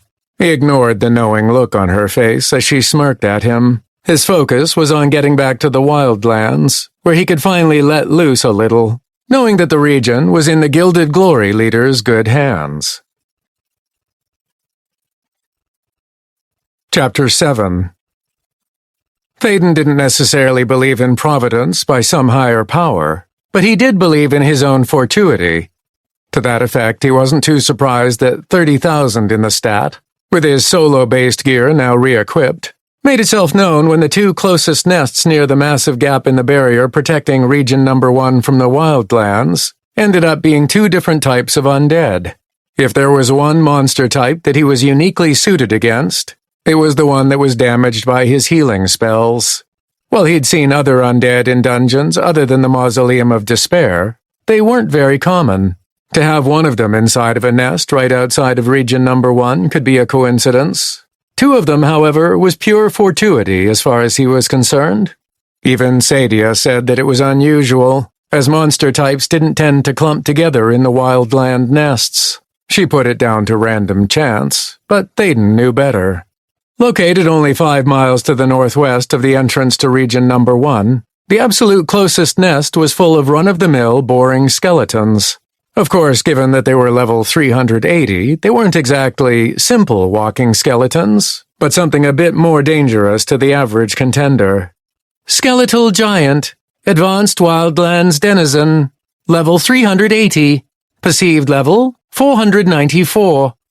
The skeletal giant was humanoid in appearance, but it was much more than that. Standing 24 feet tall, the bones of the giant were extremely thick, giving the undead the appearance of being heavily armored and capable of taking a direct blast from a cannon without flinching. A dark energy that practically sparked with intensity connected the bones of the monster together, which also surrounded the tree-trunk-sized bone club in its hand, giving it a sinister appearance. Glowing green eyes filled the skeleton's eye sockets, which looked upon him with a murderous gaze, emitting a chilling vibe that could likely make even the most steadfast defender quail in fear. Unfortunately for the skeletal giant, while it was extraordinarily strong and resilient, it lacked any sort of speed. As a result, when Thaden quickly moved into range, it was barely able to start lumbering towards him before he and Sadia washed a multitude of healing spells over it, killing it nearly instantly. Granted, most of the other monsters died just as quickly out in the Wildlands, at least those that he'd encountered, but he hadn't even used his leech spell in this instance. If he had, then it would have died even faster, if such a thing were possible. As he immediately delved into the nest, Thaden didn't even bother to take his time as he jumped down into the pit, while killing everything along the way with casts of mass healing, regeneration, mass regeneration, healing burst, recharge, full heal, health renewal, and any available fortuitous versions, while also having Aura of Life active. Needless to say, nothing survived even a quick look at Thaden or Sadia, as the skeletal giants fell apart near instantly as soon as they were the target of a spell.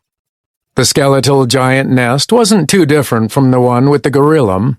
There were still 3 different tunnels to travel down, and a locked door preventing him from getting to the nest boss.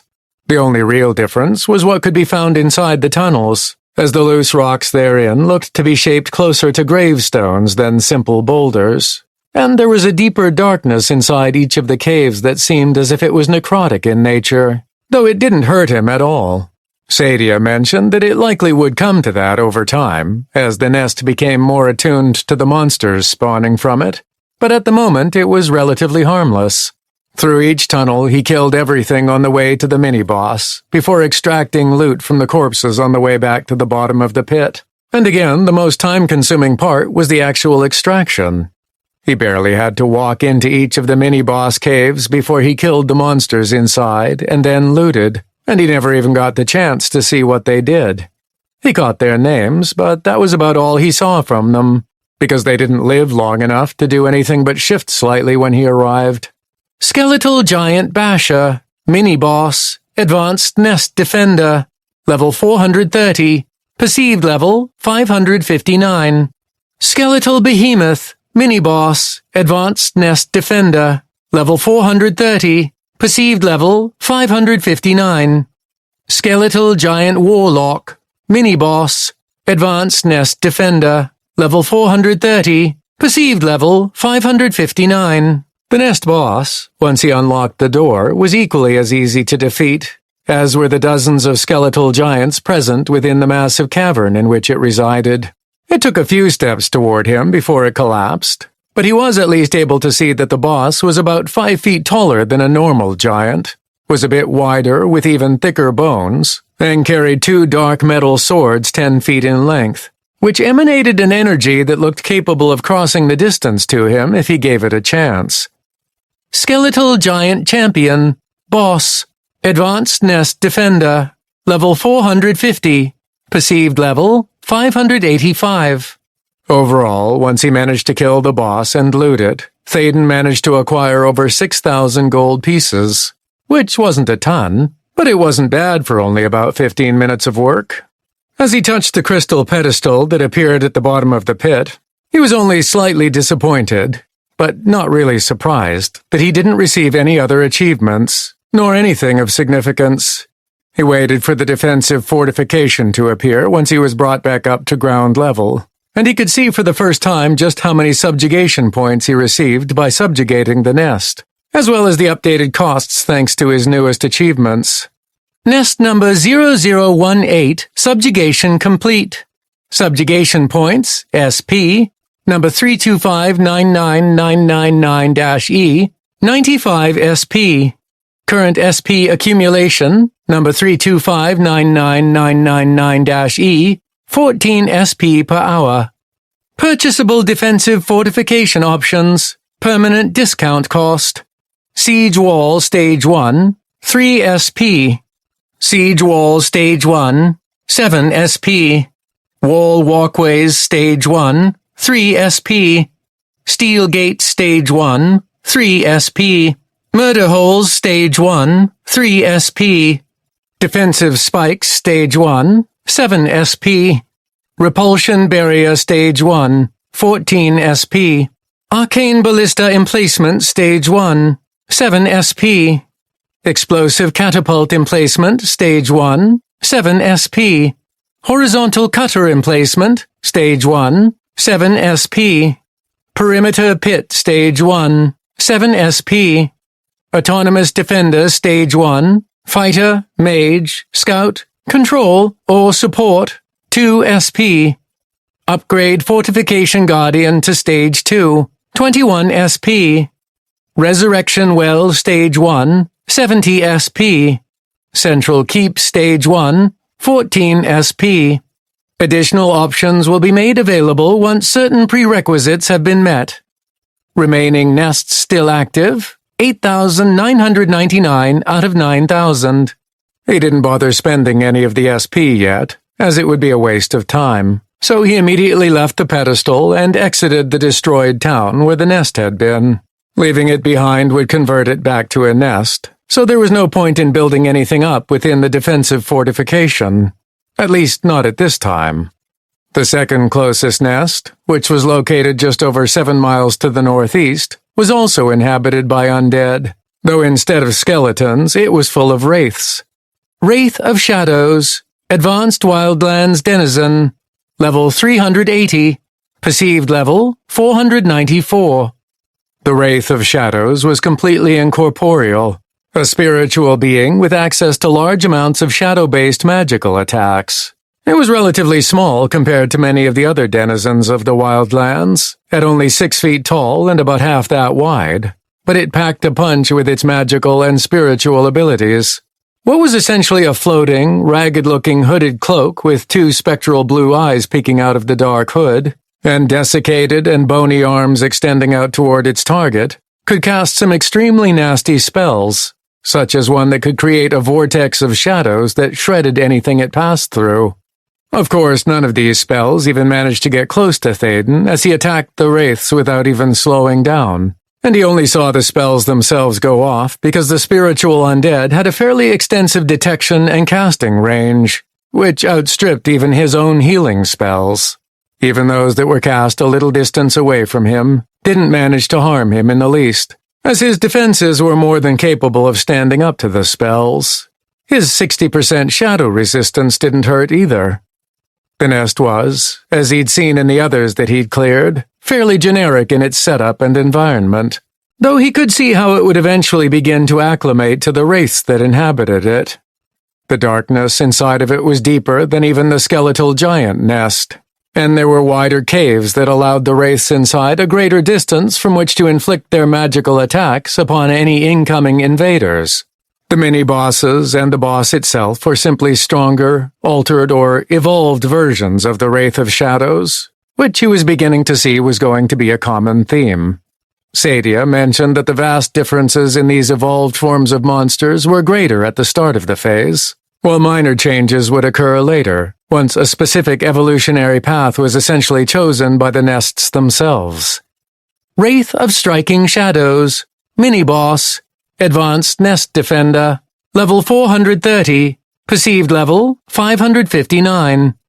Wraith of Warping Shadows, Mini-Boss, Advanced Nest Defender, level 430, perceived level 559. Wraith of Screeching Shadows, Mini-Boss, Advanced Nest Defender, level 430, perceived level 559. Greater Wraith of Darkness, Boss, Advanced Nest Defender, level 450, perceived level 585. The Wraith of Striking Shadows seemed to be more adept at creating physical, shadowy weapons with which to strike its target from multiple directions. while the warping one could not only move through the shadows with a teleporting ability, but could also teleport victims who were bathed in shadows. The screeching variety used the shadows filling the caves as a medium to spread ear-piercing and disorienting screeches, which were extremely annoying, and he was glad he was able to kill it within seconds. Finally, the boss, a greater Wraith of Darkness, was simply a slightly larger version of the original Wraith of Shadows, and it had some capabilities similar to those of the 3 mini-bosses. The only reason he discovered what these undead monsters could do was simply because the caves where they were located were at least twice as large as any of the others he'd seen thus far, giving them plenty of room to use their abilities before he managed to close the distance. Thankfully, the fights were over in seconds, as his healing spells were able to target them before they could become too annoying. In the end, he earned a little over 5,000 gold from his work in the nest, slightly less than the skeletal giant nest, but there were also fewer monsters in general. Thinking about all of the gold he would normally earn from intermediate raid party dungeons, 5,000 or 6,000 was only a small fraction of those massive sums. But those other dungeons also typically took longer, not only to delve through, but to reach. At his current level, it would be more time-consuming to actually find a dungeon that would have monsters of a high enough level for him to earn more than a pittance, both in terms of loot and pick, than it was to simply move from nest to nest. While he might, theoretically, earn more if he really dedicated himself to moving across each of the dozen or so intermediate dungeons that would be beneficial to him, that wasn't why he was concentrating all of his energy out in the Wildlands. First and foremost, knowing what they were up against out in the Wildlands was important, and now he was knowledgeable of at least the 2 nearest nests. And he wasn't planning on stopping until he could map out at least a few hundred square miles of nests as he ventured out from the region number 1 entrance. After all, foreknowledge of what they would be facing as they began the next step in the plan was going to be imperative to success. Secondly, and what Thaden was looking forward to, were the experiments he wanted to try with the nests, and the defensive fortifications that would be built after they were subjugated. There were a few ideas that he wanted to try out to see if he could take advantage of his unique abilities, and now was probably the best chance to do that, while he had the time and opportunity. Lastly, there was a tertiary reason he was back out in the Wildlands instead of farming resources inside of the region. As he departed the defensive fortification around nest number 0019, and the countdown for wraiths to re-establish their nest began, he looked slightly up and into the far distance. He wasn't exactly sure how far away it was, but in the light of the clear day, he could see what appeared to be a floating structure miles above the surface of the Wildlands. Details were difficult to make out at this distance, but he had a strange feeling that this was where the Wardens of Tarth called home. There was a sense of both judgment and authority that practically emanated from the cylindrical structure, containing a multitude of grand columns, like some sort of Mount Olympus where the gods waited while they watched over man. There was still something he needed from the wardens that he'd met after all. It wasn't the Aelvian that he needed to see either, even though he was curious whether they'd made it out all right after the explosion that destroyed the Citadel. Instead, he hoped that the Shari wardens had survived, because he still needed them to upgrade his Adventurer Coalition badge rank to Platinum. Yes, he was well aware that it was a petty thing to ask for, when the fate of all the contenders in Tarth was at stake with the early start of Developmental Phase 4, but he had earned that rank, and he wanted it. There really wasn't much else that he desired, as there wasn't likely to be much other than an accessory that would allow him to fly, perhaps, as gold and materials weren't anything but trinkets to pass on, as he had no use for them. But to have his Adventurer Coalition rank finally achieve Platinum status was something permanent that couldn't be lost or taken away from him, as far as he knew.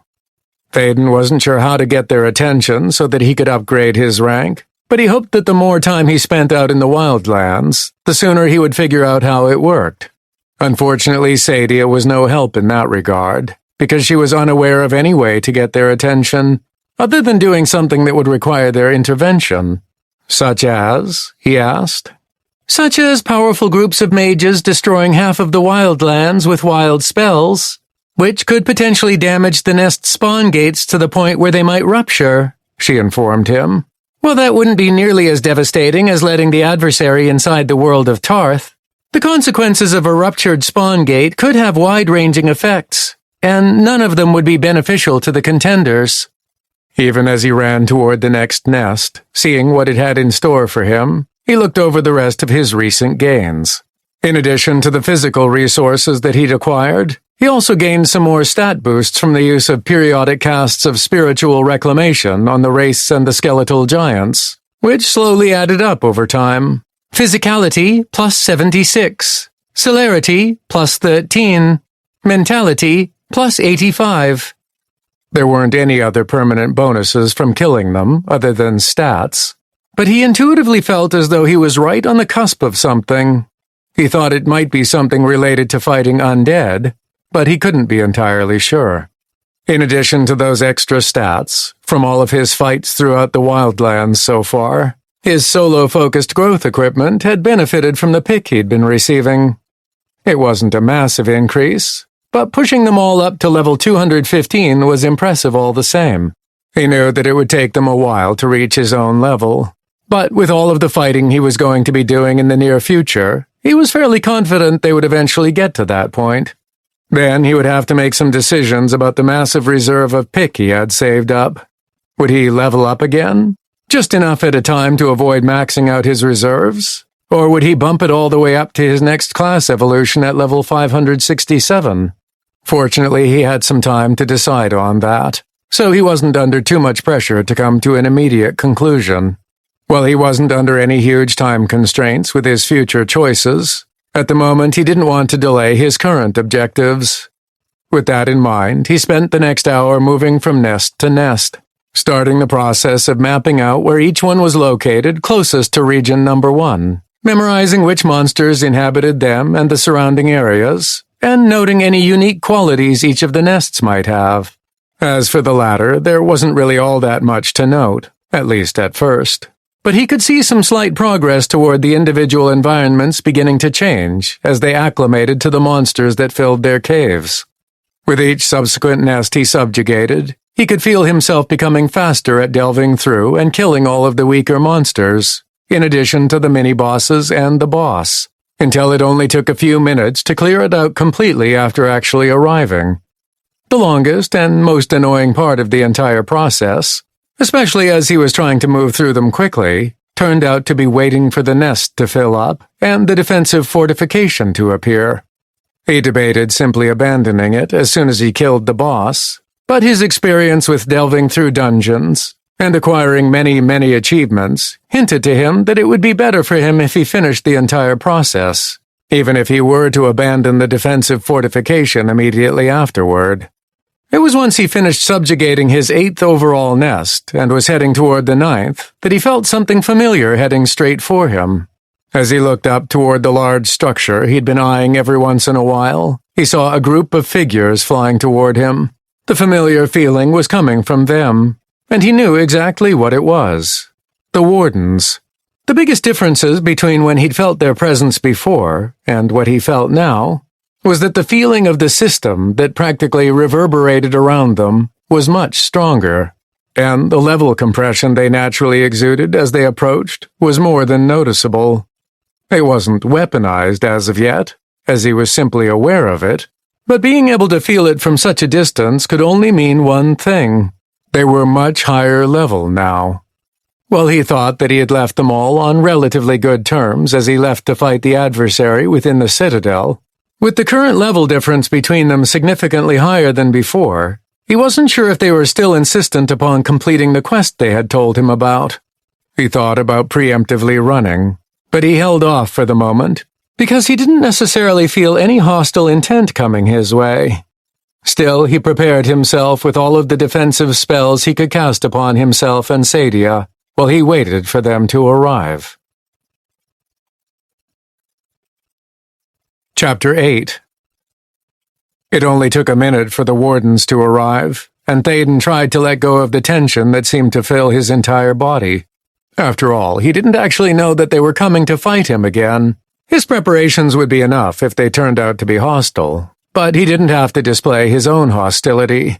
"It'll be fine, Thaden. I'm sure if they were going to attack, they would have brought a small army of Wardens instead of just 6 of them," Sadia said by his side as they watched the powerful figures approach. "They know who you are, after all, and they wouldn't take you lightly." He wasn't sure if he should be flattered that his companion thought that it would take a small army of full-strength wardens to actually hurt or contain him. Still, her reasoning was sound, and he relaxed a little bit more because of that. "Still, it would probably be wise to change your equipment again," she advised. Thaden looked down and saw that he was still wearing his solo-based growth gear, so he quickly switched it out for a set of party-based growth gear that didn't have the severe personality penalties his other set had. It was a blow to most of his other stats and abilities, of course, but as Sadia had hinted, it probably wouldn't come down to a fight. Though with a personality in the dumps, that could change. Finally, he was able to see them more clearly as they approached, including their name tags. Furlavina, Warden of Tarth. Elvine, level 900. Che Galera, Warden of Tarth. Elvine, level 900. Tak Fehodu, Warden of Tarth. Elvine, level 900. Garetta, Warden of Tarth. Shari, level 900. Batrite, Warden of Tarth. Shari, level 900. Harby, Warden of Tarth. Shari, level 900. They were exactly the same wardens that he'd worked with or met within Region Number 1, which was somewhat reassuring. Even better, none of them, even the Shari, appeared to be harboring disgusted or angry expressions on their faces, and they also didn't appear to be ready for a fight. Sadia seemed to be correct. They weren't there to fight. "Thaden! How did you manage to survive that blast?" he heard coming from Furlavina as soon as she was close enough to be heard easily. He shrugged with a small smile on his face. "I'm really hard to kill." "But you knew that already," he said in response, throwing in a wink for fun. For some reason, he was feeling even more relaxed as the 6 wardens touched down about 20 feet away from him. Thaden couldn't detect even a single whiff of hostility coming from them. If anything, the impression his personality stat was getting from them was one of awe and intimidation, wrapped around a ball of sadness. He hadn't known that his stat, when it wasn't being depleted by his equipment, could evaluate someone's emotions like that. He hadn't really noticed it when dealing with the other contenders a short time ago, so he could only assume it was because the sheer power that these individuals gave off was easier to read. But why sadness? He could understand the awe and intimidation, as he'd already experienced that from them when they were in the region helping to eradicate the adversarial entities, but the sadness was new. "I'm well aware. Still, we thought that there was no way anyone could survive a blast like that, especially with the amount of adversarial energy inundating that dungeon." "What exactly happened?" Fur asked, seeming to be genuinely curious rather than fishing for information. Thaden debated about lying about being able to remember, or simply refusing to answer, but he decided to omit some details while still answering her. There were some things he didn't want her to know, of course, but he figured that she at least deserved some sort of explanation. While the wardens had been hostile toward him upon their first meeting, he eventually came to understand that they were both following orders and were willing to give their lives protecting the world of Tarth. That didn't mean they were as dedicated to protecting the contenders, of course, but he understood by now how strict the system was when it came to giving assistance to the people from Earth. A director of some sort took over the boss of the Citadel and tried to kill me after I essentially told it to go to hell. Unfortunately for it, the attack it used to try to kill me overloaded the energy contained in the area, which caused the explosion. He waited for a moment as the wardens looked at each other in shock and some silent communication. "From what I inferred by her annoyance at our," he continued, gesturing toward himself and the wardens, "interference of cleaning up the corrupted dungeons, the region was safe from the adversaries' infiltrations once again. Is that true?" There was silence again as the wardens continued looking at each other, until Takfe Hodu spoke up. "It is. The system even marked the quest that we were given to investigate the adversary's corruption of dungeons as complete. That was also the quest that had us looking into you as well." Premature relief spread through him. "So I'm off the hook then?" "Off the hook. If I understand you correctly, then yes, you are no longer under investigation. Good. Thaden paused for a moment as the wardens still seemed to be looking at each other, after he admitted to having seen and spoken to an adversarial director. He was beginning to wonder if it had been a mistake to mention it, but what was done was done. Not that I'm not happy to see that you all survived that explosion as well, but what are you doing here? Are you just stopping by to say hello, or are you coming to help? Fur took a step forward while shaking her head. Neither. We cannot help you with this developmental phase, as much as we believe you'll need it. The only reason we were somewhat assisting in your region was because of the threat that the adversary presented. Now that the problem has been resolved, even if that resolution ended up with starting Phase 4 earlier than is prudent, our hands are tied. So if you're not here to help, why are you here? It's because the assimilation system has something for you, and since it has difficulty directly interacting with you, we were sent to deliver it directly. Thaden wasn't sure he wanted anything from the system. The entire thing sounded entirely too suspicious. That being said, he was curious what it was they had for him. An item, perhaps? Maybe a replacement for his destroyed flying cloak? What exactly is it? He cautiously asked after a few seconds. It's a title, something called Hero of Tarth. Sadia twitched in shock next to him. Looking at her, he raised his eyebrow in a question, and she thankfully took his hint and explained. Titles are extremely rare, Thaden, as they are only awarded by the system when someone accomplishes a great feat. From what I know about them, they provide some benefits, in addition to being able to show them off. What kinds of benefits? She shook her head. I don't know. Like I said, they're very rare, and each one is apparently different. I don't have any knowledge of specifics, unfortunately. Still wary of something that came directly from the system, especially something that wouldn't be delivered to him directly, such as an achievement, he asked his companion, "Do you think it's a good idea to accept it, then?" The wardens reacted to his question with confusion and a little bit of anger, as if just by asking something like that, Thaden was declaring that he didn't trust the system, otherwise known as their boss. He didn't trust the system, though, so he ignored their reactions while he waited for Sadia to respond to his question. She tilted her head to the side in contemplation for a few seconds, before ultimately nodding. I think it's safe, but it's still up to you. If you don't feel like it would be worth the risk, then don't. But it's a title! Fur Lavina practically shouted, incredulousness evident in her voice. I can't believe you even have to think about this. Thaden sighed. I know that it might seem odd, but the system and I don't necessarily see eye to eye, especially when I've inadvertently ruined its plans in the past. While I don't necessarily believe the system to be malicious, for something like this I'm more than a bit suspicious. But there's nothing to be suspicious of. The system is simply trying to recognize the role you played in eliminating the adversary from Tarth. It's literally called Hero of Tarth, after all. I understand that, Thaden said, putting his hands out placatingly, as Fur and the other wardens seemed to be quite perturbed. But the fact of the matter is that the system essentially put a hit out on me when it couldn't figure out who I was. And while it seems as though it has rescinded that order, I'm still a bit wary of something coming directly from it like this. I'm sure it will be fine. The system only has your best interests in mind when it does anything, which applies to something like a title. The Elvine went on, still trying to convince him.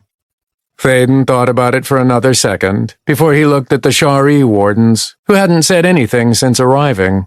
How about this, then? He said to Goretta specifically.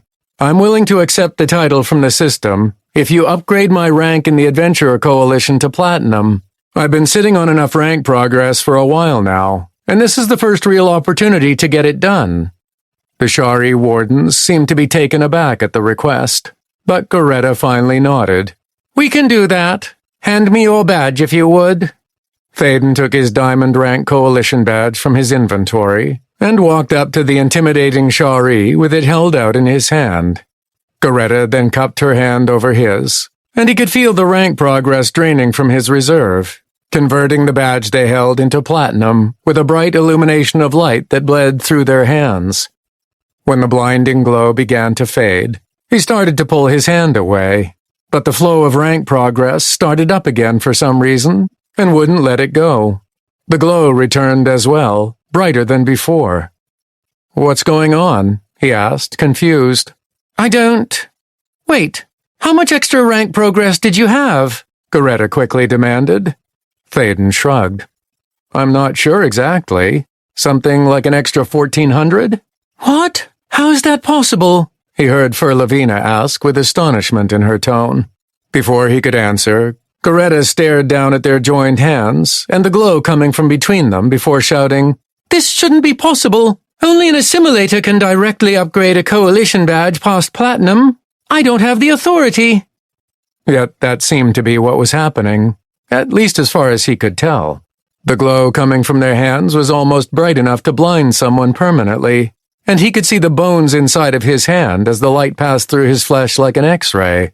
There was a flash of heat that was only slightly uncomfortable, before the glow rapidly faded, leaving some after-images in his eyes that disappeared after a second or two.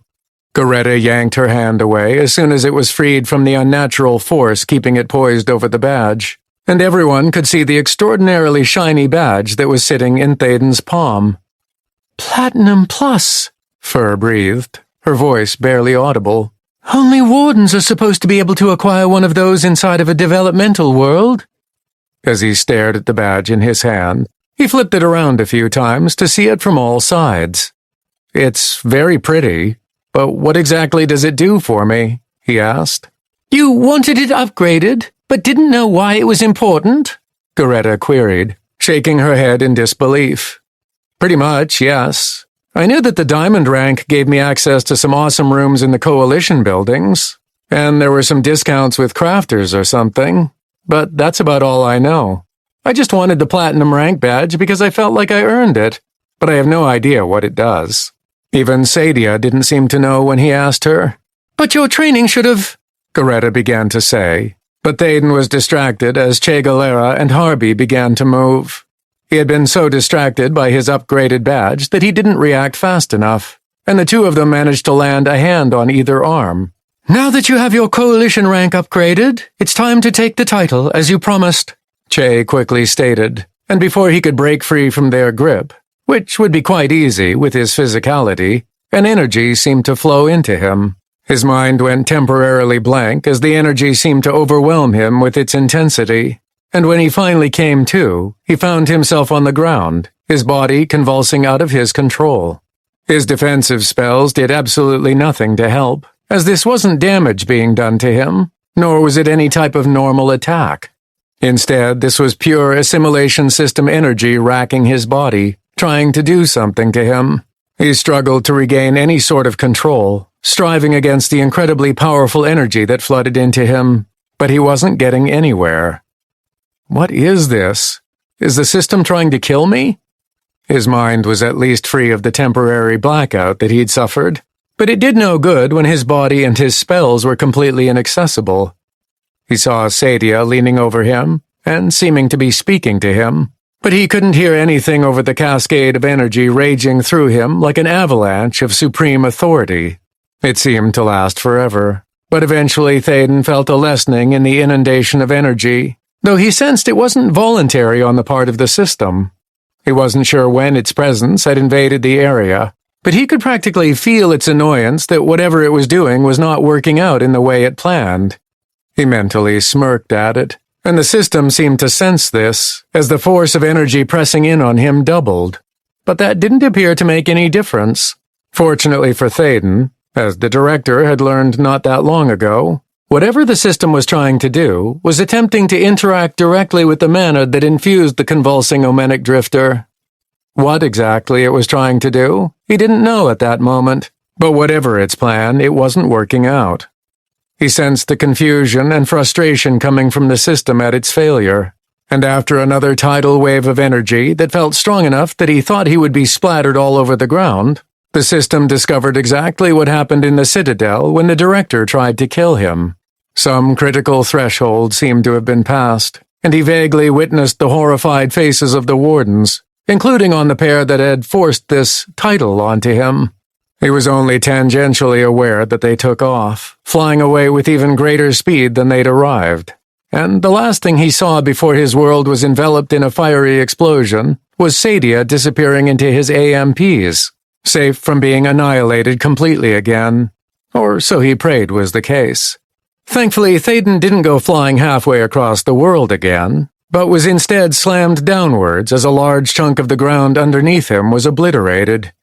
His death ward worked perfectly to bring him back to life a short time later, lying in a hemispheric crater reminiscent of what happened at the Citadel, approximately a mile in length across, though it was perhaps only 100 feet deep. Groaning, he picked himself up and made sure to recast all of his defensive spells, as well as some gradual healing to ensure he wouldn't be caught off guard by a surprise attack. All of his protective effects had been blown through by the explosion, and while it hadn't been quite as powerful as what happened with the adversarial energy in the Citadel, it was still significant. Shaking out his limbs to ensure that he had regained complete control of his body, he quickly swapped out his current, weaker set of growth equipment for his solo-focused one, as it made him much more individually powerful. If the Wardens were going to attack him again, then he wanted to be ready. "Thaden, are you all right?" Sadia asked as she popped up next to him. "What happened?" Thaden grunted, still trying to figure that out himself. "I don't know. Hold on, let me check." So saying, he looked at his message feed to see if it had any answers for him. "Adventurer Coalition rank upgraded. New rank, Platinum. Remaining rank progress, 1,425. Upgrade authority unavailable. Error, authority overridden. Upgrading Adventurer Coalition rank. Adventurer Coalition rank upgraded. New rank, Platinum Plus. Remaining rank progress, 705. Congratulations, you have been blessed by the assimilation system with a title. Title awarded, Hero of Tarth. Bestowing Hero of Tarth title now. Thaden, you are now a Hero of Tarth. With this title, you gain a number of permanent benefits that will remain with you for as long as you hold this title. All citizens of Tarth will now instinctively recognize your authority and act accordingly, regardless of your current level or stats. You are now the premier authority of the Adventurer Coalition on Tarth, which gives you the ability to create quests for other members of the Coalition, as well as a few other tangible benefits. Perceived level of your party members on Tarth now influences quests and achievements. Damage and fatal effects that you inflict on other contenders, as well as damage or fatal effects that you may receive from other contenders, is now completely negated while on Tarth. Emboldened leadership competency, plus 1,000 levels. Personality, plus 500. Direct connection to the system. Error, unable to transfer control module. Pathway destination untenable. Rerouting additional resources. Converting internal energy layer. Failure. Rerouting additional resources. Failure. Connection unstable. Uneven energy fluctuations. Warning. Energy state reaching critical mass. Withdrawing excess resources. Failure. Connection terminated. You have died. Exceptional Death Ward activated. Emboldened leadership competency has increased to level 240. Emboldened leadership competency has increased to level 243. You may now select an advancement for your emboldened leadership competency. Emboldened leadership competency has increased to level 244. Emboldened leadership competency has increased to level 729. You may now select an advancement for your emboldened leadership competency. Emboldened leadership competency has increased to level 730. Emboldened leadership competency has increased to level 1,239. There were a few other increases in his competencies, but nothing other than emboldened leadership had gained any advancements. A quick check of his stats also showed that he now had a net positive personality stat, as the benefits from his title seemed to still be intact, at least as far as he could tell. At the top of his character report, the evidence that it was likely active was clear to see. Number 32599999-E, Hero of Tarth. Omenic Drifter. Wizened Solitary Shaman. Level 450. Progressive Internal Combat Knowledge, Pick. 2,189,500 out of 2,189,500. 512,654,720. Adventurer Coalition rank, Platinum Plus. 705 out of 810 RP. The most concerning thing, however, was the series of internal system errors that appeared to be based on the last benefit on the list. Whether it was supposed to be the final benefit, or if there were more afterwards, was unknown, but apparently whatever it was trying to bestow upon him had broken something. He could somewhat guess what direct access to the system actually meant. From the errors that occurred after that benefit, especially as it referenced something called a control module, he assumed that it was the system's way of controlling him. Whether that was direct control like a puppet, or some sort of subconscious orders, he didn't know. But he was glad that it hadn't worked. Apparently, his unique nature blocked it from taking hold inside of him, which made the system try to force the issue, which was a mistake on its part. Thaden didn't believe that it was trying to kill him, unlike what happened with the director. Instead, it wrongfully attempted to control him, and its method simply ended up causing the explosion. That didn't mean he forgave it for doing that in the first place, and he felt strangely sad, and vindicated at the same time that he was right to be wary of the system's gift. He couldn't deny that he was happy about the title's benefits, though he would have to see exactly what the less tangible ones, such as authority over all of Tarth's citizens and the Adventurer Coalition, really meant, but that would come in time. The best benefit of them all, however, was that all the damage to him from Contenders, and damage he inflicted on Contenders, was nullified. He could only assume that as a hero, this was supposed to make him untouchable, and to prevent any potential abuse that he might inflict upon those weaker than him. He didn't care about that, however, as what it essentially meant was that he could use his leech combo while in a party, and he didn't have to worry about accidentally killing anyone he didn't want to. In other words, it would only hurt monsters. He showed Sadia his message feed, and he saw her face darken at its contents. I'm sorry, Thaden. I didn't know. How could you? I have a feeling that even the wardens didn't know what it would do when they insisted on giving me the title. Perhaps the system urged them to do it, or they simply thought it was only for my benefit. Either way, it's done, and while I can't say that I completely trust any of the wardens of Tarth right now, I'm placing the blame for this on the system alone. The more he learned about the system and its relationship with the adversary, the more questions he had, and the less he trusted either of them. There were still so many questions that he wanted answers to, and he was beginning to suspect that he wouldn't get them until he left Tarth completely. That had been his original goal after learning about the competition amongst contenders, after all, as he wanted access to as much information as possible once he was done with the developmental world.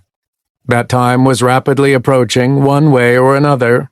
Either he would succeed and finish Developmental Phase 4, hopefully getting those answers due to his performance, or he would die, taking the risk that the adversary's agents and the director were telling the truth about being released from the captivity that was Tarth and the system.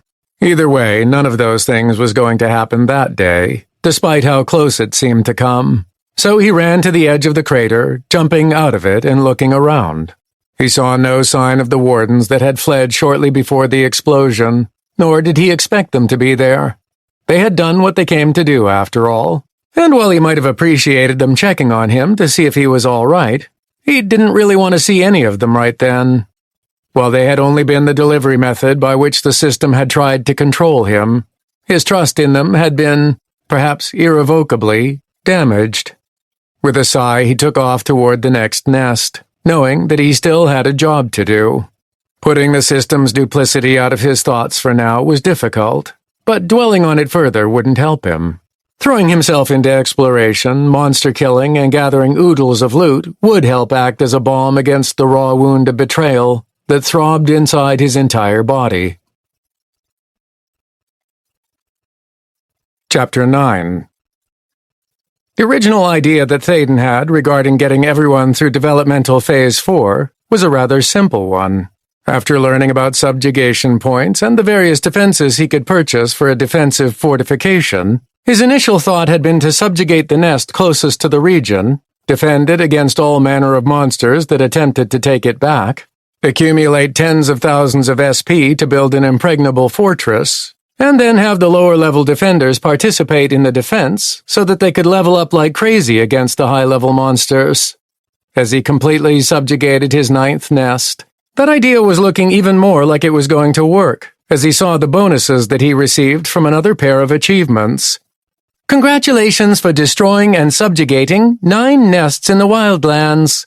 Achievement received, The Final Frontier 2. Omenic Drifter class trait activated. Bonus reward, plus 30 to all stats. Contender World First Achievement. Omenic Drifter class trait activated. Bonus reward, earn 30% more SP for each subjugated nest and defensive kill, and increase existing SP accumulation by 6 SP per hour. Congratulations for solo destroying and subjugating 9 nests in the Wildlands. Achievement received, Impressive but Futile 2. Omenic Drifter class trait activated. Bonus reward, permanent 45% reduction in SP costs for all defensive formation purchases. Contender World First Achievement. Omenic Drifter class trait activated. Bonus reward, earn 90% more SP for each subjugated nest and defensive kill, and increase existing SP accumulation by 30 SP per hour. From what he could tell, he was now receiving 210% more SP whenever he earned it from subjugating a nest or defending it against monsters. In addition, while he was defending the defensive fortification, he was also earning an extra 49 SP per hour. When he added this to the SP cost reduction that was now at 75%, in a few days of work he could imagine decking out a fortification to the point where contenders from Region Number 1 could succeed in defending it even without his help. It would be even easier if he was there to help out, but he figured that if he was present, the level difference would mean that none of the other contenders would receive any pick. That's exactly right. If you're there, none of them would receive any pick, regardless of whether they're in your party or not. Unfortunately, there's another aspect of defensive fortifications, subjugation points, and about earning pick in Developmental Phase 4 that I never got a chance to share with you, Sadia told him, which ended up raining on his parade. What do you mean? His squirrel companion took on a lecturing tone. The objective behind Developmental Phase 4 is, as stated in the announcement, to accustom the contenders to working in real-world scenarios, so that they'll have a better understanding of what they will be facing once they're done with Tarth. This includes hunting down nests and subjugating them, closing off the spawn gates that form inside of them, and then defending these areas while the rest of the nests are wiped off the world. What isn't expressly mentioned in the announcement is the secondary purpose of this phase. While in the various regions, the contenders had to learn how to work in small parties in relatively limited areas, before their attention was turned toward the entire region in Phase 2. Phase 3 saw the introduction of raid parties, meaning that contenders had to adapt and learn how to work within even larger parties, up to 400 or 500 people at once. The guilds helped with this immensely, making the raid parties that were developed more successful than most other contenders. But now, with the introduction of Phase 4, not only does the entire region have to get together and coordinate in a singular defense, but once the other regions enter the phase, there will have to be a central leadership that can coordinate the entire assault on the nests throughout all of the Wildlands. This focus on leadership is imperative to success, because otherwise the only thing that the contenders will achieve in the Wildlands is disorganized chaos. Her lecturing tone disappeared as she continued. How does this relate to what we were talking about, you ask?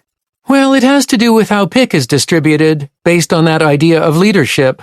In this case, whoever originally subjugates a nest, those subjugation points are distributed across those who accomplished the subjugation. It is these individuals who are then nominally in charge of the defensive fortification that is built to replace the nest, and whoever is in charge of the fortification is always considered to be present, even if they aren't physically in the location. The SP generated from any activities, therefore, are distributed to those in charge, and they, and those they delegate to, are able to spend those points in any way they desire. More importantly, at least in your particular case, is that because you are present at all times, No one inside the defensive fortification will receive any pick because of the level difference. Thaden was flabbergasted at such stupidity. Who the hell thought that was a good idea? That's the most ridiculous thing I've ever heard. The assimilation system, of course.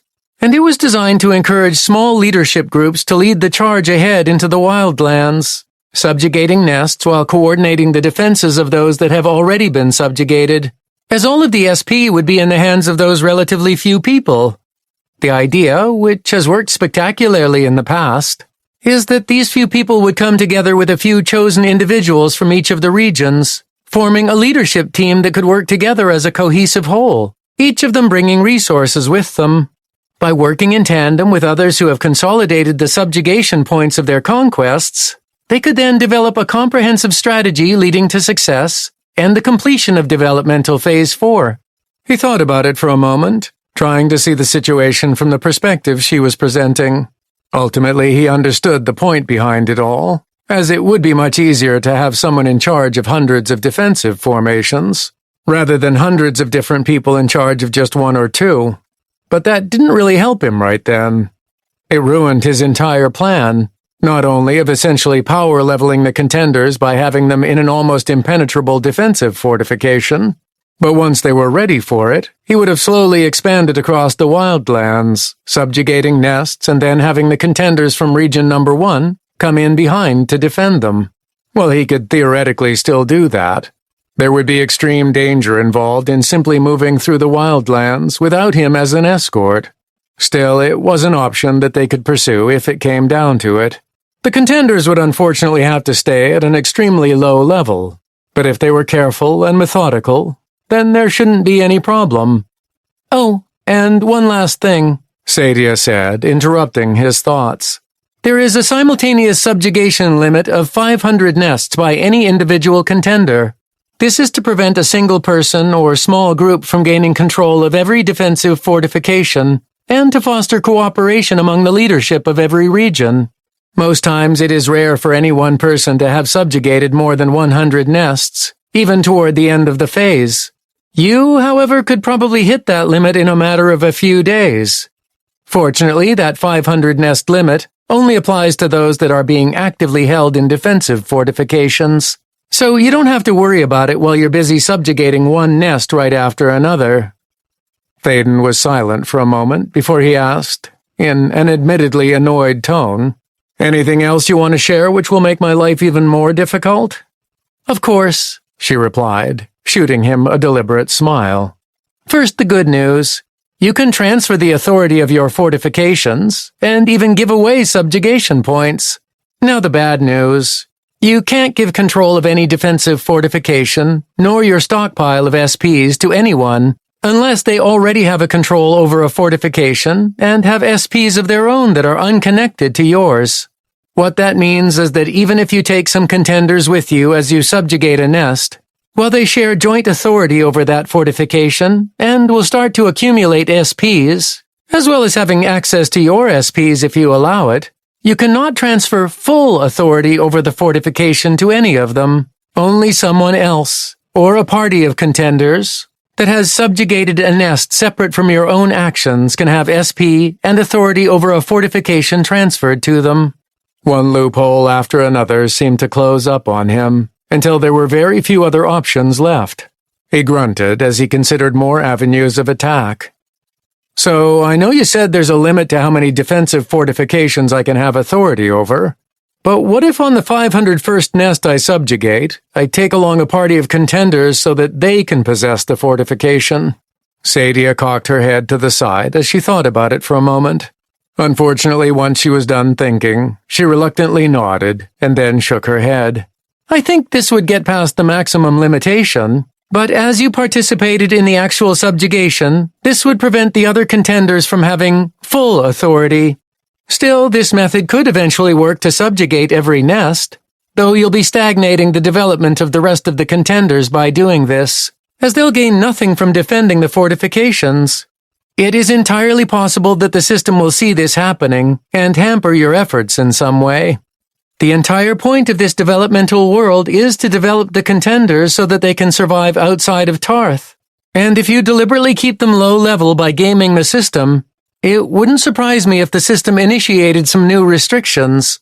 Thaden nodded, having seen evidence of the system reacting to certain things he'd done, or events that happened. For instance, achievements such as Overachiever were reactions to the phases starting earlier than planned, and it had sent in the wardens when the adversary was poised to harm the development of the contenders by infiltrating various dungeons. Even if it wasn't guaranteed to happen, he thought that there was a good chance that Sadia was on the right track when she mentioned the system getting involved if he did something that would deliberately prevent the contenders from developing any further. So you're saying that the only way to succeed during this phase is not only to subjugate all of the nests, but also to find a way that the other contenders aren't prevented from developing? Essentially, yes. While it isn't a given that the system will react to what you're doing, it would be better to plan for that ahead of time than be surprised later. She was right. He had the time to plan at the moment, before everything became chaotic and dangerous in a few months, and he'd rather figure out a different solution than have his last-ditch effort be kneecapped halfway through the process. Unfortunately, he was running out of methods by which to take advantage of his unique situation. As he ran toward the next nest, Thaden racked his mind for a way to combine the two requirements: subjugate all nests, and level up the contenders. He had a fairly decent plan to create impenetrable fortifications with all the SPs that he could accumulate, but that didn't include developing the contenders. Developing the contenders first inside the region ran the risk that, once they managed to max out their levels from the intermediate dungeons that could be found there, they would still be quite behind the average level of monsters in the Wildlands. As the announcement and Sadia had mentioned, the monsters weren't static in their levels and evolutions. They would become stronger and higher level as time went on, so it wasn't a race that the contenders could win, even with their bonus to pick that they were receiving right then due to the Overachiever 2 achievement. Desperately searching for something, he remembered his recent title acquisition and the benefits that accompanied it. What about quests? Are there any quests from the Adventurer Coalition that are normally associated with nests, or being stationed in a defensive fortification? If so, are they available now? If he couldn't get the contenders' pick from the monsters, perhaps he could have them do quests for the pick. Yes, but you'd have to check to see if they're available yet. If they aren't, your new title might allow you to create them, though there are some criteria that cannot be altered for certain quests, even with your special benefit, she replied. If you managed to make some quests that the contenders could take, you'd still run into the problem of your authority eliminating most, if not all, of the rewards associated with a quest completion. Great. Yet another door to success closed before I even had a chance to step through it. He was nearly at the next closest nest when he idly asked, "Hey, what happens when one of those who are part of this leadership dies? Do all of the defensive fortifications they have authority over suddenly revert back to nests or something?" Not at all. If they're still being actively defended, then nothing would happen to the fortification itself. However, as I mentioned before, it is extremely rare for anyone to die during this phase because of the resurrection wells that can be purchased. Those who die would simply be resurrected and nothing would change. However, while their soul is in the well, their connection to the system is in a nebulous state. As a result, their authority is suspended until resurrection. It can be a dangerous time when everyone with authority over a fortification dies and is waiting to be resurrected, unless they've taken the precaution of delegating semi-authority to others to manage their SPs and purchase defenses. Otherwise, the defenders are on their own without the ability to make any purchases. Now, if there is no way for those in authority to be resurrected, then authority will pass to those who are currently defending a defensive fortification. Along with the authority comes all SPs that were accumulated but not spent by those in authority, divided by all of the fortifications that were being held by them. They'd also receive the gradual accumulation that comes with owning the fortification. Again, though, this happens very rarely, but when it does, it usually creates a bit of chaos, since authority is then diffused throughout many people instead of just the previous leadership. So death, or at least a facsimile of it, might be an option, he mused to himself. What are you talking? No, don't even think about it, Sadia admonished him. He looked at her, wondering what he was referring to. Huh? Oh no, I'm not planning on doing anything that crazy. Then what are you? Oh, I'm not sure that's any better. But do you think it's an option? She sighed, but she didn't shake her head to deny it. Possibly. Dangerous in its own right, of course. True, but I'll take whatever I can get, he acknowledged. Regardless of whether his idea would work or not, he still had a long way to go before it became necessary to attempt something like that. First, he wanted to continue mapping out the nests as much as possible, while obtaining the resources the region would need to defend its border, and perhaps pick up some more achievements while he was at it. After he was done with that, it would be time for some experimentation, and to see if his original plans would work to make a defensive fortification impregnable, and to determine how long such a thing would take, if it was even possible. Chapter 10. Killing the skeletal giant champion once again, Thaden looted the corpse and then walked out to the crystal pedestal, which controlled the soon-to-be-created defensive fortification. Smiling at Sadia as he sat down for what felt like the first time in days, he kept one hand on the pedestal as the nest filled in around him and pushed him upwards. The difference between his first visit to nest number 18, which was the closest nest to the gap in the mountain range where the Citadel used to exist, was extensive. What used to be mostly gray stone tunnels and caves, with just a little bit of what looked like crudely carved gravestones, now contained matte black stone corridors with flickering torchlight, decrepit spider webs, and a faint howling within a constant breeze that was just barely on the edge of his hearing. The crude gravestones of before were now converted into a full graveyard in a few caves, while others simply had large piles of bones from where the skeletal giants hid and attempted to ambush him. Overall, it was a huge difference in the atmosphere, but Sadia mentioned that this was just the beginning. The general layout of the nest hadn't really changed from what it was before, which she claimed would begin to become altered as time went on. Ready to start some experiments? He asked her. The squirrel nodded with a smirk. The better question is, are you ready for some experiments? I know that you've been champing at the bit to get started. I definitely am. It'll probably be a bit boring at times, but this will give us a good baseline for the future. That the next week or so was going to be boring was probably a bit of an understatement, but it was necessary to learn some things. While he waited, he finally looked at his messages that had accumulated over the last day and a half, as he'd saved them up rather than constantly checking them as he subjugated nest after nest. As soon as he opened them, massive amounts of pick flowed into his growth gear, pushing its pieces all the way to level 242. For the amount of monsters above his level that he killed, it didn't seem like all that many levels, but he'd noticed that after level 200 or so, they came slower and slower, just like his own levels did. Still, it was good progress, and he wasn't going to complain about the extra stats and slight increases in the effects that his solo-focused growth gear provided. His trio of spellcasting competencies all rose in level, but nothing had hit the next threshold to earn another advancement. Looking at all of the loot he extracted throughout all of his time in the Wildlands, in addition to all of the materials and relatively useless gear that he would be passing along to Karina, he had slightly over 500,000 gold pieces to contribute towards improving the crafters in the region. It was a little less than he was used to acquiring, especially from intermediate dungeons, in which his rewards were multiplied quite a bit by a few achievements, but it was actually a respectable influx of cash. Plus, it was almost laughably easy to acquire, given that the nests were relatively straightforward, and similar enough right then that he could essentially run in and get out in only a few minutes, compared to the hours it might take for an intermediate dungeon. More important than pick, competencies, and loot, Thaden had picked up 2 more achievements. Congratulations for destroying and subjugating 81 nests in the Wildlands. Achievement received, The Final Frontier 3. Omenic Drifter class trait activated. Bonus reward, plus 75 to all stats. Contender World First Achievement. Omenic Drifter class trait activated.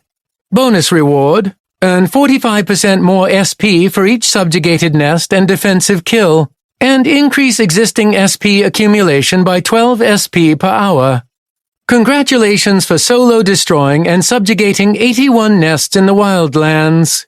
Achievement received, impressive but futile 3. Omenic Drifter class trait activated. Bonus reward, permanent 60% reduction in SP costs for all defensive formation purchases. Contender World First Achievement. Omenic Drifter class trait activated.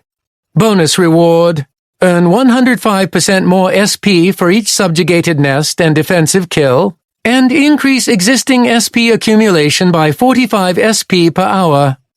Thaden had mapped out a little less than 100 nests by that point, and after subjugating 81 of them by himself, he managed to acquire the third stage of the Final Frontier, and impressive but futile. He was excited to see if he would get something for eliminating 263 nests, but for now the bonuses to his SP accumulation would be enough for at least his first experiments.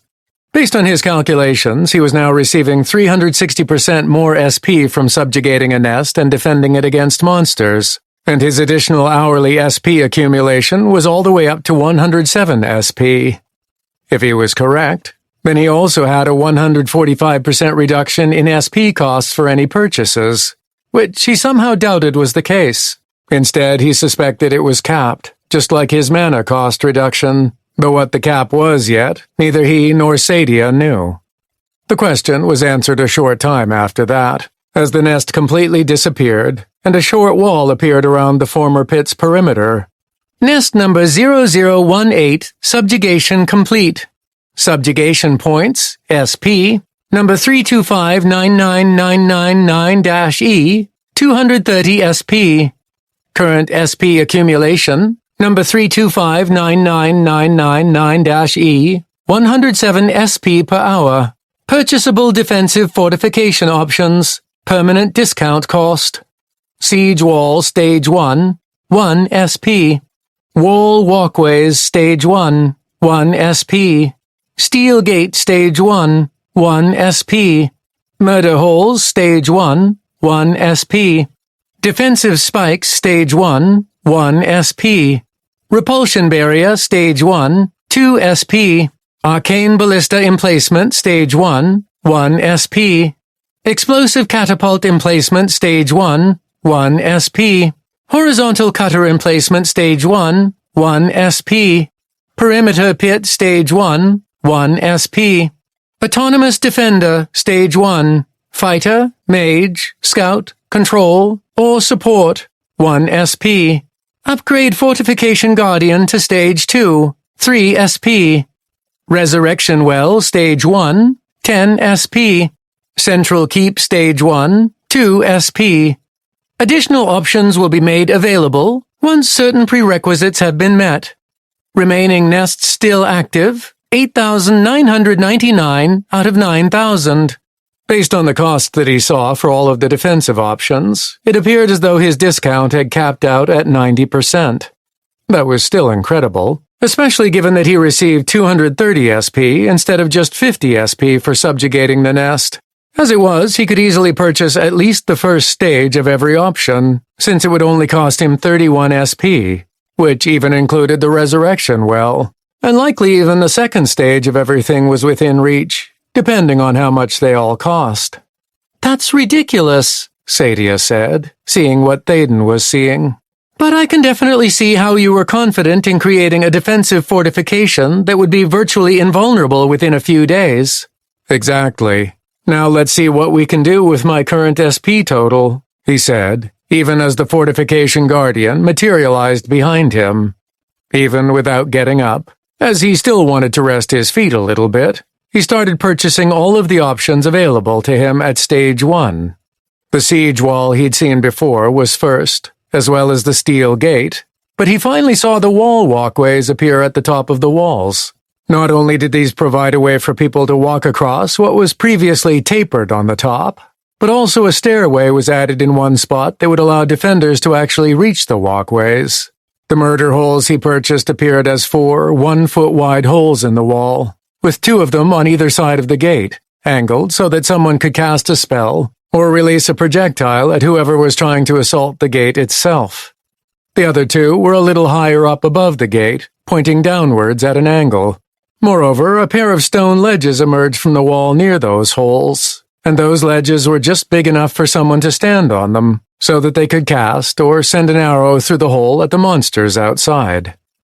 Defensive spikes, which he couldn't see from where he was sitting, but he saw them later, appeared as sharp stone projections, approximately 6 inches wide and a foot apart, that ringed the outside of the entire wall, angled downwards at a 45-degree angle, and they were positioned 10 feet from the ground. Below the outside perimeter of the wall was a perimeter pit, which was essentially an 8-foot-deep hole surrounding the fortification, extending 10 feet out from the walls. Beyond all of these things, just past the pit, was the shimmering wall of the repulsion barrier, which he understood helped to reduce the speed and impact of incoming physical and magical projectiles coming from beyond the barrier at the defenders inside the fortification. After these wall and barrier upgrades came the defensive weapons, which Sadia mentioned were able to be used by any defender, even support classes, as they were classified as part of the defensive fortification itself. On top of the walls near the gate, a stone platform appeared with a simple wood and rope ladder leading to it, which held a large ballista with a 6-foot-wide bow. A stack of glowing bolts, each 3 feet long and 6 inches wide, appeared near it. The arcane ballista was relatively crude-looking, and his first impression of it was that it would fall apart after a few firings, but apparently it was better made than that. More than that, though, while it wasn't fixed in position, it only had a field of fire of about 180 degrees at 2 different elevations, with one of them pointing upwards at an angle, and the other pointed down at the ground outside the walls. What that meant was that hitting a monster with it would have to rely on the target hitting that exact elevation that the ballista covered. In other words, it absolutely sucked as a defensive weapon, unless the defender got lucky and the monster traveled exactly where they could be hit. It also wasn't an autonomous weapon, which meant that someone would have to be operating it during the defense of the fortification, so its usefulness was relatively limited. The explosive catapult was similar in some respects to the ballista, but as it appeared on another stone platform set away from the gate, Thaden saw that it could at least release its payload outside the walls, which was glowing boulders that would explode upon contact with the ground or a monster. The compact catapult was about 8 feet long, and its arm was only 6 feet, meaning that the glowing boulders weren't very large, about the size of a basketball. But the tension on the arm could be altered to change the distance the projectile was fired. It could also be rotated 180 degrees, essentially covering a large arc outside the walls. But there was still a large swath of the outer approach that wasn't covered.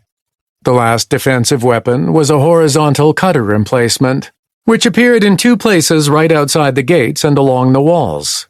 From what he could observe, 2 large spinning steel discs with sharpened edges could be extended 3 feet out from slits in the wall on either side of the gate, which acted as deadly cutting implements. They weren't very strong, and it was doubtful that they would do much to hurt a level 400 monster, at least not seriously, though it wasn't exactly something that could be easily shrugged off either. They also weren't very durable, so they would likely break if they tried spinning into something that was highly resistant to damage. From what Thaden had been told, damage to the fortification or its defensive weapons would slowly regenerate, or SP could be spent to speed up the process. Apart from the wall and the defenses, 5 autonomous defenders appeared, 1 of each class type, and he watched as the fighter, scout, mage, and control immediately moved to the walkways above the gate and took defensive positions. The support defender, however, stayed down below, out of sight of the gate so that it couldn't be attacked easily, but also within range of the other defenders so that it could heal when necessary. Behind the walls, and in the middle of the fortification, a stone building appeared around him and the crystal pedestal. It was cubical in shape, with 30-foot-wide walls, and the roof was flat, without any sort of decoration. The fortification guardian moved to one side of the central keep, opposite the massive opening that led outside, which was 20 feet tall and half that wide, as if it was made for any monsters that might appear to be able to get inside. Speaking of the guardian, he saw it glow for a moment as he purchased the Stage 2 upgrade for it, and it rose in level from 400 to 410. Fortification Guardian. Support. Defensive Fortification number 0018. Level 410. It wasn't a vast improvement, but it was certainly better than it was before. However, given that it was basically a poor copy of Thaden, he didn't think it would be able to put up much of a fight. Though killing it would take a little because it was likely able to keep itself alive with its healing and protective spells. Lastly, in the corner of the central keep, a short stone well approximately 5 feet across was situated on the ground. A transparent white beam shot out of the well straight upward in a column, stopping a foot or so before it hit the ceiling. There was a strange energy that emanated from the light that seemed both familiar and dangerous. He resolved to look into it more later, but he still had some SP to spend. With his hand still on the crystal fortification controller, Thaden looked at the updated list of options. Purchasable defensive fortification options. Permanent discount cost. Upgrade siege wall Stage 2, 3 SP. Upgrade wall walkways Stage 2, 2 SP. Upgrade steel gate Stage 2, 2 SP. Upgrade murder holes Stage 2, 2 SP. Upgrade defensive spikes Stage 2, 3 SP. Upgrade repulsion barrier Stage 2, 5 SP. Arcane ballista emplacement Stage 1, 1 SP. Upgrade arcane ballista emplacement Stage 2, 3 SP. Explosive catapult emplacement Stage 1, 1 SP. Upgrade explosive catapult emplacement Stage 2, 3 SP. Horizontal cutter emplacement Stage 1, 1 SP. Upgrade horizontal cutter emplacement Stage 2, 3 SP. Upgrade perimeter pit Stage 2, 3 SP. Autonomous defender Stage 1, fighter, mage, scout, control, support, 1 SP. Upgrade autonomous defender to Stage 2, fighter, mage, scout, control, support, 1 SP. Upgrade fortification guardian to Stage 3, 9 SP. Resurrection well Stage 2, 100 SP. Central keep Stage 2, 5 SP. Central keep Stage 2 required to upgrade items. Additional options will be made available once certain prerequisites have been met. Looking at the costs, he saw that it would cost a total of 149 SP to upgrade everything he had already purchased to Stage 2, other than the Fortification Guardian, which would increase to Stage 3. The majority of that cost came from the Resurrection Well, which had a base cost of 1,000, and even with his discount it still cost 100 SP, a significant expense. Do you know what changes with the Resurrection Well at Stage 2? Is it worth it? He asked Sadia, hoping she would have the answer. He could afford to purchase it, but he'd rather see how far his current SP would go if he ignored Stage 2 of the well. It has a further range within which the souls will be absorbed, and it speeds up the resurrection from 6 hours to 5 hours. These changes are worth it in the long run, especially if you keep upgrading it, but it isn't worth getting right now. That made his decision quite easy. The upgrades, as he got up to see what they all looked like before and after, weren't exactly impressive, but they were noticeable. The autonomous defenders and the guardian each gained another 10 levels, which he expected would be the norm for each upgrade. But the other physical changes in the defenses were more obvious. The walls grew slightly wider and a little bit taller, and the stone from which they were constructed seemed to be a little more durable. The steel gate had thicker bars, and where it connected to the wall appeared to be further reinforced. There were even more murder holes, some with more platforms, and the defensive spikes along the outside were thicker and appeared more durable, as if they wouldn't be destroyed within a second or two against a monster. More like 5 or 6 seconds instead. The walkways now had small merlons along the edge to allow those defending from up top to duck behind slightly, though they were only about waist high, so it wasn't complete coverage. The repulsive barrier out beyond the perimeter pit, which now had jagged rocks lining the bottom of it and was about a foot deeper, also appeared to be more substantial and more visible than before, so he expected it would do a better job than Stage 1.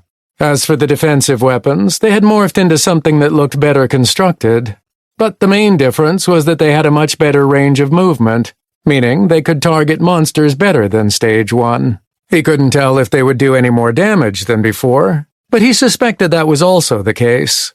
Stage 2 of the horizontal cutters had the steel blades becoming thicker and wider, allowing them to take more abuse, as well as being able to extend out a little further from the walls. The central keep gained a second floor, with an internal set of stairs that led up to it. Inside the new floor were sets of bunk beds which he counted could hold 50 people, so he assumed that it was supposed to be some sort of barracks for the Contenders stationed there. There wasn't much else in the way of comforts, but it was better than having to sleep on the floor with a sleeping bag. What was also interesting was that he could also purchase additional defensive weapons and autonomous defenders at Stage 1. He didn't try it then, but he wondered just how many of each he could get before he hit a max, if there even was one. Eventually, the walls would likely run out of room for any more weapons, but he could imagine thousands of autonomous defenders filling up the fortification, though space would be a bit tight. For now, though, he simply looked at his options again, seeing that everything had gone up in cost, as expected, to upgrade them to Stage 3. Purchasable defensive fortification options, permanent discount cost. Upgrade siege wall Stage 3, 9 SP. Upgrade wall walkways, Stage 3, 6 SP. Upgrade steel gate, Stage 3, 6 SP. Upgrade murder holes, Stage 3, 6 SP. Upgrade defensive spikes, Stage 3, 9 SP. Upgrade repulsion barrier, Stage 3, 15 SP. Arcane ballista emplacement, Stage 1, 1 SP. Upgrade arcane ballista emplacement, Stage 3, 9 SP. Explosive catapult emplacement, Stage 1, 1 SP. Upgrade explosive catapult emplacement, Stage 3, 9 SP. Horizontal cutter emplacement, Stage 1, 1 SP. Upgrade horizontal cutter emplacement, Stage 3, 9 SP. Upgrade perimeter pit, Stage 3, 9 SP. Autonomous Defender, Stage 1, Fighter, Mage, Scout, Control, Support, 1 SP. Upgrade Autonomous Defender to Stage 3, Fighter, Mage, Scout, Control, Support, 2 SP. Upgrade Fortification Guardian to Stage 4, 18 SP. Resurrection Well, Stage 2, 100 SP. Central Keep, Stage 3, 10 SP. Central Keep Stage 3 required to upgrade items. Additional options will be made available once certain prerequisites have been met. When he added up all of the upgrades to Stage 3 and Stage 4 for the Guardian, other than the Resurrection Well, it only added up to 125 SP. With 150 SP left to spend, at least until his hourly accumulation came in, he didn't hesitate to upgrade everything but the well immediately. As he watched the changes flow over the defensive fortification, each element of its defensive properties became sleeker and more deadly than it was before. It wasn't enough for a bunch of level 200 contenders to face off against a small group of skeletal giants, but it might be adequate enough to kill one of them. Regardless, the fact that he was able to upgrade everything to Stage 3 immediately upon subjugating the nest was incredible, and it boded well for the future. Now, though, came the waiting game, as he needed to see what would happen once the hour-long subjugation phase was over and the monsters came back to attack. It would be good to see exactly how strong they were compared to the defenses, and there were a few more experiments he needed to try out once it got to that point.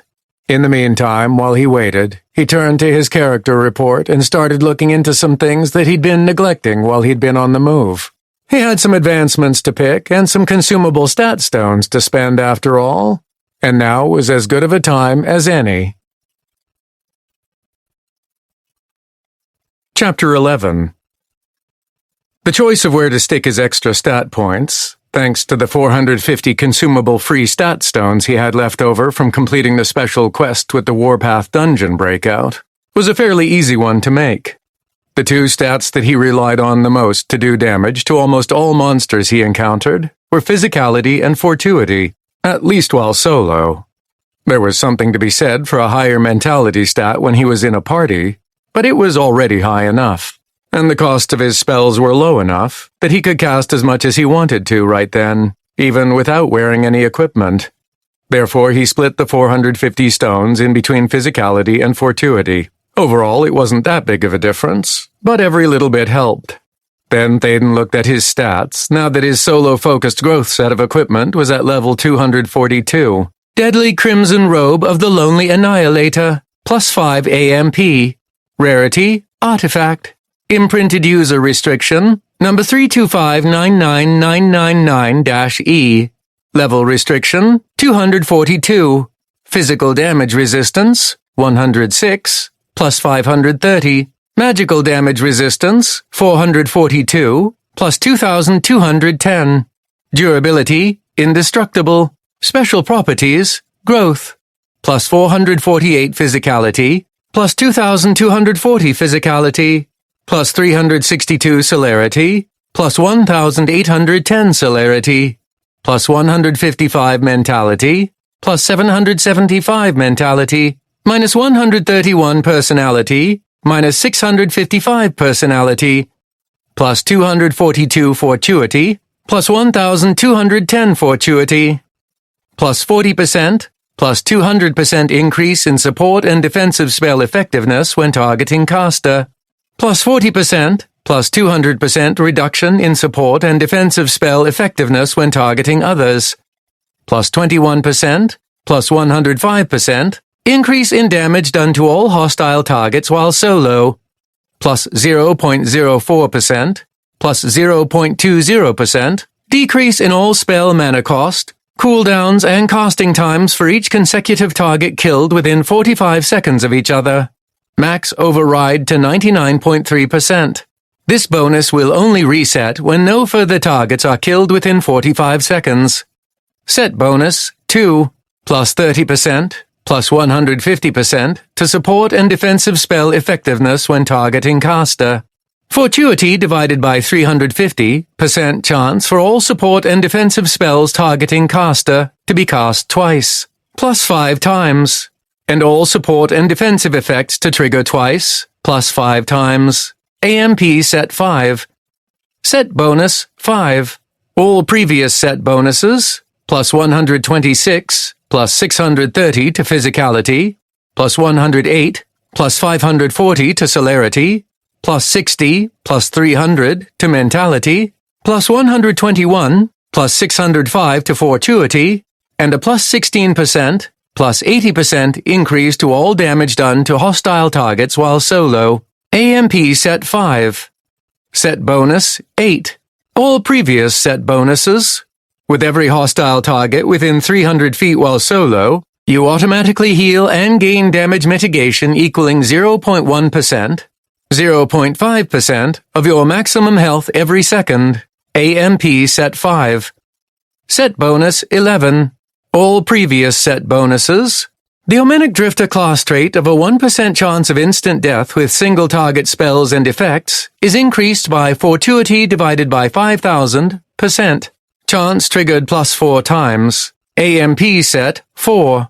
Thaden felt like there wasn't too much improvement that could be had from that point. With his unique spells and fighting style, there wasn't much that could stand up to him, unless he encountered another director or a monster that didn't take any magical damage at all. In those cases, it was unlikely that having higher stats would even make much of a difference. Physicality, 15,746, 85,955. Celerity, 11,558, 68,376. Mentality, 23,566, 48,088. Personality, 1, -597. Fortuity, 15,567, 32,023. With his stat choices done with, he turned to his competencies, or more accurately, his pending advancements.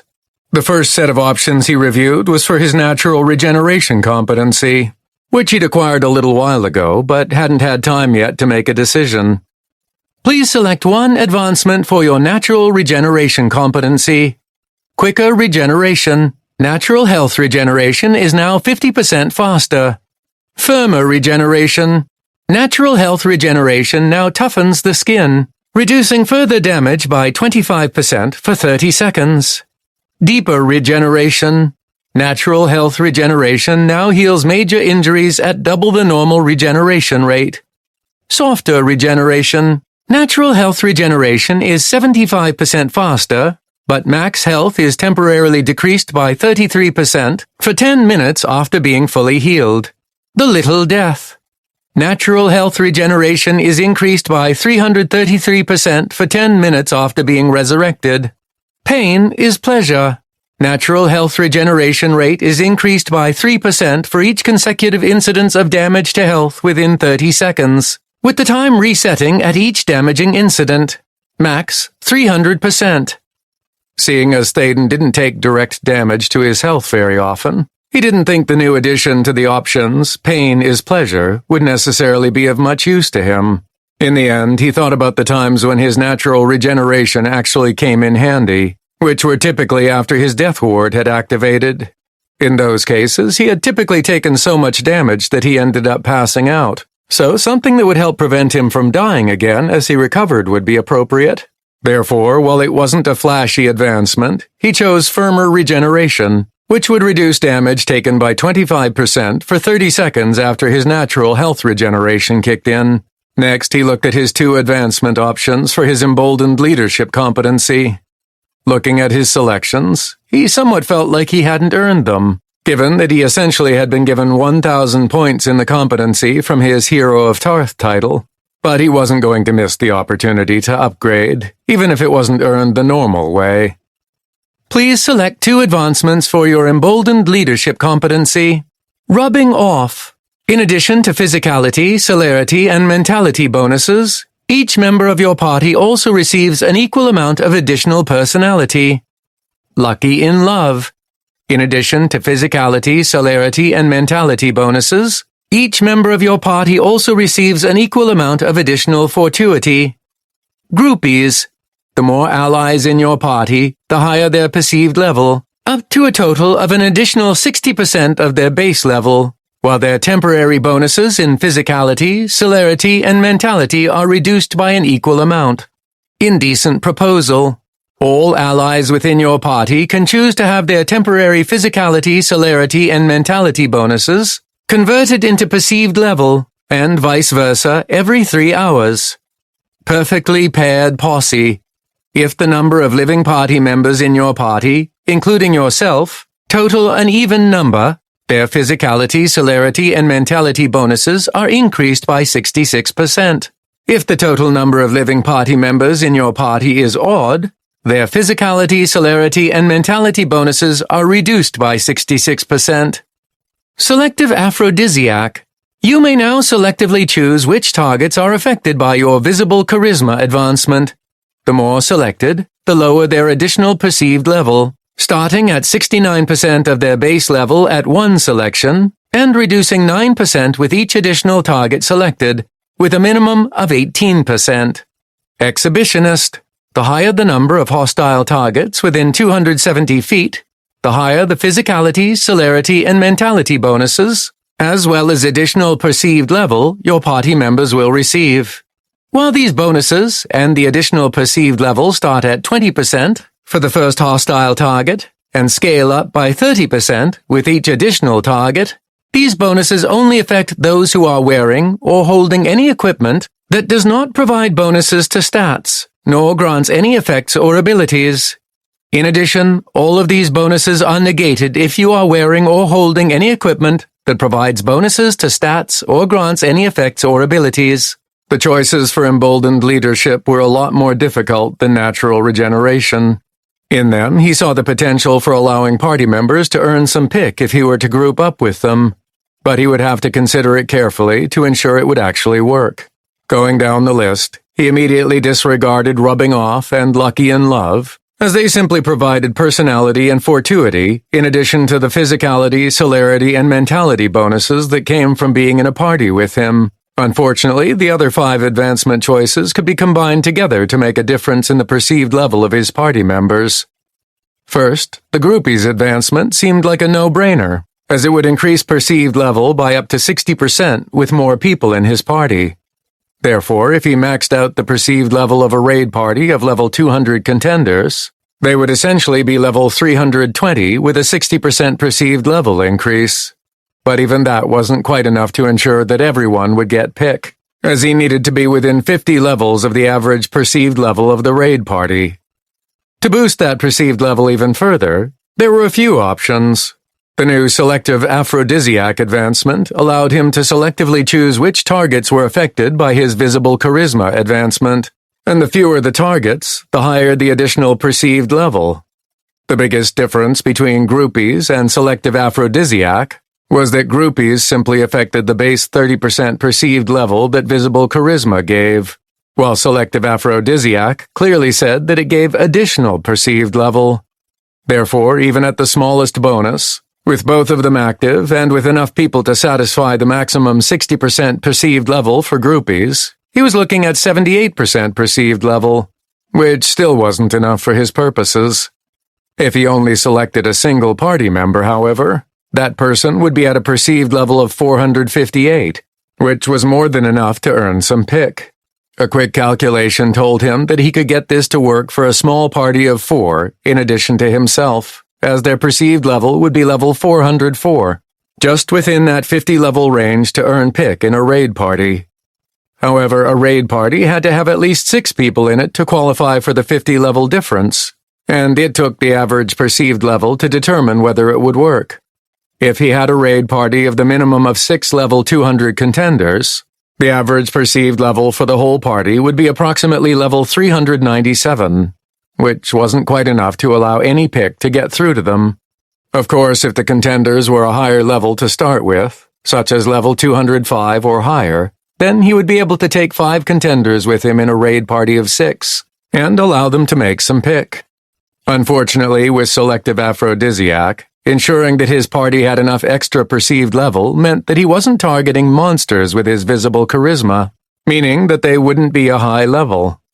As his current level stood, if none of the monsters in the Wildlands had their perceived level boosted by his advancement, then they wouldn't yield any pick, even if his party was within 50 levels of him. As time went on, as Sadia had informed him, the monsters' levels would gradually increase, meaning that they would eventually be within range of granting pick without their perceived levels being boosted. But from what he understood, that might not happen for a couple of months to half a year. Therefore, he disregarded selective aphrodisiac for now. The other new option he looked at was exhibitionist, and it seemed perfect for boosting the perceived level of people in his party. With higher numbers of monsters within 270 feet, everyone in his party would have not only their physicality, celerity, and mentality stats increased, but additional perceived level as well. The only caveat? Everyone had to be naked. Well, not exactly naked, but the only clothing, armor, or weapons that could be used were essentially mundane items without any stat bonuses or effects. He considered whether there might be a way to cheese the process by swapping out equipment just before a monster was killed, but a quick question to Sadia disabused him of that notion. Apparently checks for these kinds of requirements, when it came to calculating pick and loot rewards, were assessed constantly during a battle, and it was highly unlikely that such a thing would be possible. Still, it was something to consider, though he had to ponder that if he took a party of any size through a nest to clear it, then once he got down to only a few or a singular monster, such as a boss, then they might miss out on any pick or loot, because the bonuses wouldn't be high enough to hit that 50-level threshold. Then there were the advancements called Indecent Proposal and Perfectly Paired Posse. The first one was a bit nebulous, as it converted the stat bonuses that his party members received from the emboldened leadership competency into perceived level. Unfortunately, there wasn't a conversion rate listed with the advancement description, so he wasn't sure how effective this would be. If, say, a party member received a plus 200 bonus to physicality, celerity, and mentality because they were in his party, would the conversion of that be 1-to-1? So a 200% increase in perceived level? Or was it more like 5-to-1, which would only be a 40% increase? That wouldn't be enough to make a difference in what was needed to earn pick. Without knowing exactly how effective it was, he was hesitant to pick it. By itself, perfectly paired posse wasn't directly related to perceived level, but the 66% bonus to the stats he imparted on his party members when there were an even number of people in his party could be used in conjunction with Indecent Proposal to increase perceived level even further. The problem he needed to work through with Indecent Proposal was that the groupie's advancement, which he previously thought of as a no-brainer as a choice, also reduced the physicality, celerity, and mentality bonuses as perceived level went up. If he combined that with Indecent Proposal, then even if the conversion rate was favorable, there might not be a high enough of a stat bonus to make a difference. The way he saw it, he had two methods of allowing party members to reach a high enough perceived level to gain some pick when partying with him. The first was to go with the groupie's advancement, and then Exhibitionist, which would certainly work when facing multiple monsters, with the caveat that they all had to be wearing none of their good equipment. The second was to take a chance with Indecent Proposal by converting the stat bonuses they would receive into perceived level, along with Perfectly Paired Posse to boost that even further, with the requirement of having an even number of party members. In the end, he went with the second option, as there were fewer requirements needed to achieve a boosted perceived level, as long as the boost from Indecent Proposal was enough to reach that 50-level threshold with larger raid parties. What really solidified the choice, however, was the fact that he wouldn't be able to wear any equipment himself with Exhibitionist. When he accumulated pick by killing monsters, he would have to absorb it into his reserves rather than into his growth equipment. If he was forced to do that, then he would quickly hit his limit and have to level up, furthering the gap between him and other contenders. His deliberations took long enough that once he finally selected the two advancements for emboldened leadership, there was a loud, tinny chime that seemed to come from the crystal pedestal. Standing up, he glanced at Sadia, who nodded at his unspoken question. It seemed as though the 60 minutes of safety after subjugating the nest was up. Jumping toward the top of the walkway above the gate, he looked out at the nearby landscape outside of the town ruins. It didn't take long for him to see dozens of skeletal giants moving, rather swiftly for their size, toward the defensive fortification. They were coming from all directions, even from where the gap in the mountain range was located, which made him slightly worried for those working on constructing the defenses. He had only seen a single giant on the way from the region to the Wildlands after his meeting with Karina and the other guild leaders, but apparently there were quite a few more. Even though they were coming from pretty much every direction, as they got closer to the fortification, he could see them migrating toward where the steel gate was located. Just as an experiment, he jumped on the arcane ballista nearby and shot a large glowing bolt toward one of the giants as it lumbered into range. Thaden's aim was amazingly accurate, and he saw the projectile slam into its rib cage, tearing through its bones and leaving a large hole where the ribs used to be. He just barely missed hitting its spine, though he nicked it and took a chunk out of it, but that didn't seem to affect it all that much. Even missing a portion of its chest, the skeletal giant wasn't fatally injured, though it did stumble slightly and slow down a little after it was hit by the bolt. Not too bad, I suppose. A critical hit, such as to its head, might kill it in one shot, but something tells me it won't be that easy. As if to prove that assumption correct, he used his celerity and physicality to quickly load and ready another bolt, before firing it at yet another giant that was getting close. He aimed for its head, but it ended up being a little low. But even a neck shot could potentially decapitate the monster. That didn't happen, however, as the giant seemed to react quickly enough to raise its bone club and smack the projectile out of the air, deflecting it harmlessly away. Thaden saw that the club had a portion of its length chipped off from the deflection, but it was still relatively intact. Trying the catapult next, he was pleased to see that his first launch of an exploding projectile was nearly a direct hit, though even the close hit was subpar in the amount of damage it did. As it detonated only a few feet away from a skeletal giant, the explosion only cracked some of the bones that were closest to the detonation, though it did knock the giant down on its back, so that was at least something.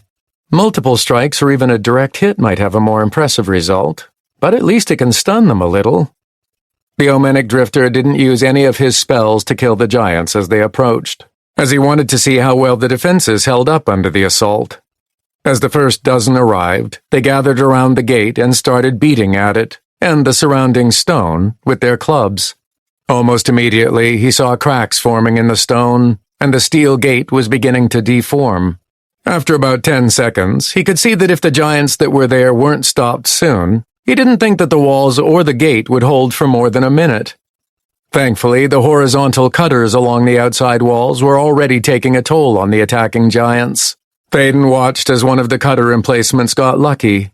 One of the giants was pushed from behind by another and ended up stumbling straight into the upgraded defense. While its bones were cut apart in multiple places, the undead monster fell apart and collapsed in front of the wall, blocking and further damaging the cutters located there. He quickly checked his messages as he saw the giant die. Defensive kill, number 325-99999-E. SP earned, 9 SP. A quick calculation told him that the skeletal giant was worth, at its base, 2 SP points, which wasn't a lot, but with how many of them there were, those numbers would add up. When he applied his SP accumulation bonus, he was earning 9 SP per kill, a substantial increase compared to the base value. So I could kill all of these attackers and only earn about, 400 SP or so? He asked Sadia, who was standing next to him, looking down at the giants battering their way inside. He estimated that there were about 45 skeletal giants converging on the fortification. I believe that's just what you earn from the defenses here, she clarified, without explaining what she meant by that. However, Thaden immediately understood what she was implying. A quick cast of exceptional full heal on one of the giants killed it in one shot, and he looked at his messages again. Defensive kill, number 325-99999-E. SP earned, 23 SP. Whoa, that's a big difference, he said as he did another rapid calculation. Not a huge difference without my bonuses, going from 2 SP to 5 SP for a kill I made myself, but that's another 14 SP per kill. If I kill all 45 of these giants instead of letting the defenses do it, then I'll earn just a little over 1,000 SP. When he considered that he'd initially upgraded most of the fortification to Stage 3 for less than 200 SP, he figured he could upgrade it all again to Stage 5 or 6, or perhaps further, with 1,000 SP. Plus, because it had been an hour since he subjugated the nest, he had another 107 SP from his hourly accumulation, so he would be practically swimming in SP to spend. At this point, the autonomous defenders that were stationed on the walls and down below near the gate were starting to have a slight effect on the skeletal giants. The fighter had jumped down and was slicing at the giants through the bars of the gate, its sword glowing with ability-enhanced strikes, and bones were cut through with each attack. The mage was up top and was sending fireballs and basketball-sized stones at the gathered undead, setting them on fire and shattering bones as if they were kindling. The scout had a bow which released charged arrows down on the attacking giants from the murder holes, each of which exploded once it struck. The control class defender was using the dirt and stone of the pit outside, which the giants were too tall to really be hampered by much, to bind one of the attackers, keeping them from moving. The support hung back and did nothing as far as Thaden could tell. Despite the wounds the ADs inflicted, there was no real coordination among the autonomous constructs, so they didn't actually kill anything. At least a dozen of the giants were wounded, and given another few minutes, Thaden was sure that some would eventually fall. But he was beginning to see that Sadia was correct about their limited usefulness. They weren't a replacement for a party of contenders, only an additional source of damage that would simply aid in killing attackers that assaulted the fortification. Or at least at their current numbers in stage they weren't very effective. If they were at an upgraded, higher stage, or if there were dozens of them defending the walls and the gate, that could make a difference. As he spent some time watching the autonomous defenders do their best, the damage to the wall and the gate was becoming critical. He estimated that they would start getting through within a few seconds, especially as the other giants that had been further out started to arrive. With a nod towards Sadia, he started casting healing spells like crazy, absolutely annihilating every single giant in range within seconds. It took another 15 seconds for the stragglers to arrive, but they fell quickly once they were within his spellcasting range. Easy enough to earn some more SP, I suppose, but now we have some more waiting to do, he said, jumping down from the wall along the outside. As he began to extract loot, he thought about the information he would be gathering next. First, Thaden needed to see how long it took the defensive fortification to repair itself, as it was quite damaged by this point, and looked like it was nearly falling apart near the gate. Second, he needed to see when they would be attacked again. Sadia had mentioned that the nearby nest would start sending out groups of monsters at different intervals to take the nest back, but he wanted to see if any other monsters randomly wandered by. And finally, he wanted to see just how strong he could make a defensive fortification after fending off the initial attack and then waiting 24 hours. There were more experiments after that, of course, but for now he was planning on taking it easy for the next day and getting some much-needed sleep with his companion watching over him. After 24 hours passed, then the real work would begin. Chapter 12. This feels like it's cheating, but you said it should work? Thaden asked as he sped toward the nearby nest containing a whole bunch of wraiths of shadows. Sadia bounced along next to him as she answered. For anyone else this wouldn't be possible, she said. But as you like to prove that impossibility is just a state of mind, I don't see any reason why it wouldn't. Well, if everything works as it theoretically should, then this could change everything. He glanced back at the defensive fortification he'd just left a few seconds ago, seeing it still there in all of its glory. He'd received a notification that it was in the process of being abandoned once he passed a certain distance threshold from its walls, but he still had nearly 60 minutes before that happened. He'd experimented a few times over the last 24 hours, finding that the countdown to abandonment reset to 60 minutes whenever he physically touched the walls of the fortification again after leaving the area. For Thaden and his insane speed, as well as the ease with which he killed monsters, 60 minutes was a very long time. He could get more done than any 1,000 other people in the same period of time, after all. For the restless Omenic drifter, he was just glad to finally be doing something, as the last 24 hours or so had been rather boring. First, watching the fortification repair itself after the skeletal giants had attacked was like watching paint dry, but after 3 hours all the damage had been undone. What that told him was that, at least at that current stage of his defenses, frequent assaults on the fortification wouldn't show much in the way of repair in between attacks. Sadia also stated that repairs didn't occur while the fortification was being actively assaulted, though she said it in a way that made him think that the statement wasn't absolute, which he discovered the truth of later on. After that, he took a nap for about 8 hours while Sadia stood watch, and he woke up feeling greatly refreshed from the break.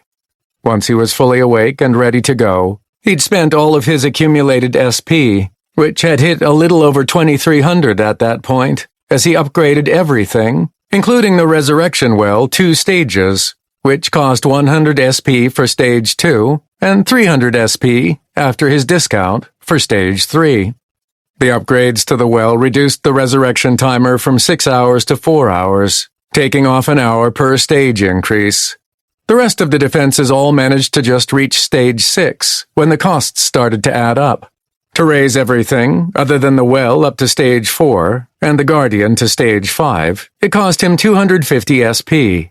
Stage 5 took another 495 SP, Stage 6 required 990 SP, and with the 400 SP needed to upgrade the Resurrection Well up to Stage 3, he'd spent 2,260 SP of his 2,300 SP.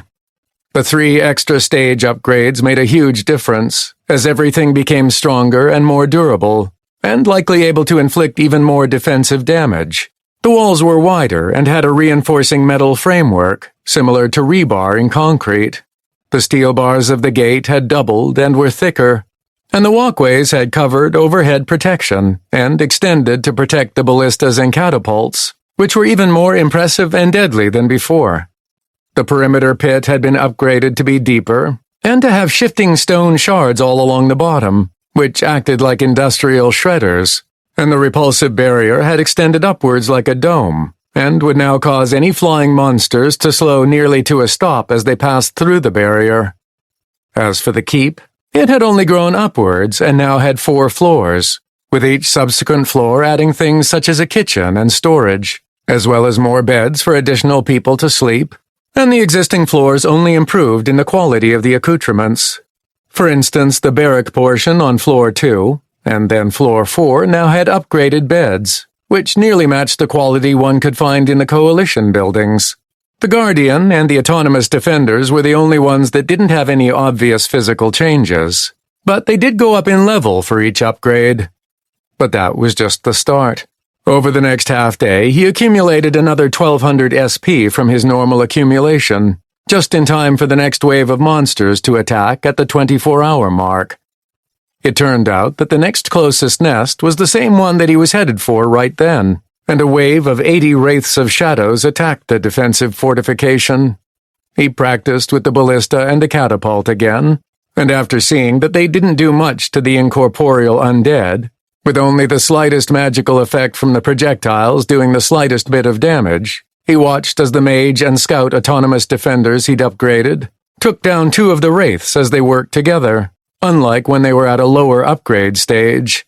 Unfortunately, because the Wraiths were incorporeal, they could pass right through the walls. Though the repulsion barrier did slow them down enough that the defenses could at least target them well enough, they nonetheless weren't enough to stop the incoming tide of Wraiths.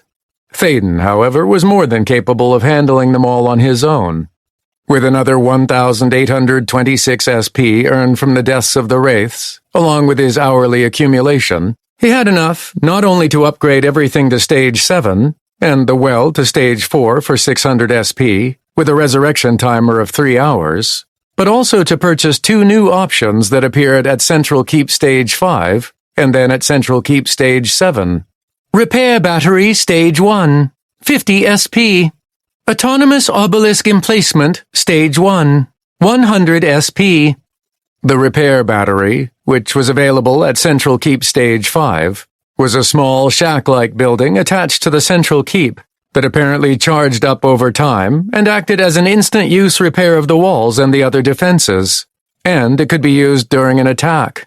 It took a full 24 hours to charge to capacity, and when it was used, all of the power contained within it would be used up. He ended up upgrading it to Stage 3 with his extra reserves, taking another 200 SP, and the recharge time decreased to 18 hours. At Stage 3, he discovered that the energy inside it could be split in half, so that it could be used twice, though with only half of its effectiveness. Still, a full charge could repair everything completely, so if the walls and other defenses were only partially damaged, then having 2 half-uses of it was more valuable than a single full-use charge. The second option he unlocked at Central Keep Stage 7 was different from the repair battery, but also quite useful. On the roof of the Central Keep, an obelisk-looking pillar glowed with a red tint to it, and it thrummed with energy. From what Sadia told him about it, the autonomous obelisk emplacement concentrated volatile energy and released it into a laser-like beam that would automatically attack monsters that reached within 300 feet of the defensive fortification. Apparently, it would target the closest flying monsters first, which worked with the repulsion barrier slowing them down. And while she said that, at Stage 1 at least, it likely wasn't strong enough to kill anything in one shot, it could potentially damage it enough that any contenders stationed in the fortification would easily be able to finish it off. Moreover, repeated hits could probably kill a monster, which made it a valuable asset for the defense. Unfortunately, at Stage 1, it took 10 seconds for the obelisk to charge up enough energy to fire, and with how fast a battle tended to be, it might not be able to fire on the same monster more than once. He ended up using pretty much the last of his SP to upgrade it to Stage 2, which took 150 SP, and the firing rate was reduced to every 9 seconds instead of every 10 seconds, and it apparently was able to do even more damage. Unfortunately, Thaden hadn't been able to test any of it yet, because the wildlands surrounding the defensive fortification was pretty much empty of any monsters. He'd already wiped out all of the skeletal giants from the original nest, and nothing yet had pushed out from the nearby nests to attack it. If he was planning on using the fortification as a way to power-level contenders as it was constantly attacked, that wasn't going to happen. It was possible that might change as the monsters started to evolve inside the nests and pushed out even more monsters to fill up the wildlands, But until that time came, the only ones that attacked were hordes of monsters that came from nearby nests every 24 hours or so. At least that was what Sadia told him, which was why he had temporarily abandoned the defensive fortification and was running toward another nest. According to her, the fortification should be relatively safe at the moment, as there weren't any monsters around to attack it. If some miraculously showed up, then that would simply be another data point in how things worked out there in the Wildlands. But if it was indeed safe, then his current experiment would hopefully pay dividends. It didn't take him long to travel the couple of miles toward the Wraith nest, killing a few of them on the way that were wandering around the area, and he immediately threw himself down the pit, eliminating everything on the way down. Thaden wasted no time tearing through each of the tunnels and caves with Sadia by his side, taking out the mini-bosses before he sped back to the boss room and immediately killed it as well. In all, from the moment he left the defensive fortification and killed the boss, and then waited for the nest to fill in so he could officially receive the notification that it had been subjugated, thereby receiving his subjugation points, was a total of 8 minutes. He now had an extra 230 points from subjugating the Wraiths of Shadow's nest, and added to the 76 SP he had in reserve, that gave him 306 SP to spend. What was interesting was that when he dug into his current SP total, it was divided between defensive fortification number 0018, which was his current upgraded fortification, and defensive fortification number 0019, which was what he'd just subjugated. While he could theoretically use SP anywhere, he hadn't tested that theory as of yet. Thaden wasted no time running back to the fortification, starting the abandonment of the nest he'd just cleared. He arrived to find it exactly as he left it, without any sign of a monster having been there, and he stopped the countdown as soon as he touched the wall, with only about 10 minutes of the 60 having been used. It didn't take him long to reach the crystal pedestal where he could make purchases, and he deliberately funneled the 230 SP he'd received from the Wraith nest, along with 58 from his other reserves, into upgrading the wall to Stage 8 for 288 SP. It was a successful purchase, and the wall widened slightly again, the stone color darkening a little as it appeared to condense upon itself slightly, becoming even more durable than before. "So far so good," he said out loud to Sadia, who only nodded. Thaden had been told that the reason the SP he had was delineated by where it originally came from was because if he didn't spend it, and the fortification was abandoned, then he would lose that SP. That same thing happened when he'd gone on his subjugation spree and exploration of the Wildlands 2 days before, as all of the SP he'd gained from those subjugations had disappeared. But now he'd ended up using those points before they could disappear, so theoretically he'd acquired another 230 SP for about 10 minutes worth of work. More than that, his current hourly accumulation had changed.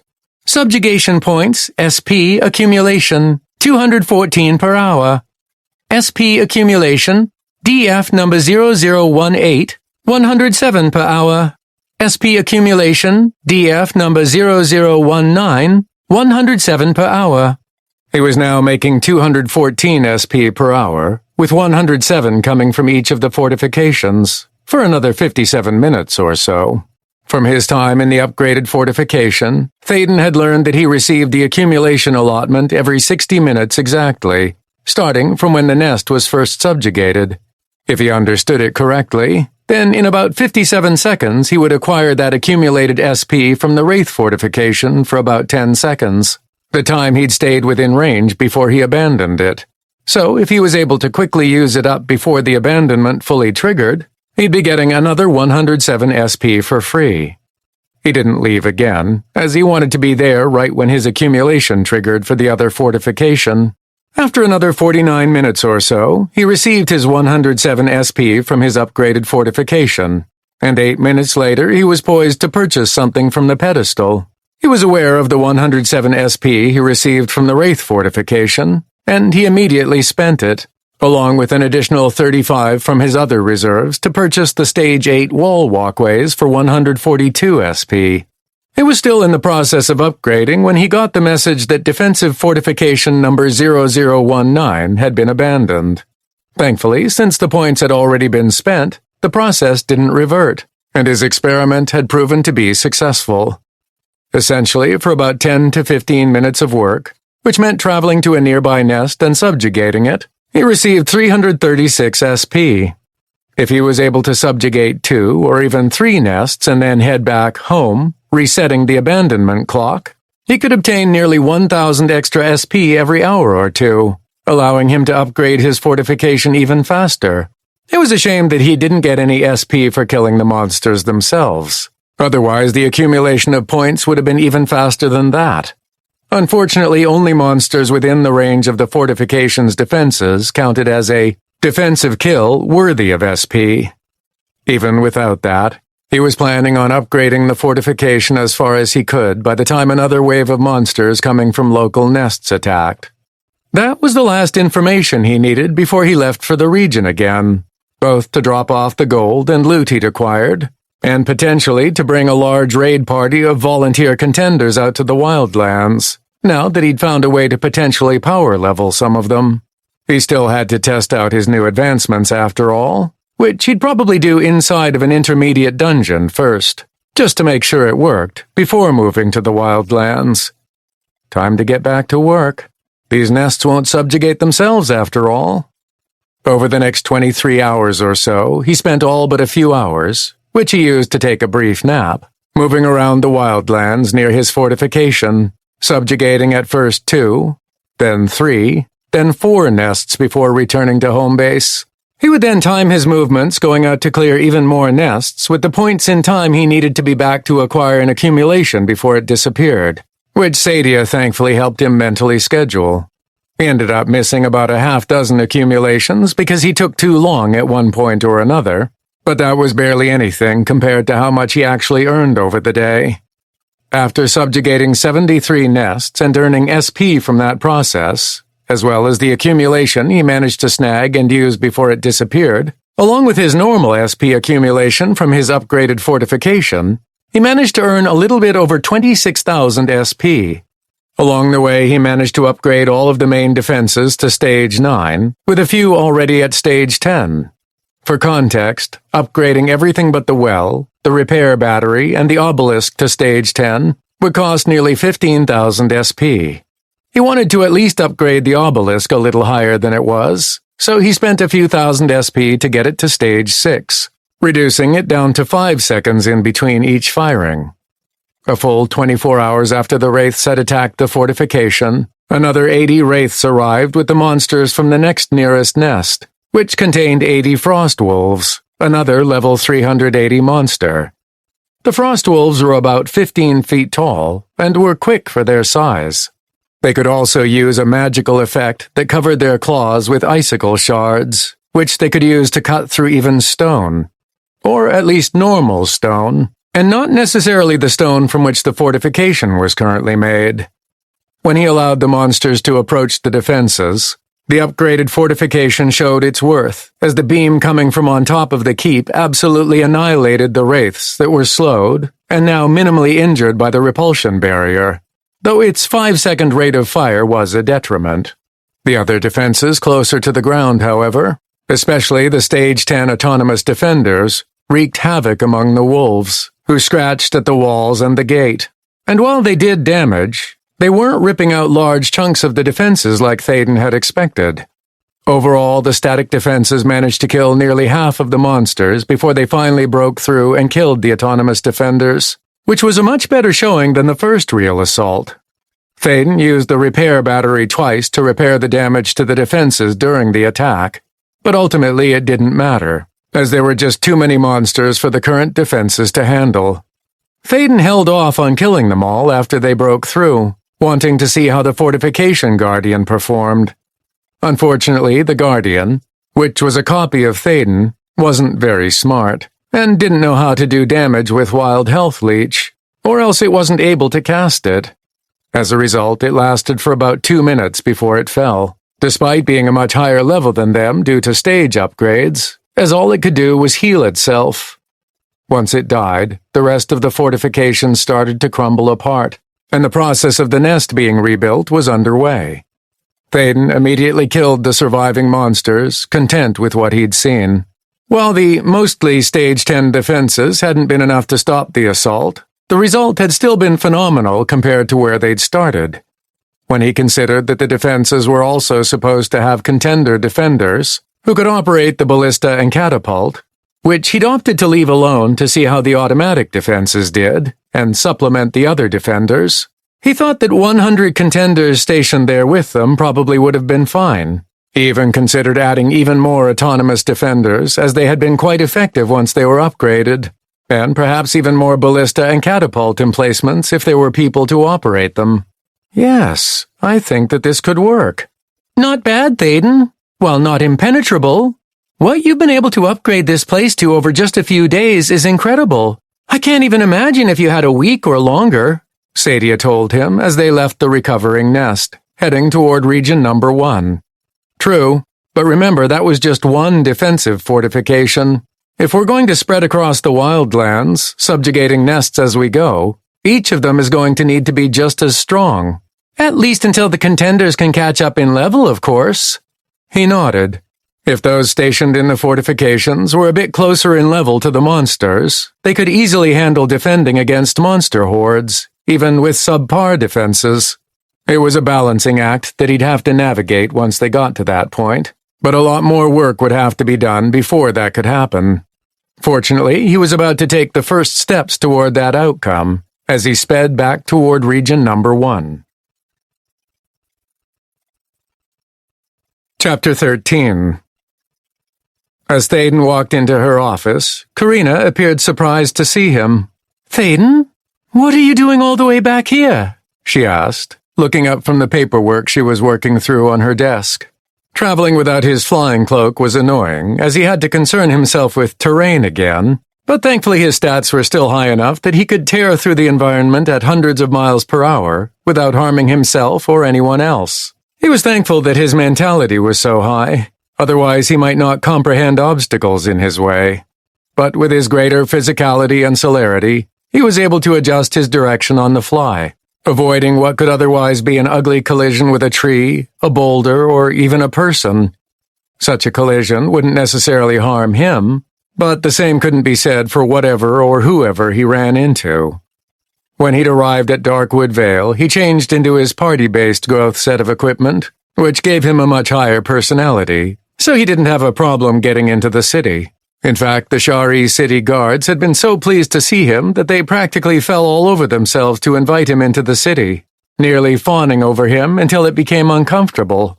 It also didn't help that one of the sharp-eyed guards had seen him waiting in line to enter, and called out for an escort to bring him straight inside without having to spend the few minutes it would take waiting in line for his turn. The other contenders visibly and audibly wondered what was going on, calling even more attention to him, and the deference the Shari showed him was unusual enough that it caused a stir.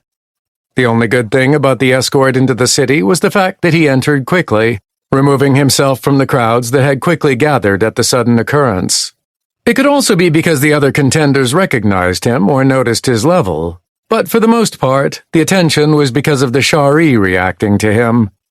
Of course, he quickly realized after being singled out by the guards, in a positive way at least, that his new title, Hero of Tarth, was having an effect on the locals. Apparently, all citizens of Tarth will now instinctively recognize your authority and act accordingly, regardless of your current level or stats, meant that they treated him with deference, no matter what his stats were. He had been tempted to test that assumption by quickly swapping out his growth equipment to his solo set, causing his personality stat to take a dive, but he decided not to take the chance that they would turn hostile. Once inside the gates, he wasted no time traveling to the Gilded Glory headquarters, and after being immediately recognized by dozens of people in the busy lobby, he was sent up to the guild leader's office. He felt relief at getting away from the crowds, despite only being inundated by so many people for a short time, as the attention, both from the overly deferent Shari and from contenders who tended to look at him with awe, was already too much for him, especially with his recent self-imposed solitude in the Wildlands. He found that even after all this time in Tarth, he still didn't really like being around too many people. And while he thought he'd become better at working with many different people in raid parties, he was still uncomfortable being around large crowds, especially when he was the center of attention. "I thought I would deliver a bunch of stuff to you myself," he responded with a smile, as he practically collapsed in the chair in front of her desk. He'd been running at full speed for hours to arrive at the city after all, and it felt good to sit down. "I know that it's only been a few days since we saw each other, but how is everything going?" When passing through the hole in the mountain range where the Citadel had been, he had seen a few teams of Shari working with a few random contenders beginning to fill the large crater there, but there wasn't a lot of other progress on the wall they were going to be creating. Whether it was the fact that he'd gotten used to purchasing upgrades to a defensive fortification, or that his awareness of time lapsing was all screwed up, he'd figured more work would have been done in the few days he'd spent in the Wildlands. Karina smiled back, leaning away with relief from the paperwork she'd been working on. "Construction is going well, though we're still organizing teams to work on it. Our funds are depleting quickly, however, as we've started a number of crafters on rapidly boosting their abilities. So I hope you've brought some with you," she pleaded, and he nodded. "One strange thing happened, however, which my intuition tells me you might know something about." "And what is that?" Karina leaned forward, putting her arms on her desk as she looked him straight in the eyes. "At first, when we started the process of recruiting the Shari to work on construction at the Gap, they were highly reluctant to work on such a project, even with more than sufficient monetary incentives. At one point, though, when we were getting desperate to find anyone who could start immediately, one of our guild's representatives offhandedly mentioned you and the part you were playing in this project, and the Shari changed their tune instantly. It was as if someone had flipped a switch in their heads, and we started to be flooded with volunteers. Not just paid workers, but honest-to-goodness volunteers, who were willing to work for no pay at all. Sensing something was off, we didn't accept workers on a voluntary basis, but instead insisted on paying all that we hired. It would have saved us some gold, of course, but the feeling of unnatural wrongness that came from the fanatical volunteers was something we couldn't take advantage of. Do you have any idea what that was all about?" she finally asked. Thaden sighed as he rubbed his fingers against his temples with his eyes closed, feeling a headache coming on that was instantly healed by his passive natural regeneration. "Wow, really?" he whispered to himself, before he opened his eyes and looked back at the curious expression on Karina's face. "For good or bad, I think I know what that's all about." He then proceeded to tell the guild leader about his confrontation with the wardens, and how they had essentially forced the title of Hero of Tarth on him. And I honestly think that they believed what they were doing was what the system wanted, but the consequences of their forceful action nearly killed me. Karina passively listened to him describe the way the title was supposed to control him and how it backfired, and then described the benefits that he did receive from the title, which included the bit about the citizens of Tarth recognizing his authority and acting accordingly. Every once in a while, especially when he was speaking about the system itself, her eyes glazed over as if she wasn't paying attention, only for her full focus to come back to him a moment later when he finished that part of his telling. He began to see the telltale sign that the system was actively manipulating the thoughts and memories of the contenders in real time. He'd usually just seen the end result, such as when the people involved in the destruction of the Coalition meeting hall hadn't seemed to be aware of what exactly happened with the adversarial entity. But now it seemed as though the system was actively monitoring and fixing any references to Thaden's title, trying to manipulate him through the system's direct influence. "That's great," she eventually exclaimed when he was done, having heard, or retained, nothing he'd mentioned about the system trying to control him. "I still don't think we should take advantage of the Shari through the use of this title, but it certainly makes a lot more sense now. What I'm most interested in, however, is what the title said about perceived level affecting quests and achievements, as well as your supposed ability to create quests for other Adventurer Coalition members. Have you tested that yet?" Internally sighing at the active manipulation of Karina's memories and thoughts, Thaden pushed past that as he considered her question. "No, not yet. Do you think it could help?" "I have no idea, but it couldn't hurt to try. It depends on just how much customization you can put into those quests. It could give us another way to level up quickly, which will be important to survival, as you know. Speaking of that, Thaden said, sitting up straight again, with the title benefits also came an increase in my emboldened leadership competency. With the advancements I got from leveling it up so much, I think I have a way to allow those who join a raid party with me to earn pick. I need to test it, of course, but if it works, I can help to power level a whole bunch of people again. Really? How so? The Omenic Drifter described his new advancements, and how he thought they could manipulate the Contenders' perceived level enough that they'd be within the 50-level threshold. She was silent for a moment after he finished his explanation. I'm not exactly sure how the perceived levels work, but have you thought about the 150-level gap for intermediate dungeons? What 150-level gap? She looked at him in confusion for a moment, before she seemed to remember that he hadn't gone through training. Intermediate dungeons won't allow those with a 150-plus level gap between them into the same dungeon. I could be wrong, of course, as perceived level might bypass this, but I just thought you should know. I didn't mention this rule before because I'm confident that proper perceived levels should allow you in with them. Thaden thought about what Sadia told him, and as she seemed fairly sure that it wouldn't matter, he figured he should trust her. She had been right about enough things that he would give her the benefit of the doubt. We'll just have to see, but perceived levels should help get us all in, he stated, and she smiled in relief. Looking excited, she said, If that's the case, then I can look into getting you some volunteers to try. When you prove that it works, we'll set up a rotation with the guild members. Thaden held up his hand to stop her. Not just Gilded Glory, he interrupted. We'll need everyone's help to survive this phase, so I need to party with as many as possible from all the guilds. We're in this together, so we can't just build up a single guild and hope to succeed. But, she began to protest, before her jaw clenched shut. With a sigh, she seemed to deflate in her seat. You're right. It would be selfish to hog your abilities for just Gilded Glory when a crisis like this is endangering everyone. I'll speak to the other leaders and see what we can arrange. That is, of course, assuming that things work out with the perceived level. Of course. She smirked at him, arching an eyebrow. Now enough talk. Show me what you've got for me. Chuckling, he started handing her gold, materials, and even thousands of different equipment items that he couldn't use, and that he'd picked up while in the Wildlands. Her eyes grew wider as he kept going, until she had to put up a hand to stop him with a laugh. I'm actually full. I can't fit any more. Let me unload some of this downstairs, and then we can finish up. The entire process took about a half hour, but eventually he'd given her everything extra that he'd had in his inventory. Over 1 million gold accompanied piles of other items, and she was very thankful for his contribution toward their survival efforts. I should have a raid party ready to go with you in a few hours, if you'll be around town for that long? She asked as they finished up. Yes, I'll be at the Coalition looking into these quests.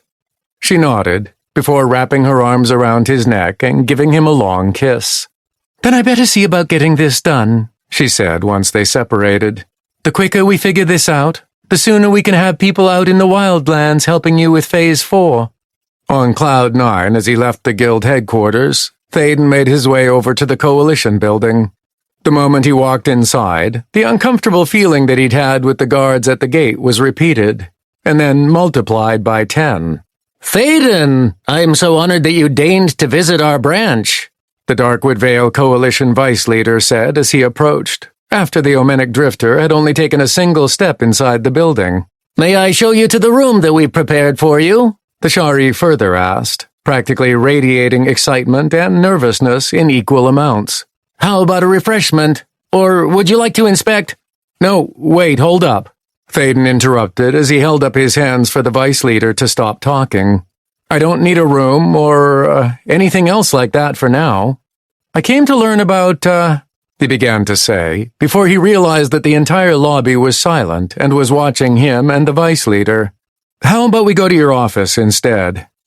Less than 30 seconds later, he was sitting down in the vice leader's comfortable chair inside of his office, despite his protestations that it wasn't necessary. No, you are the premier authority in the Coalition, so you deserve all the comfort that we can provide to you, the Shari insisted, taking a seat across from where he would normally do business. Highly uncomfortable, Thaden did his best to shrug off the feeling as he turned to business. Right, well, I'm here because I was informed that I could create quests. How do I go about doing that? And what exactly does that mean?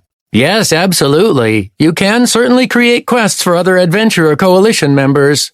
All you need to do is access the Full Accessed Quest Supervisor, or FAQs as we call it for short, and you can create any quest that you can think of. The vice leader pointed to a button on his desk that glowed with a vivid green color, indicating that it was what he was talking about. FAQs? With a nod, the Shari continued. Before you start, there are a few restrictions that are in place that you need to be aware of, he said as he began ticking things off on his fingers. First, quest rewards are entirely set up by the system and cannot be altered, though they can be influenced. For instance, if you would prefer that the rewards after completing the quest are only pick, or only additional stats, you can dictate that when you're creating the quest. It is the amount of the reward that is determined by the system itself. Second, the minimum recommended level, minimum recommended party size, and quest difficulty for any quest are also determined by the system based on the parameters of the quest description, completion requirements, and any potential quest failure penalties. In other words, the only way to alter something like the minimum recommended level is to change something like the completion requirements, as that is the only way to influence those aspects of the quest. Third, while you can dictate quest time limits, they cannot be set for more than 900 days or for less than 48 hours. Only certain special quests issued directly by the system can violate those rules, though it happens rarely. Fourth, there are a few things in the description and completion requirements that are restricted. Directing contenders to harm or kill each other or any citizens of Tarth, for instance, is something that isn't allowed. The same goes for imprisoning or deliberately taking action to limit the development of a contender through nefarious means. Doing so is also forbidden, as that would go against the main purpose of this world and the Coalition in general. Destruction of private property owned by any contender, or by any native to Tarth, is also not allowed, and any description that names a certain person or group of people, like one of your guilds, in the description or completion requirements is automatically cancelled upon creation. Fifth, contenders that accept one of these quests you create can only complete one of them per 24 hours. This prevents any potential abuse of them. Not that you would create something that would be abused, of course. The vice leader quickly rushed to assure Thaden before he continued. Lastly, and I apologize profusely for this one, as it isn't my rule but the system's, is that you cannot accept or complete any quest that you create. They can only be accepted by other contenders in the Coalition, as they are meant to help develop the contenders and not you, unfortunately. Thaden waved off the apology as it wasn't necessary.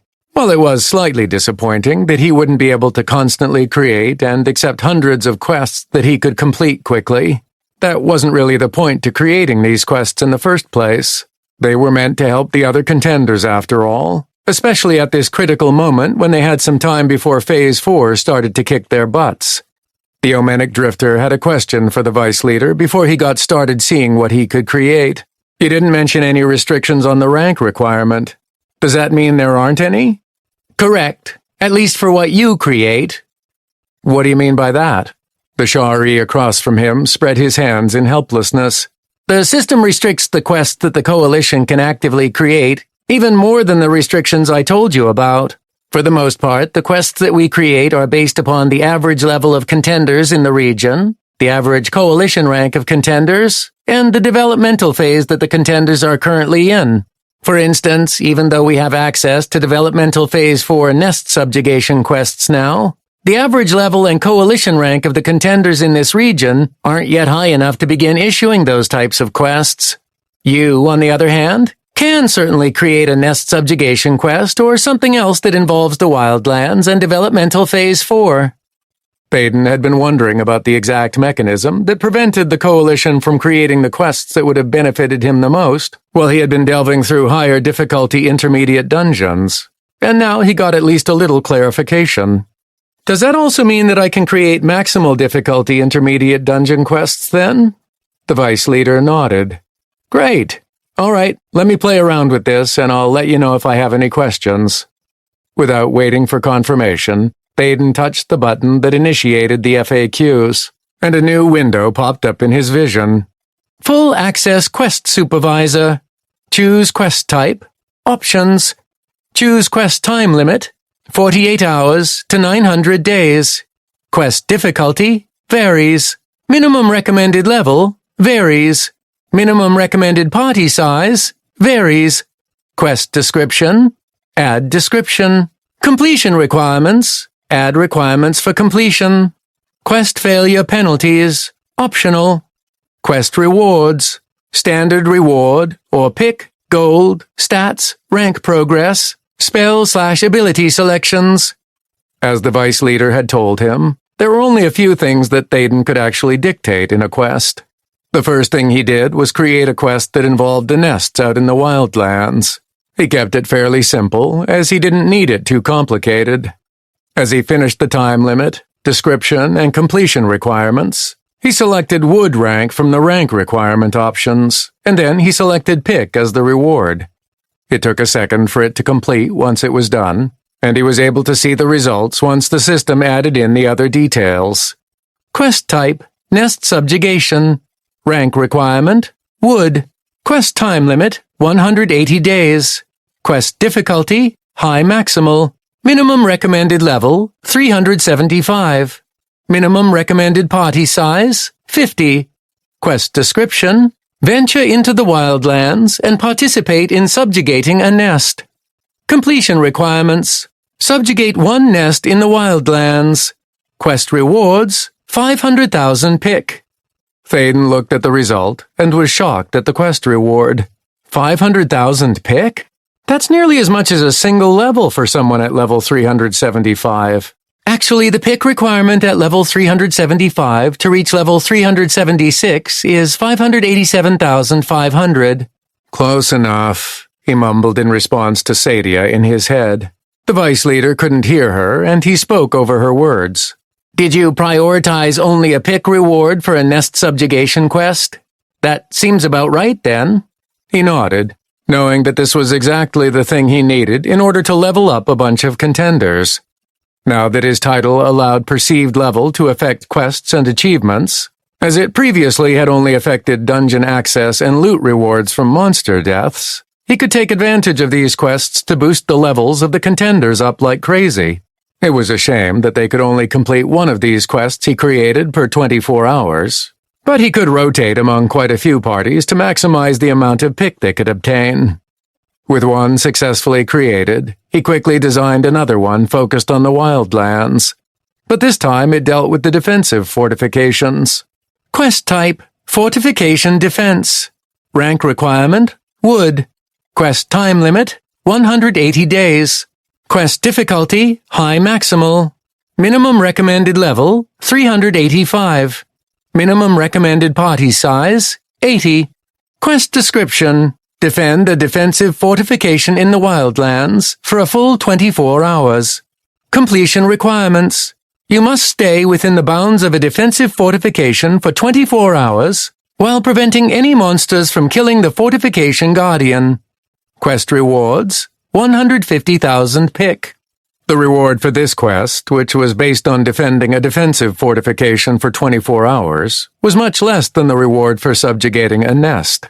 He guessed that made sense, as it wasn't quite as hard to defend a location that had defenses to help with the process. But he changed it up a little. Instead of 24 hours, he made it 72 hours, or 3 days, and was pleased at the change of reward. Quest type, Fortification Defense. Rank requirement, wood. Quest time limit, 180 days. Quest difficulty, high maximal. Minimum recommended level, 400. Minimum recommended party size, 100. Quest description, defend a defensive fortification in the Wildlands for a full 72 hours. Completion requirements, you must stay within the bounds of a defensive fortification for 72 hours while preventing any monsters from killing the fortification guardian. Quest rewards, 600,000 pick.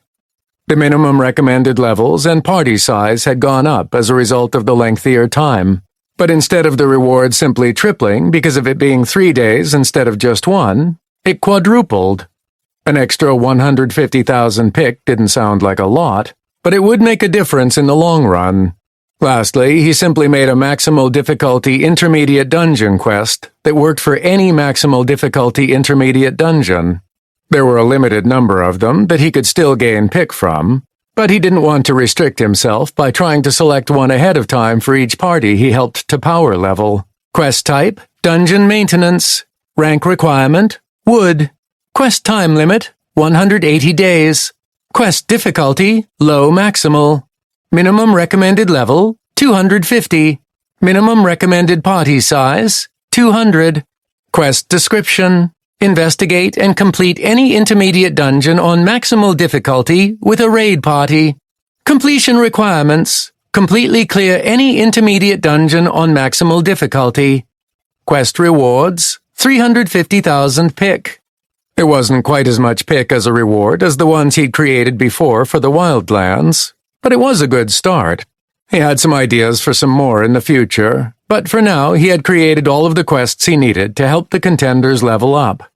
"Thank you," he told the vice leader as he got up to leave. "I'm very happy to have been of service," the Shari said. "If you need anything else, please don't hesitate to let me know."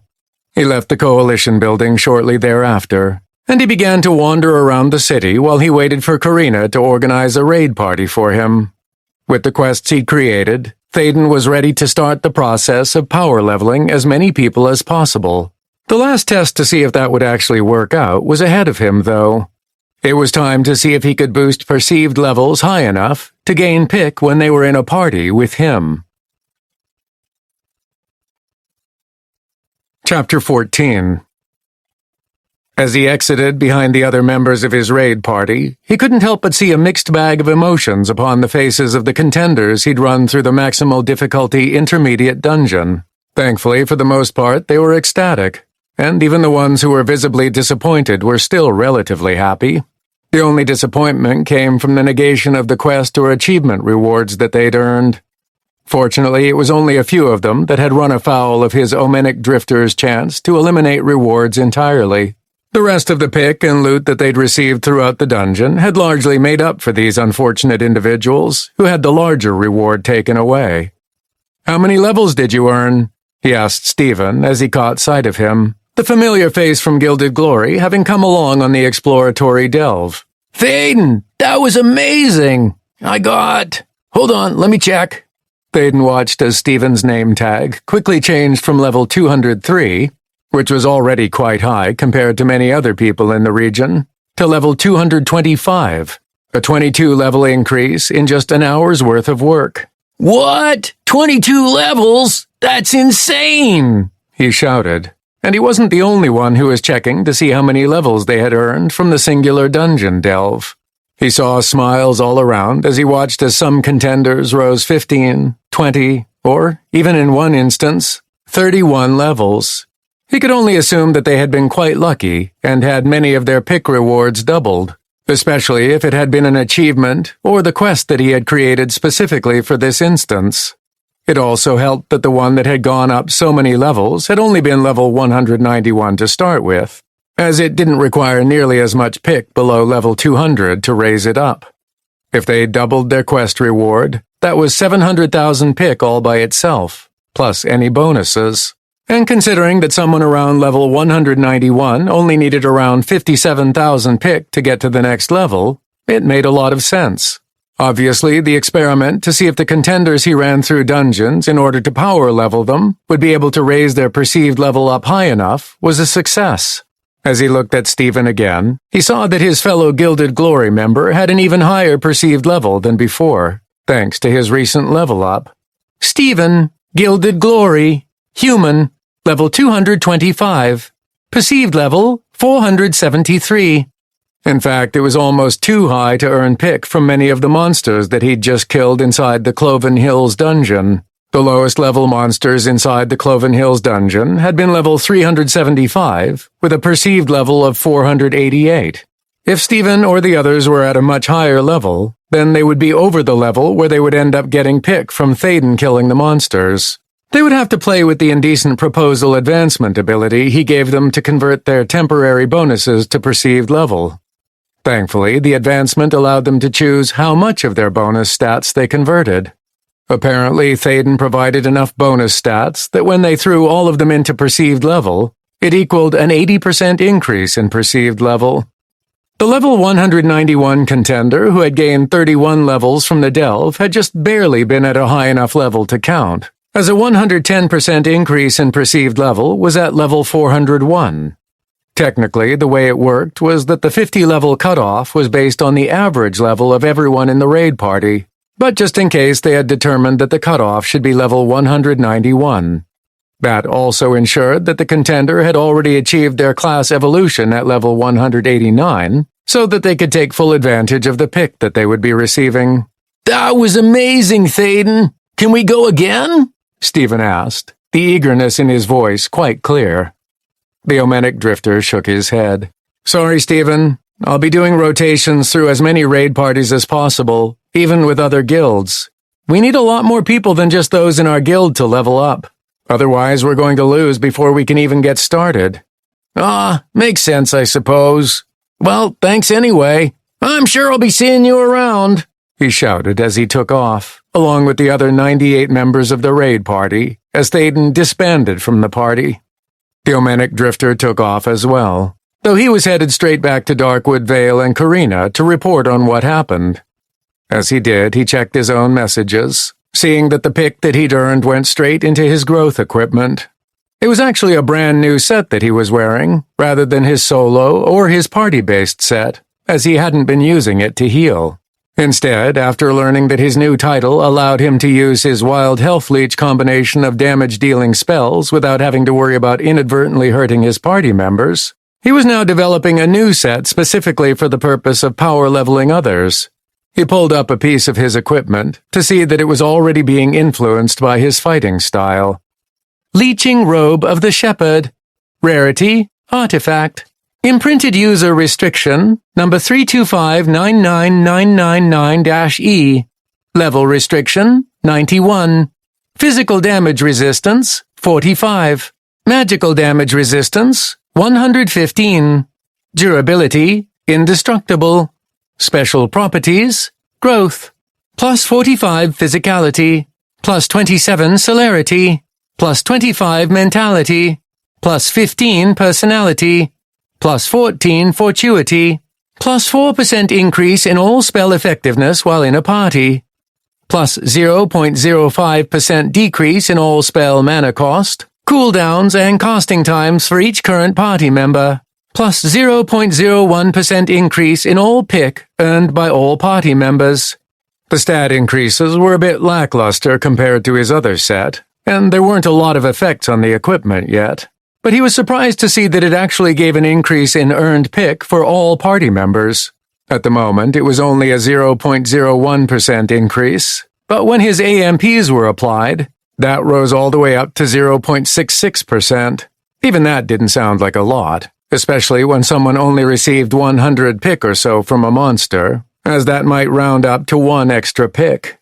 But when it was applied to something like a quest reward, especially if it was doubled to something like 700,000 pick, then that 0.66% would be an extra 4,620 pick, and he was sure that the current 0.01% increase would only go up as the equipment gained levels. Apart from a very promising start to his new growth set, Thaden also got his own achievement, as the dungeon they'd just completed had been a new one for him. Congratulations for completing the Cloven Hills Intermediate Dungeon on maximal difficulty. Achievement received, Cross the Divide. Omenic Drifter class trait activated. Unkillable 1 achievement activated. Army of 1 achievement activated. Overachiever 2 achievement activated. Bonus reward, 4,950,000 pick. Contender World First Achievement. Omenic Drifter class trait activated. Unkillable 1 achievement activated. Army of 1 achievement activated. Overachiever 2 achievement activated. Bonus reward, 9,900,000 pick. Free stat points, 90. The Overachiever 2 effect of a 450% increase in pick accumulation really made a difference with regard to the amount of pick he received from something like an achievement. He'd seen it in the normal pick he received from killing monsters, of course, but this was the first achievement he'd received since the start of Developmental Phase 4 that had pick as a reward component. It also explained how the others had obtained so many levels from the dungeon, as everything that they obtained from kills, even if it was split across 100 party members, was increased by 300%. This could really work. I better let Karina know how this went. A half hour later, he was being escorted through the gates of Darkwood Vale again. Soon enough after that, he was walking through the guild leader's office. "Success, huh?" Karina asked as she saw his happy face. With a nod, he sat down in the chair across from her. "Yup. And even better, I have some equipment that will add even more pick to how much they'll be receiving while in a party with me," he told her, before he began to explain about the effect of his growth set. She then asked about the level gains of those who'd come with him, and he shared his discovery that he could essentially go all out in the dungeon without having to worry about killing anyone, and how that allowed him to speed through the dungeon so quickly. "Well, that changes things a little, but I somewhat expected as much," she told him with a smirk, as she made some notations on a piece of paper in front of her. "All that means is that we'll be able to add some locations each day," she continued, murmuring to herself. After a few more notes, she addressed him again. "Now let me tell you what I've done, and you can determine whether it would work for you." He nodded again and gestured for her to go on. "All right. As you know, I've been in communication with the leaders of many of the other guilds all throughout the region, and I've already begun setting up a rotation for different raid parties, numbering 200, including you, to accompany you into maximal difficulty intermediate dungeons. Now take a look at this map," she told him, and he leaned forward to look at the map of region number 1 that she turned toward him. "And you can see that we've mapped out 9 dungeons that are likely to be in your level range to maximize pick generation. Some of them we know are acceptable based on what you've told us of them, while the rest are estimates based on the medial difficulty. If they don't work, we'll eliminate them from the rotation and search for more to add. In fact, while we'll keep looking for more, there is a good possibility that because of your high level, there might only be a dozen dungeons in the entire region that are in the acceptable range, even at maximal difficulty. Now, as to this rotation I mentioned, you'll notice that you'll start with the Destitute Cliffs here," she said, pointing to a location to the southeast of Darkwood Vale, which he estimated would take about 30 minutes for him to run there. "Via communication with the other guilds, a raid party of 199 guild members, which will likely be different each time, will meet you there just after dawn, ensuring that you don't have to wait for them to arrive, nor have to travel with them.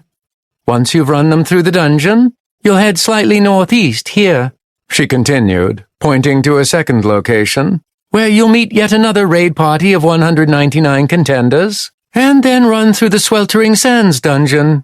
After that, you'll head north to the—" He listened to her recount the itinerary she'd put together for him, starting around dawn and lasting until the evening, hitting 9 dungeons in a row, one right after another. Essentially, he would run to the first dungeon, complete it, and then disband from that raid party, run to the next and join another raid party, complete the dungeon, and then run to the third dungeon. If he was able to complete each dungeon as quickly or faster than he did the Cloven Hills, which was also on the itinerary, then he could finish up with the 9th dungeon in time to run back to Darkwood Vale, where he could get some sleep and unload the gold and loot that he'd acquired. Then he would do the same thing the next day. It was a brutal schedule, and one that he wasn't sure he could keep up for too long, but he was willing to give it a try. "I'm not sure if I can complete all 9 dungeons in one day, at least not yet. Since I haven't been in most of these," he said, pointing to the map, "I don't know how complicated they are, or if they'll take longer simply because of scale or other unknown reasons. After I've completed them once, though, I'll be able to better gauge how long they'll take in the future." He couldn't help but feel, at least in the back of his head, that he was being taken advantage of with all of this power leveling. But he snuffed out that feeling. After all, he had volunteered to do this, as it was necessary to their overall survival in the future. More importantly, it wasn't like he wasn't getting anything from this, as he would be acquiring a whole lot of pick from the process, which could only benefit him as it contributed to his equipment's growth. In the end, though, he was more than aware that this was being done so that he could take advantage of them once they moved on to the Wildlands. He needed competent and higher-level people to defend the defensive fortifications that he would be obtaining from subjugating nests. As they were now, even with some improvements to the fortifications that he could add to them via spending subjugation points, they wouldn't be able to hold off a single horde of monsters. Sure, he could upgrade the hell out of hundreds of fortifications as he accumulated more SP, to the point where even level 200 contenders could defend them, but that could take years to accomplish if he concentrated on only the ones that they had acquired. All that time, however, the monsters would apparently be getting stronger and stronger, so it was overall a losing battle. He would have to upgrade each fortification more and more so that they could keep up with the stronger monsters, which meant that he couldn't really push forward. He would spend so much time trying to maintain what was already subjugated that pushing forward would be difficult, as a new fortification would be difficult for any contenders to defend. Unless they were also a higher level, of course. That was what it came down to in the end. Thaden needed tens of thousands of contenders who could defend fortifications as he made a push across the Wildlands, as not all of them would be like his Stage 9 or Stage 10 fortification he'd recently abandoned. If they were lucky, they might just be basic Stage 3 or perhaps Stage 4 to begin with, and the contenders who stepped up to defend them had to be able to use those weaker defenses and survive. Once they were established, they could use the SP they earned from defensive kills to start upgrading them further, but they needed to be able to get to that point. "All right, then I guess that's settled," Karina said, wrapping up their meeting. "I've got to finish coordinating all of this so that we're ready to go tomorrow. Get some sleep and be ready to go shortly before dawn if possible." Thaden left shortly after that, heading toward the Coalition building again to see about the room that the Vice Leader had mentioned earlier. It didn't take more than 15 minutes for him to walk into a room that was smaller than the diamond-ranked room he'd gotten used to. While it was smaller, it was also more richly decorated, as everything seemed to have accents of gold and gems, and the craftsmanship was off the charts. He ignored the ostentatious appearance as he took a long shower and then collapsed into the bed, which was large but not obscenely so, as the thought of the magnitude of work in the days to come exhausted him. He just hoped that it would all be worth it in the end. "I have faith that you'll be successful, Thaden. You have a lot of people counting on you, but you also have the world's support behind you. All you have to do now is be your natural, impossibly strong self for all of the contenders of the region, and you can't lose." As his eyes closed and just before he passed out, he murmured, "Thanks, Sadia. See you tomorrow." It didn't take long for him to fully fall asleep after that. Chapter 15. "There you are! Hurry! Karina needs to see you!" Thaden had just exited his room and made it down to the lobby of the Coalition building when he was accosted by an unfamiliar individual. They were in Gilded Glory, but he had to admit that he'd been around so many people in so many different guilds over the last few months that all of their names and faces had turned into a blur. He might have met the man before, but if he had, then for the life of him he couldn't remember. Given that the scout class was level 301, it was entirely possible that the man had even been in one of the raid parties that Thaden had run through a maximal difficulty intermediate dungeon, but he couldn't recall. "What's wrong?" he asked, even as he rushed out behind the man. Thaden barely heard him as he passed the Gilded Glory member, feeling a sense of urgency that he couldn't pinpoint exactly. "I don't know. I'm just the messenger." The pre-dawn light was no hindrance to him, as he was used to navigating his way through the city to the Gilded Glory headquarters by this point, and he was at the bustling entrance in seconds. The fact that it was so busy that early in the morning was a bit worrying, as it was usually fairly quiet before the sun came up, and the sense of urgency he'd felt since he'd seen the messenger redoubled. He did his best to avoid crashing into anyone as he pushed his way inside, before he eventually decided that it would be easier to simply jump over the crowd all the way across the bottom floor, and he landed on the stairs leading up to Karina's office. A second later, he knocked briefly before opening the door, and he saw a half-dozen people clustered around Karina's desk, frantically scribbling things on paper as the rapid-fire speech of the guild leader overrode everything else. Thaden once again admired how easily Karina took charge of others. The natural confidence she displayed at odds with how he knew she could be when things weren't quite so hectic. Over the last few months, with them spending so much time together, once he was done with his dungeon runs for the day, he had come to know her a little better in a bit more intimate setting, making the last month or so some of the best days he'd ever experienced. Killing monsters, helping power level other contenders, and getting to share some private time with someone else at the end of the night made each day quite pleasant. Karina, Gilded Glory, Human, level 351. She, similar to most of the guild leadership among the other guilds in Region Number 1, had participated in slightly more than their share of power leveling over the last 15 weeks, but no one complained. The reason they were in their positions in their guild leadership was typically because they were some of the best of the best. So it only made sense that these individuals were a little bit higher level than the others. It wasn't as if there were many contenders that hadn't participated in one of his raid parties left in the region after all, so no one had anything to worry about.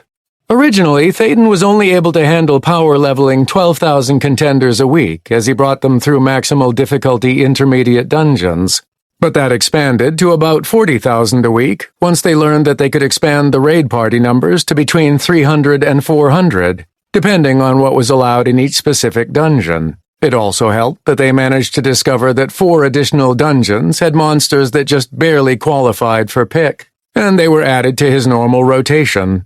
In fact, he had delved through all 13 dungeons so many times that the only reason that some of them took more than 30 seconds to complete was because some of the contenders in the raid parties weren't able to keep up with his speed. He'd run the same route around the region every day, so much so that he'd worn a path between dungeons, allowing him to travel even faster with fewer obstacles in his way. He'd even maxed out his pick-enhancing growth set at level 450 and had to swap to another new set, which was nearing level 400 already. Even with the amount of pick he was acquiring, he found that after level 300 or so, it took forever for each set to gain a level. It required even more pick than he expected, but it was certainly worth it. Experienced Leeching Robe of the Grand Shepherd, +5 AMP. Rarity, Artifact. Imprinted User Restriction, number 3259999-E. Level Restriction, 450. Physical Damage Resistance, 301, plus 1,505. Magical Damage Resistance, 645, plus 3,225. Durability, Indestructible. Special Properties, Growth, plus 225 Physicality, plus 1,125 Physicality, plus 142 Celerity, plus 710 Celerity, plus 156 Mentality, plus 780 Mentality, plus 125 Personality, plus 625 Personality, plus 137 Fortuity, plus 685 Fortuity, plus 50%, plus 250% increase in all spell effectiveness while in a party, plus 0.5%, plus 2.5% decrease in all spell mana cost, cooldowns and casting times for each current party member, plus 0.25%, plus 1.25% increase in all pick earned by all party members. Set bonus 2, plus 35%, plus 150% to all damage you inflict while in a party. Fortuity divided by 500% chance for all damage to be doubled, plus 5 times. AMP set 5. Set bonus 5. All previous set bonuses, plus 90, plus 450 to physicality, plus 60, plus 300 to celerity, plus 60, plus 300 to mentality, plus 60, plus 300 to personality, plus 60, plus 300 to fortuity. AMP set 5. Set bonus 8. All previous set bonuses. With each consecutive party member, each member of your party automatically heals for and gains damage mitigation equaling 0.01%, plus 0.05% of the damage you inflict. AMP set 5. Set bonus 11. All previous set bonuses, each instance of pick accumulation for you and each member of your party has a fortuity divided by 6,000% chance to be tripled. Chance triggered +4 times. AMP set 4.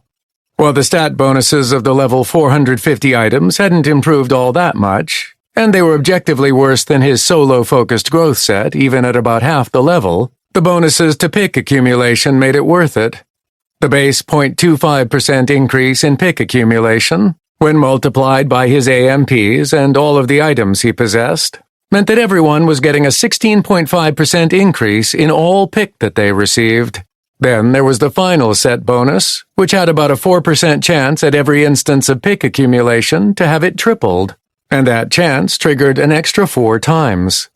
Thankfully, even though it affected everyone, it was based on his fortuity. If it was based upon the other contenders' fortuity, it would rarely trigger. Unfortunately, even if someone got lucky at each chance for it to trigger, the pick only tripled once instead of multiple times. It would have been even better if that hadn't been the case, but it was still amazing enough that he didn't complain. Thaden listened in to what Karina was saying before she looked up and saw him after he entered. Have to send at least 2 100-contender raid parties to the wall and... Thaden, good, you're here. She turned to the others and shooed them out after giving a few brief orders, and they took off in a rush. What's going on? He asked as soon as they closed the door behind them. Karina gestured to something on the desk, and he quickly moved to it and picked it up. As he began reading, he nodded, understanding immediately what was going on. As you can see, that's the official scouting report from the dozen scouts we had keeping an eye on activity in the Wildlands. Thaden knew that the guilds had dispatched some individuals who were adept at moving around without being seen, and who were also fast enough to escape if they were. He thought it was prudent to keep an eye on the Wildlands while the Omenic Drifter was down in the region helping to power level people. Long story short, it's time. Already? I was hoping that we'd have another month at least. That was even earlier than what Sadia had mentioned, as his companion had expected that they might have 6 months or so before things got complicated in the Wildlands. Still, that had just been an estimate, so he couldn't be too disappointed that she hadn't been accurate. I have a feeling that the timeline has sped up because there's no one in the Wildlands culling the monsters. Not anyone's fault, of course. It was either you stay up there and be largely ineffective, or you come back to the region to power level everyone. I have a feeling that this would have occurred even sooner if you hadn't spent a few days killing thousands of monsters up there a few months ago. I wonder if I could have delayed it a little longer if I had gone up every few days to cull them, or would that only have made a little bit of difference? It was going to happen no matter what. This is just happening faster than I expected. I was too, but we probably have another few days before it'll start to be a problem. The scouts are telling us that the density of monsters up there is only just now reaching a critical point. It'll take a little time for the first monsters to be pushed out toward the wall, and we'll be mostly ready when they do. That's good at least. How is the wall, by the way? I haven't seen it in months. I was only able to visit once about 2 weeks ago, but they've made enormous progress, she answered, her hands on her hips as she stared at her desk. Thaden slipped up behind her and wrapped his arms around her waist, looking at the scouting report next to the map of the Wildlands that the scouts and Thaden had helped to fill in, as well as the half-dozen other stacks of paperwork scattered all around. Karina sighed as she placed her hands and arms over his as she leaned back into him. It's really happening, isn't it? Seems like it, he said, not seeing any point in denying it. But we'll be fine. You and those you've worked with have done an amazing job preparing for it. Me? Don't you mean you? I'm not the one who helped to raise the overall level of over 500,000 contenders by more than 100 levels in less than 4 months, after all. He chuckled. Well, when you put it like that, he said, kissing her briefly on the neck. But seriously, that was the easy part. The logistical mind that you possess blows me away with how you can seem to keep track of everything behind the scenes. She spun in his arms, wrapping her own around his neck as she looked up at him. With a smile, she moved in for a kiss by pulling him close. But they were interrupted when someone barged in after a quick knock. Guild lead! Oh, sorry, I didn't mean to. Karina pulled away from him, beckoning forward the woman who had entered. It's all right, Trista. We were unfortunately just finishing up. Thaden wasn't going to leave it like that, especially since he didn't know how soon he might next be alone with the guild leader again. They had spoken many times about what would occur when things started moving in the Wildlands, but each of them had thought they had more time. He held up his hand in front of Trista and moved in front of Karina as he bent down slightly to give the guild leader a long kiss, cupping her face in his hands, before pulling away with what was probably a cheesy smile on his face. "Now we're done," he said, enjoying and feeling the same longing he saw on Karina's face. "I'll just be on my way then." Wait! Oh, never mind, Karina said, reaching out to him, before smacking him on the butt with a surprising amount of force. "Get out of here. I'll hopefully see you soon up north," she said, and he moved through the open office doorway with a spring in his step. He wished they had more time for a proper goodbye, but he would take what he could get. Less than 5 minutes later, he was racing toward the gap in the mountain range where the Citadel dungeon used to be. While it was still gone, the wall had replaced it. Or supposedly it had. He hadn't been up there since he'd left the Wildlands months before, so he could only rely on Karina's account that it had been constructed and was prepared to repel any monsters that might seek to invade the region. Fortunately, he didn't really have anything to prepare, as he had all the equipment he needed, and he'd been steadily adding food to his inventory every day, until he had enough stored away to last him for years. Even if he wouldn't have the best accommodations in the Wildlands, he would have some good food for some time to come. When he arrived at the gap in the mountain range a few hours later, he nearly thought he was in the wrong place. First, the gap that had been there before was no longer there, which he obviously knew about, but he wasn't expecting what he saw in its place. A massive barrier spanning 2 miles in length crossed between the remaining mountains to either side, stretching up to over 500 feet tall. Instead of just being a wall of stone like he was expecting, it appeared to be a mixture of stone, wood, and dark metal bands.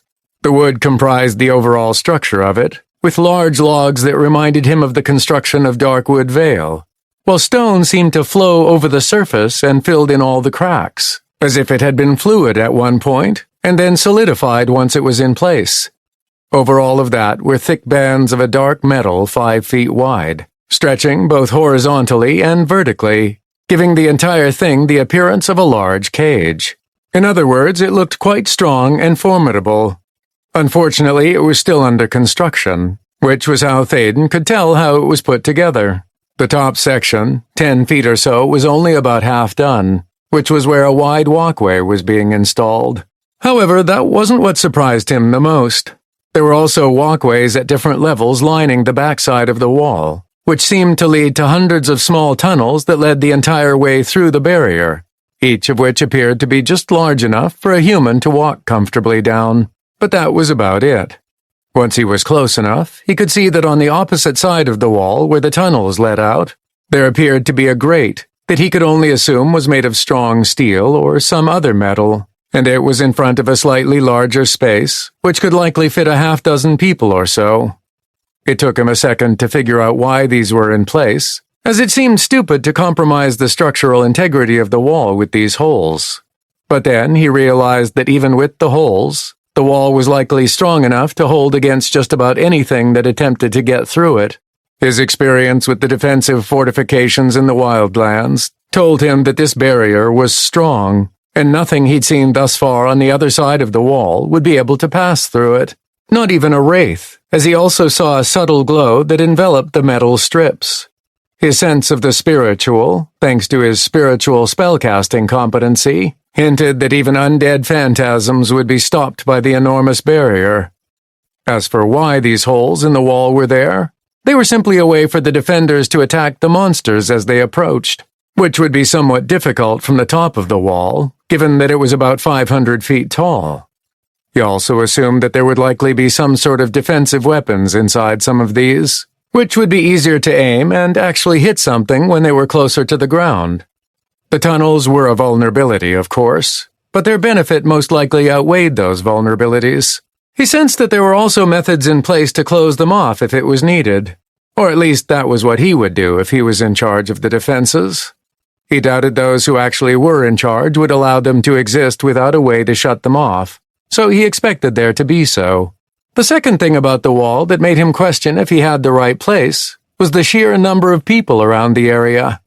Instead of just a few hundred contender defenders, which was what he was expecting, he counted tens of thousands of people scattered around the area, with a good 85% of them being the native Shari. A small portion of them appeared to be crafters, who were frantically working on different defensive weapons, such as familiar ballistas and catapults similar in function, if not appearance, to the ones that the defensive fortifications supplied, but also others that he wasn't expecting to see. What appeared to be cannons of some sort were the initial weapons he saw, but instead of gunpowder, they were likely powered by some sort of magic. There were also strange telescoping towers that reminded him of the obelisk on the top of the central keep in the fortifications, but instead of being upright, they were laid on their side. He could only assume that these were some sort of beam-firing weapons, but none of them were active at the moment, so he couldn't be sure. Finally, he felt like he was in the wrong place due to the flags and banners hanging around all over the enormous camp that had been created on the region side of the wall. They weren't flags or banners depicting any sort of guild or political affiliation. No, that would have been much more preferable than what they actually were. Somehow, a depiction of Thaden, an admittedly quite flattering rendition, was plastered all around the camp, so that wherever he looked, he was looking at himself standing proudly with his shoulders back, his chest puffed out, and his hands on his hips while he looked up toward some distant view. Holy! I love it! I absolutely love it! Do you think they have any extra that we can take with us? Can you imagine planting a flag with your picture on it when you subjugate a nest? Shut it! This is a nightmare, he murmured, unable to tear his gaze away from the hundreds of flags and banners he saw everywhere. What is going on? Unfortunately, his arrival hadn't gone unnoticed, and like a rippling wave, the Shari laboring away at various tasks seemed to home in on his location and turn toward him and his faltering steps like some sort of fanatical zealots. The cheering that started up only seconds after he came to a stop was entirely too much, and he just wanted to crawl into a hole and disappear. He was about to run away as quickly as he could, perhaps even climb the nearby mountains to make his way past the wall, when a semi-familiar voice called out to him over the cheering of the crowd. It was difficult to place where the voice was coming from, but as a small group of contenders pushed through the ecstatic Shari to his right, he reeled back in shock as he immediately recognized the owner of the voice, along with the others with her. "Long time no see, Thaden," Sarah said with a wide smile. "Seems as though you've really come up in the world, haven't you?" Chapter 16. Thaden looked over the side of the wall, seeing the largely finished construction from his vantage point of what felt like the top of the world. If he was more concerned with his safety, he might have had a little bit of vertigo, since he was standing 500 feet above the ground, with very little keeping him from falling off. But he knew that even if he simply walked off the edge, he wouldn't be hurt when he hit the ground. His physicality was too high to suffer from something as mundane as a fall, after all. "Thank you for getting me out of there," he said as he turned away from the view, looking instead at the 5 individuals grouped around him. "I have to say I wasn't expecting that." Sarah chuckled as she responded. "I can well imagine it. We're just excited that the world-famous number 3259999-E found time to visit with us poor contenders," she said with clear exaggeration, bringing a smile to his face. He still remembered his first few months on Tarth, and his first meeting with Sarah and her party, when they had followed him into the area around the Mausoleum of Despair, only to fall to the undead outside of the dungeon. Looking at them now, they had certainly changed since then as well. "Sarah, Steel Fist Avengers, Human, level 335, Perceived level 436. Diallo, Steel Fist Avengers, Human, level 335, Perceived level 436. Archie, Steel Fist Avengers, Human, level 335, Perceived level 436. Rayana, Steel Fist Avengers, Human, level 335. Perceived level 436. Brant, Steel Fist Avengers, Human, level 333. Perceived level 433. Well, he hadn't actually partied with Brant, like he had with the others as they completed the Mausoleum of Despair dungeon. Thaden remembered him as the very first broken contender that he'd helped to heal back when the people from Earth first arrived. There was no trace of the lost and darkly succumbing individual that he'd first met back in the lobby of the Ashcleft Adventurer Coalition, as it seemed the young man with once messy blonde hair hiding his face had made a full recovery. The support class was a lower level than the others, but that was probably because he had joined the party later than the others, who had a serious pick advantage after surviving the delve through the Mausoleum of Despair with Thaden. Yes, well, you should be honored to be in my presence, he joked, because it's not everyone who can handle all of this, he continued, gesturing to himself. That was just sad and uncomfortable to listen to. Thaden didn't respond to Sadia's mental jab, and eventually decided to ignore it altogether. Oh, this isn't the only time we've seen you since all the way back in Ashcleft, Rayana said, the fighter smirking at him as if she knew something he didn't. He figured it out even as he asked, What do you mean? Wait, were you in one of my power-leveling delves? That would explain their level, which was fairly high for a contender who didn't have at least a little help from his dungeon runs. That wasn't to say that it was impossible without him, as most of the contenders he helped were only run through a dungeon a single time. The rest of their levels came from hard work, dedication, and, of course, the 300% additional pick from the Overachiever 2 achievement. With the pending threat coming from the Wildlands, what normally would have been a relatively relaxed development of their abilities and levels had turned into a slugfest against the various dungeons throughout the region, with raid parties pushing them to sometimes dangerous extents. From what he'd heard, thousands of contenders had been lost over the last few months, a spike in permanent deaths far over what it had been before Phase 4 had begun.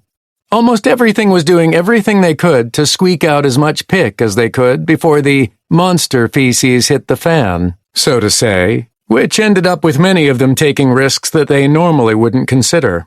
Going into intermediate dungeons with less than the recommended number of raid party members, delving through dungeons that were too high of a level for them, or simply making mistakes as they tried to rush through a delve because they were planning on hitting a second one that day, led to unfortunate permanent deaths. Yet the risks, for the most part, had paid off.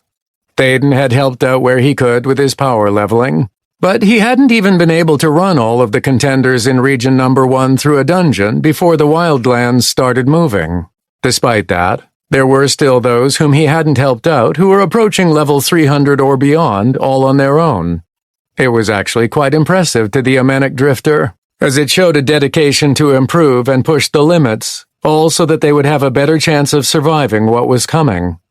If they'd had another few months, he could have seen them surpassing the need for Thaden's direct help.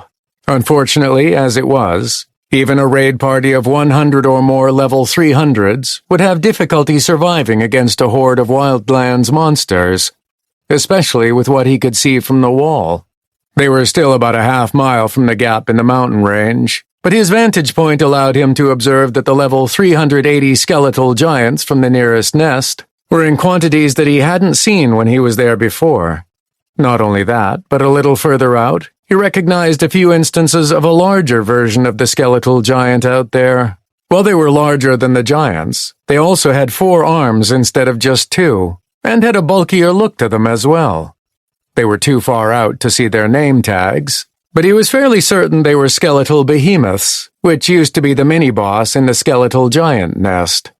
They were in the far minority compared to the normal giants, but already he could see how the smaller, weaker versions seemed to stay away from the behemoths, as if the behemoths were slowly taking over the nearby territory and pushing the giants out.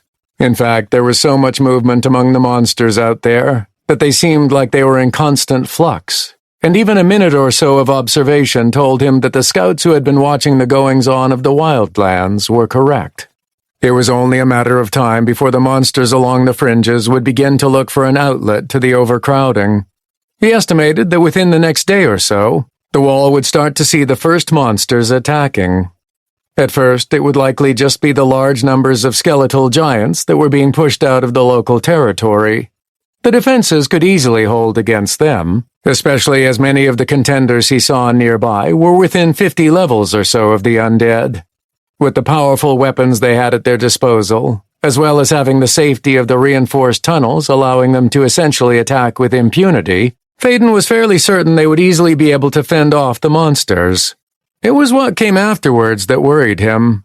While the skeletal giants would only be a slight challenge, they were only the first. It might take a little bit longer, but based upon what he'd been told by the system announcement and Sadia's knowledge, the entirety of the Wildlands would be facing the same squeezing out of monsters by their stronger evolved versions. With nowhere else to go, they would eventually search for an exit, which would bring them to the only hole in their domain, the wall. Still, after looking at the wall up close and feeling how sturdy and durable it seemed, despite it not being entirely complete yet, Thaden was fairly certain they could defend against quite a few monsters before they would have problems. If they did nothing to stop the waves of monsters that would be arriving from all over the Wildlands, however, it would inevitably fall. Thankfully, that was why Thaden was there, to put a stop to that happening. Sarah chuckled as she answered Thaden's question. We sure were. You didn't see us, and you appeared to be in such a hurry. And you were so super focused on the task of running through a maximal difficulty intermediate dungeon like it was a run through a park, that we all decided not to distract you. You were sort of laser-focused on getting through each dungeon as quickly as possible. That's probably because you wanted to finish as fast as possible so that you could spend some special time with Oh, wow, I'm so sorry that I didn't see you. He apologized to Sarah and the others, cutting Sadia off in his head.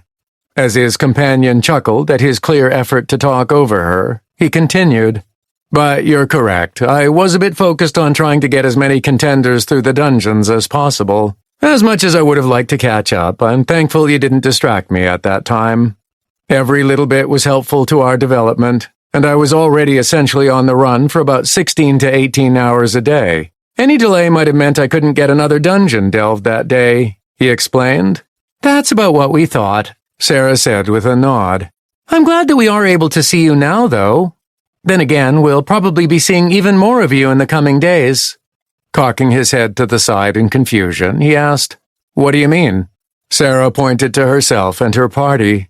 We're coming with you when you head out there, she answered, waving to the north and the Wildlands. Well, not right with you, but we'll be part of the initial group that will be taking control of the defenses once you clear out a nest. If it's safe enough for us, we'd also like to participate in the subjugation, but at first we'll simply be on defend duty. For some reason, he hadn't really thought about who would be coming in behind him to station themselves in the defensive fortifications. They predominantly had been faceless contenders, whom he needed as placeholders for the most part, while he went out and began the process of subjugating nests. Now that he had been reintroduced to some old acquaintances who would be participating in that defense, it became that much more real that it was all really starting now. Up to this point, it had all been experimentation, planning, and helping to develop the contenders as much as possible before they ran out of time. Now, though, certain things were being put in motion. That's amazing. It'll be good to have those I know backing me up out there, he told them, genuinely pleased.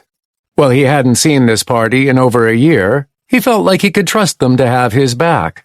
Not that he distrusted everyone else, but he didn't know them. While he hadn't seen all of the contenders who were already at the wall, he hadn't personally recognized any of them except for Sarah and her party. Strangely, I think we're all looking forward to it, Diallo spoke up for the first time. The older man, who had helped to educate Thaden a bit on things he should know about the system and training, seemed to have lost even more years off his appearance, until he looked like he was in his mid-30s. Knowing that the threat of those monsters is out there, just waiting for the time to strike at us, has us all a bit itchy to get out and do something about it. Don't get me wrong, we know it's extremely dangerous, but after personally witnessing what you can do when confronted by hordes of monsters, Both back at the mausoleum, and even more recently in an intermediate dungeon. None of us are particularly worried. We know that you'll carry us through once again." Thaden was touched at the confidence that they all seemed to feel in him, even if he didn't think he deserved it. For the most part, he'd gotten lucky with having a cheat-like ability to regenerate unlimited amounts of mana. As much as he'd tried to stay away from most people, he felt like he'd been sucked into sharing his abilities with everyone, if only because he felt semi-responsible for the current situation they were in. Logically, he knew that the whole adversarial entities issue wasn't his fault, nor the premature advancement of the system's developmental phases, but he still felt that he needed to do his part so that more people would survive. The humans from Earth were his people, after all, and after meeting the Shari and the Aelvine Wardens, and witnessing their inability to directly help the Contenders, he took on that responsibility himself. He didn't have to, he knew, but he did it anyway. "Well, I'll do my best. Have you already been informed of what exactly happens next? Or are you aware of how long this will likely take?" They nodded. "We probably know just as much as you, if not more," Sarah said with a smirk. "That Karina of yours has put together a comprehensive package of information that was distributed to pretty much every contender, and we've also been keeping up with the scouting reports over the last few weeks." "Karina of mine? What is that? Wait, does that mean everyone knows about us?" Well, they hadn't intentionally been trying to be discreet in their relationship. They hadn't really advertised it either. And the fact that someone from another guild altogether knew about it made it even more likely that everyone knew. He shook his head, trying not to let that get into his head. "Comprehensive package of information? I didn't know anything about that." "To be fair, you didn't ask about it either. Your mind was basically on a single track most days, if you remember." "Doesn't surprise me," Diallo laughed. "You always seem to be the last to know things." Thaden laughed along with him, recognizing the jab at his inquisitive and ignorant nature when they'd first met. "Anyway, we've been preparing for a few days now, staying close to the wall in case the time came to move out.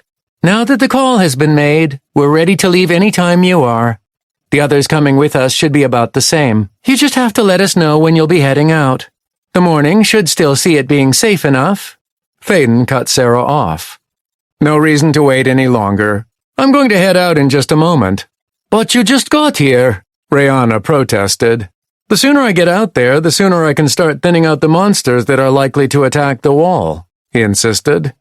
"If you could organize everyone to start heading to nest number 0018, the skeletal giant nest, in about an hour from now, I should be all set up for you.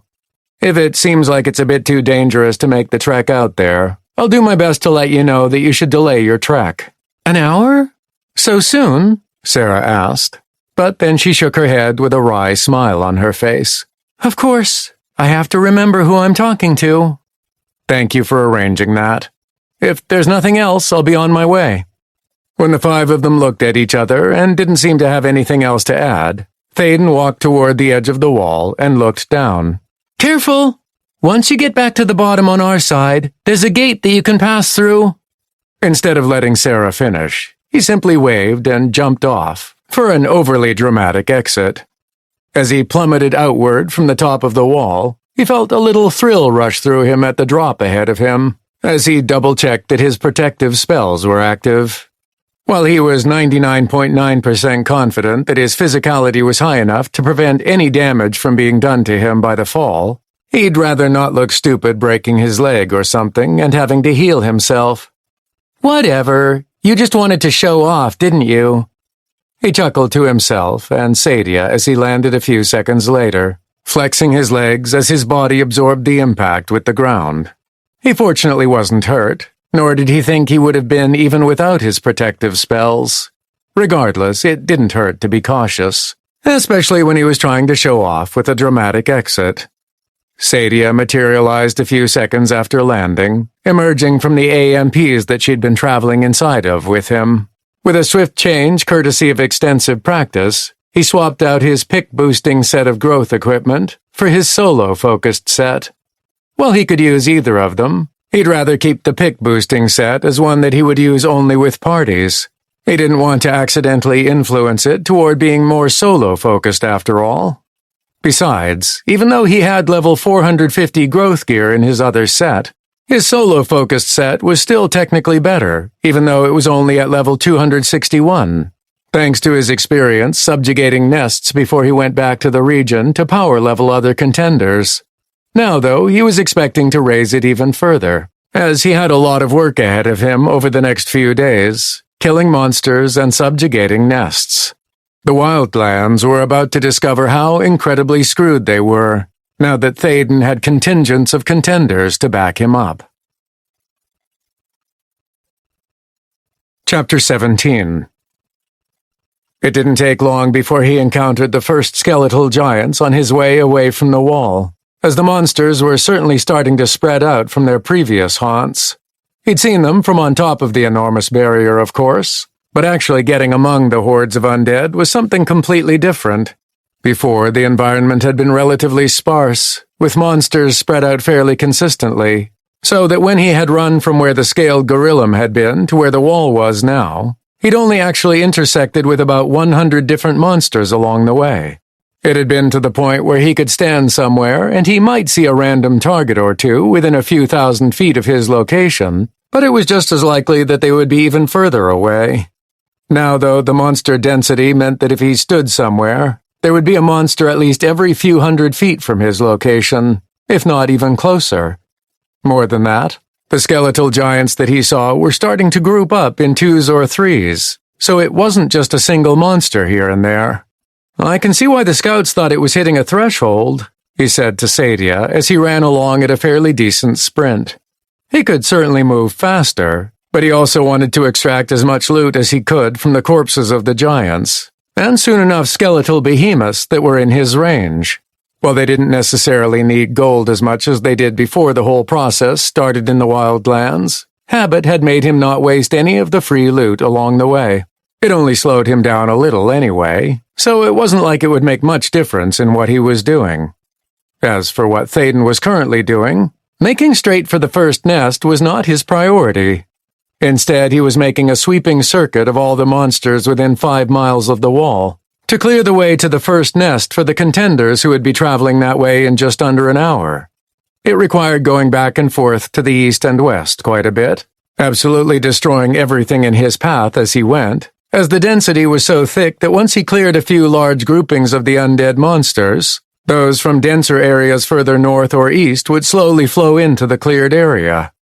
Eventually, after 30 minutes of being constantly on the move, he could see that he was finally making a difference in the number of monsters nearby, and they stopped flowing in to replace what he'd already killed. "That took a little bit longer than we expected," Sadia informed him, right as they began heading toward the nest they were aiming for. "You better hope that you can still clear the nest in time." "Will it really be that different?" he asked. "Probably, but I guess we'll just have to see." Within a minute, he cleared another dozen monsters hanging around near the skeletal giant nest, or at least the former skeletal giant nest, before he immediately jumped down the pit once he was close enough. As he fell, he saw that there were no more skeletal giants in the nest at all, as they had all been replaced with skeletal behemoths, the same kind that he had killed outside just a few seconds before. Unlike the mini-boss that he'd faced months ago, which was level 430, these behemoths, fortunately, were only level 410. Skeletal Behemoth, Advanced Nest Defender, level 410. Perceived level, 533. Still, the fact that the common monster inside the nest was 30 levels higher than the giants had been just a few months before was proof that these monsters were evolving and getting stronger. They still weren't a problem for Thaden, but they would be even more of a challenge for the contenders who were going to start filtering into the Wildlands soon enough. The other difference between when he'd been there last and this time made itself known as soon as he landed at the bottom of the nest pit. First, the door leading to the boss was still there, covered by a bluish force field as usual, but the door itself was quite different. Instead of it being comprised of stone, its square shape was made from enormous bones lined up vertically next to one another, each of them reaching 60 feet tall, with a single bone across them horizontally like a bar to keep it closed.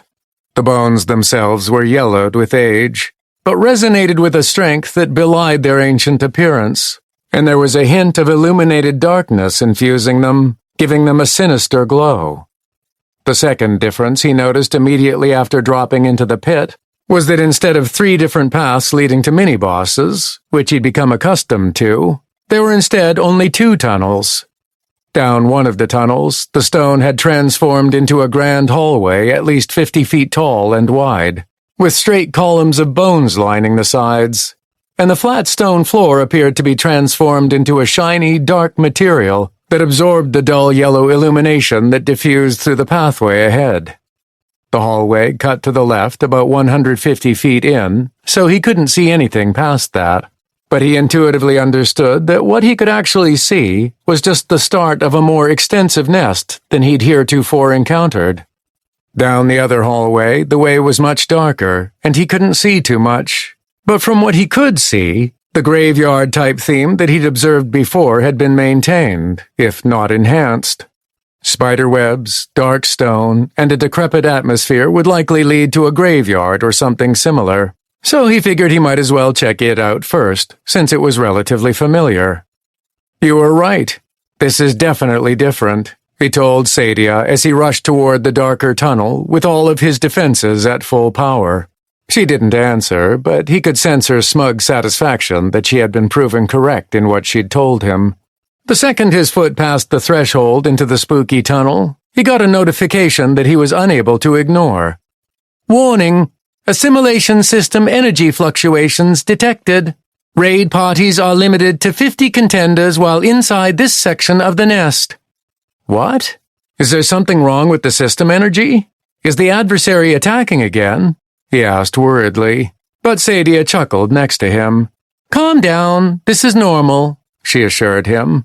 "This is meant to mimic the situations outside of Tarth, where you'll encounter nests that have enough adversarial energy inside of them that raid parties can be limited in size. This is an artificial restriction here, but it prevents a raid party of 10,000 from flooding the nests to overwhelm them, as there aren't dungeon entrances here in the Wildlands that would serve the same purpose. The initial nests you encountered weren't quite developed enough to have these restrictions yet, but now you'll see them in every nest from here on out." He nodded at her explanation, as it made sense to him, even if it was a surprise at first. He'd been wondering how, if the developmental phases had happened as normal, the contenders would have any difficulties in passing this final phase if they could simply send thousands of people against each nest.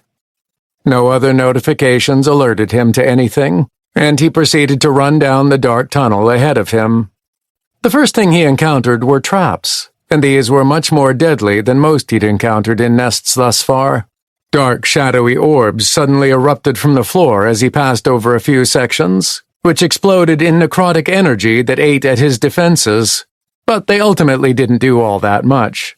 Blades of darkness emerged from the walls as they attempted to bisect him, but they were again prevented by his spells from doing any harm to him.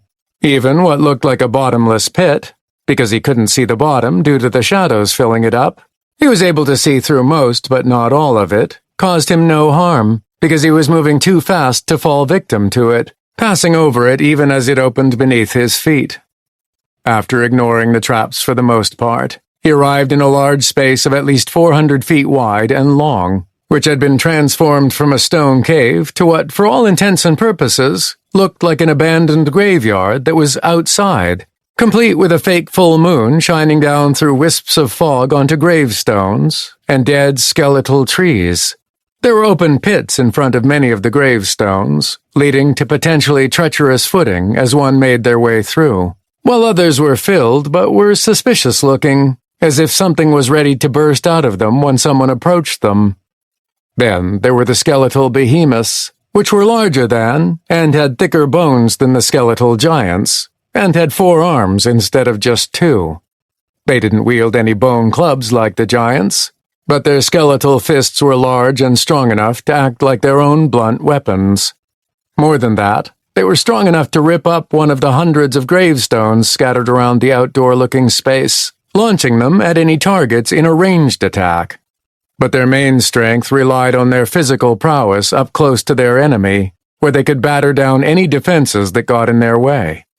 Even though there were 24 of these behemoths that attacked him as soon as he ran inside the open space, none of them got close enough to exercise that strength on him. In other words, they died almost as soon as he could target them with a healing spell. This first graveyard-like room was only the first of what turned out to be many, and he didn't slow down as he ran through them with Sadia at his side, passing through what he counted to be 29 of them.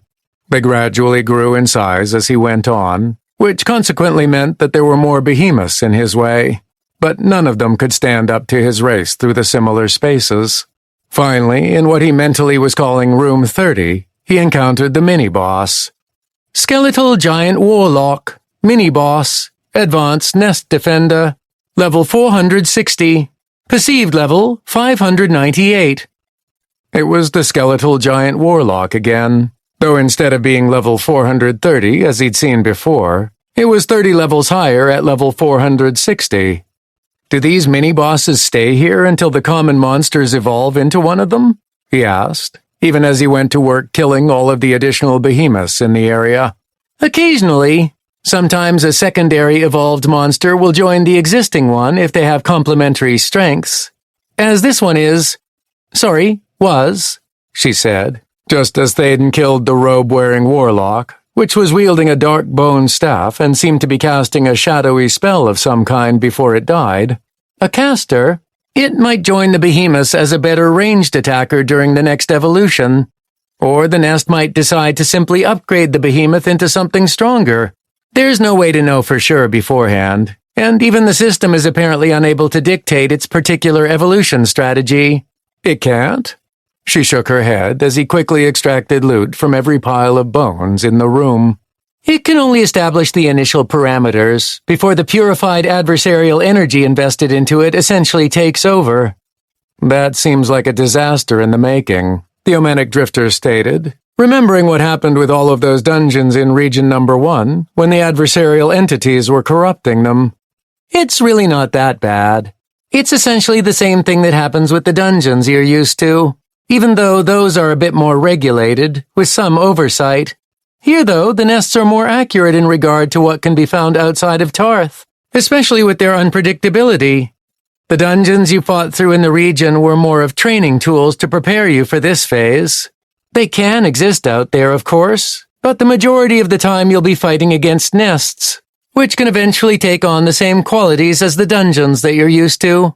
For instance, this particular nest is what I would probably classify as an intermediate dungeon at minimal difficulty, if perhaps slightly under that based on the 50-person raid party limit. My assumption is that most of the nests in the Wildlands will be similar right now, but they will only get more difficult as time goes on and they're able to grow and evolve. What about those challenges in the intermediate dungeons? Are they reflected as well? Sadia nodded as he finished the extractions in the outdoor room and began heading back toward the entrance, extracting loot from the dead behemoths along the way. Somewhat. You remember the monster wave and siege challenges? Those are similar to what you will encounter defending the defensive fortifications. As for many of the other challenges, such as races, you'll see parts of them incorporated into the nests themselves, especially as they continue to evolve and grow. There might even be some situations that are totally unique, because as I said, these nests are allowed to grow naturally after their original creation. By that time, by leveraging his speed, Thaden had already finished the extraction process. But even though he'd been fairly speedy, he found that the entire branch of the nest still took him 10 minutes to complete. Acknowledging her words with a grunt, he mumbled in complaint. I'm gonna have to skip looting in this next one if I'm gonna be done in time for the others. That's probably a good idea, Sadia agreed. The other tunnel, or bone column-filled hallway, led to a series of relatively small rooms that were well illuminated by a natural dull yellow glow that infused the environment, and it did nothing to camouflage the dozens of skeletal behemoths that filled each space, to the point where there was barely any room to run inside of them without slamming right into them. As soon as he'd run into the hallway, Thaden had also received a warning about raid parties being restricted to 50 people. But he was seriously doubting that even half of those 50 people could enter each room while the undead monsters were inside. It was tight quarters, which would make fighting the behemoths inside a bit difficult with a full raid party. Thaden didn't have that problem, however, as they pretty much melted before him, as did the traps he encountered in the hallways, which were comprised of sharpened bone scythes that extended from the ceiling, bone spears that attempted to impale him from the walls, and even a few bone clusters that popped up from the floor and exploded into sharp, penetrating shrapnel. Once he passed through 29 rooms, the mini-boss was in a throne room-like space that held the old boss, the skeletal giant champion, as it sat on a throne and was accompanied by 24 behemoths. Skeletal giant champion, mini-boss, advanced nest defender, level 460, perceived level 598. The champion didn't get a chance to do much more than stand up before Thaden killed it. He quickly ran over to the pile of bones that constituted its corpse and extracted loot from it before leaving, trying to make up time by ignoring the others, yet refusing to skip looting the mini-boss. In a little more than 5 minutes since he first walked into the hallways and smaller rooms, Thaden was back at the entrance, and the force field keeping the boss door closed was gone, as was the horizontal bar that had been there before. The Omenic Drifter swiftly rushed over to it and pushed on the door, entering it just as quickly without pause. Warning! Assimilation system energy fluctuations detected. Raid parties are limited to 100 contenders while inside this section of the nest. He paused for a moment as he took in the notification, along with the enormous cavern that greeted him, as well as a giant pile of bones toward the back of it, just in front of the spawn gate. He didn't hesitate more than a second, as he saw the dozens of behemoths in between him and the pile of bones, before he went to work destroying every monster in his way. In less than 20 seconds, all of the behemoths were dead, collapsed into collections of inert bones. But that all changed as he approached the bone pile.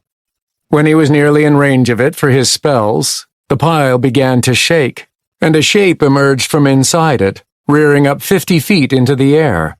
And all of the bones that were all around the enormous cavern, which included the bones from the defeated behemoths, were absorbed into the figure that towered over everything.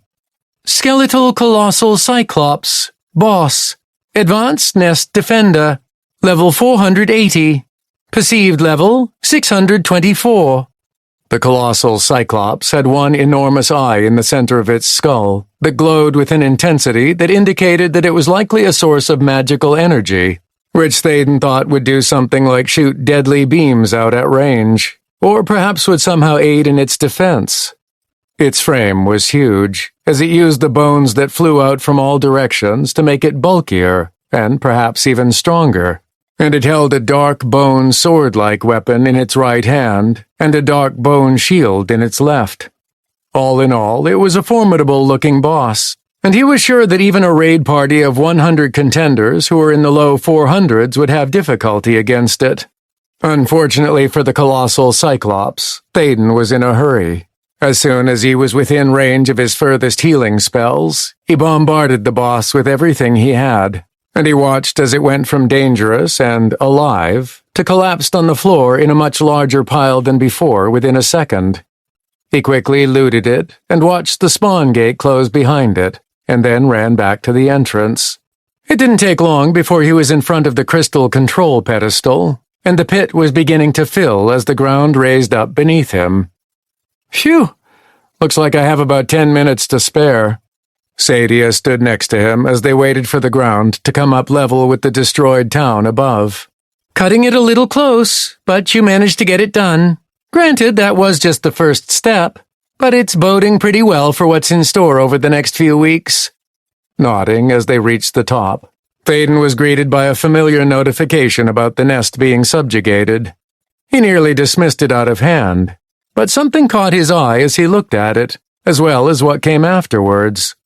Nest number 0018, subjugation complete. Subjugation points, SP, number 325-99999-E, 460 SP.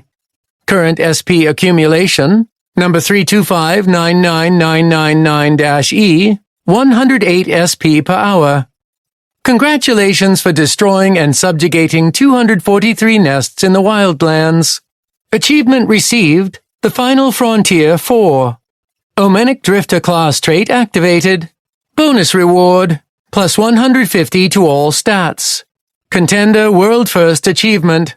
Omenic Drifter class trait activated. Bonus reward, earn 75% more SP for each subjugated nest and defensive kill, and increase existing SP accumulation by 24 SP per hour. Congratulations for solo destroying and subjugating 243 nests in the Wildlands. Achievement received, Impressive but Futile 4. Omenic Drifter class trait activated. Bonus reward, permanent 75% reduction in SP costs for all defensive formation purchases. Contender World First Achievement. Omenic Drifter class trait activated. Bonus reward, earn 135% more SP for each subjugated nest and defensive kill, and increase existing SP accumulation by 60 SP per hour. He hadn't been keeping track of how many nests that he'd subjugated, but apparently he'd hit the next threshold for 2 different achievements. While he was still capped at 90% for SP discounts, at least he assumed so, his SP accumulation from subjugating nests and defensive kills was now up to a 570% increase. In addition, the extra 84 SP per hour was also more than welcome, giving him a total of 189 extra SP accumulation whenever he was accumulating SP. These were all great additions to how much SP he would be accumulating from this point on, but from the sequence of his messages, the achievements hit after the subjugation. That meant that the SP that he obtained from subjugating nest number 0018 shouldn't have been affected. And yet that wasn't the case. What was even stranger was that they weren't equal to the bonuses he'd just received. Sadia, the numbers here don't add up. She went unfocused for a moment as she perused the same thing he was looking at, before she suddenly smiled. Ah, it's working. What's working? He asked with confusion. The evolution bump, she said as an explanation, but it meant nothing to him.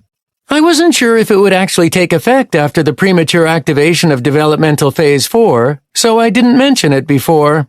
It wouldn't do to get your hopes up until I knew for sure. The evolution bump is basically an increase in the subjugation rewards for each evolution of a nest. At its base, you would normally get 50 SP for the subjugation of a nest, as well as 1 SP per hour. At the next evolution, which this nest obviously has gone through, you receive 100 SP for the subjugation, and the 1 SP per hour increases to 3 SP per hour. This is meant to keep up with the increasing strength of the monsters that the Contenders will be facing, allowing them to upgrade the defensive fortifications at faster rates. Of course, those relatively minor bumps to your SP accumulation are a lot more exaggerated because of your achievement bonuses, so you'll notice it even more. Does this bump also affect defensive kills made in the fortifications? She nodded.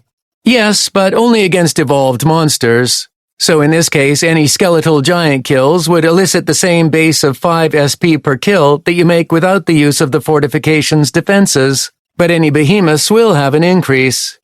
If it works the way it's supposed to, you'll probably get a base of 10 SP per kill, which with your new bonuses will equal something like 67 SP per kill. Keep in mind, though, that those numbers are based on you solo killing a monster while defending a fortification. When you have many defenders in the fortification with you, the SP rewards for defensive kills are reduced. It isn't divided equally, but there is a percentage decrease in the base amount depending on how many contenders are within the fortification. Overall, though, it is better to have more defenders, even if the base amount is decreased to the minimum, because they will all get some SP, contributing to the pool of SP that can be used to upgrade the fortification.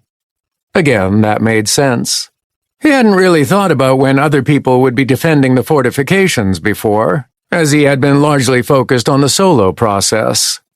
Thaden shook his head to clear it of all those thoughts, knowing that he would have time to think about it later, as he began to use the 460 SP that he'd received from the subjugation of the nest. Within minutes, he had not only had everything purchased at Stage 1, but had also been able to upgrade them all to Stage 4, A huge improvement over what he'd been able to do before to start out with. The only thing that was still at Stage 1 was the Resurrection Well, as it required 100 SP to upgrade it to Stage 2, but everything else was easily achievable. When it was all done, he jumped on top of the walls and looked out at the countryside past the immediate area, finding that the monsters had continued to move around while he was busy subjugating the nest. He saw dozens of skeletal giants and behemoths to the north, but a little further past them were other monsters that originated from other nests, including some wraiths of shadows, as well as what appeared to be an evolved version of the wraith that he couldn't differentiate properly at that distance. To the south, he could just barely make out the wall, and the land all the way to the new defensive fortification was still clear. He had a feeling it wouldn't stay that way for long, but it was safe enough for the contenders that would be arriving soon. While he waited for them to start their short journey, he began switching his equipment again to the pick-boosting set that he was still leveling up, as he didn't need the solo-based set right then. Next, as he still didn't see anyone coming from the wall, he turned his attention toward some of the other things he'd been neglecting while he'd been power leveling the other contenders, namely the free stat points he'd received from World First achievements, earned by clearing a total of 13 dungeons on maximal difficulty. In all, he had 1,170 points to distribute somewhere, and along with the 150 points in all of his stats he'd just received from one of his newest achievements, he had the chance to boost one or two of his stats significantly.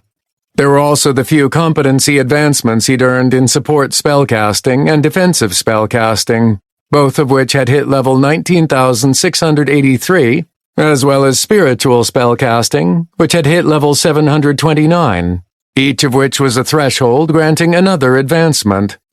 They hadn't been needed while he was power leveling, and he had been so busy that he hadn't really wanted to spend any time on them.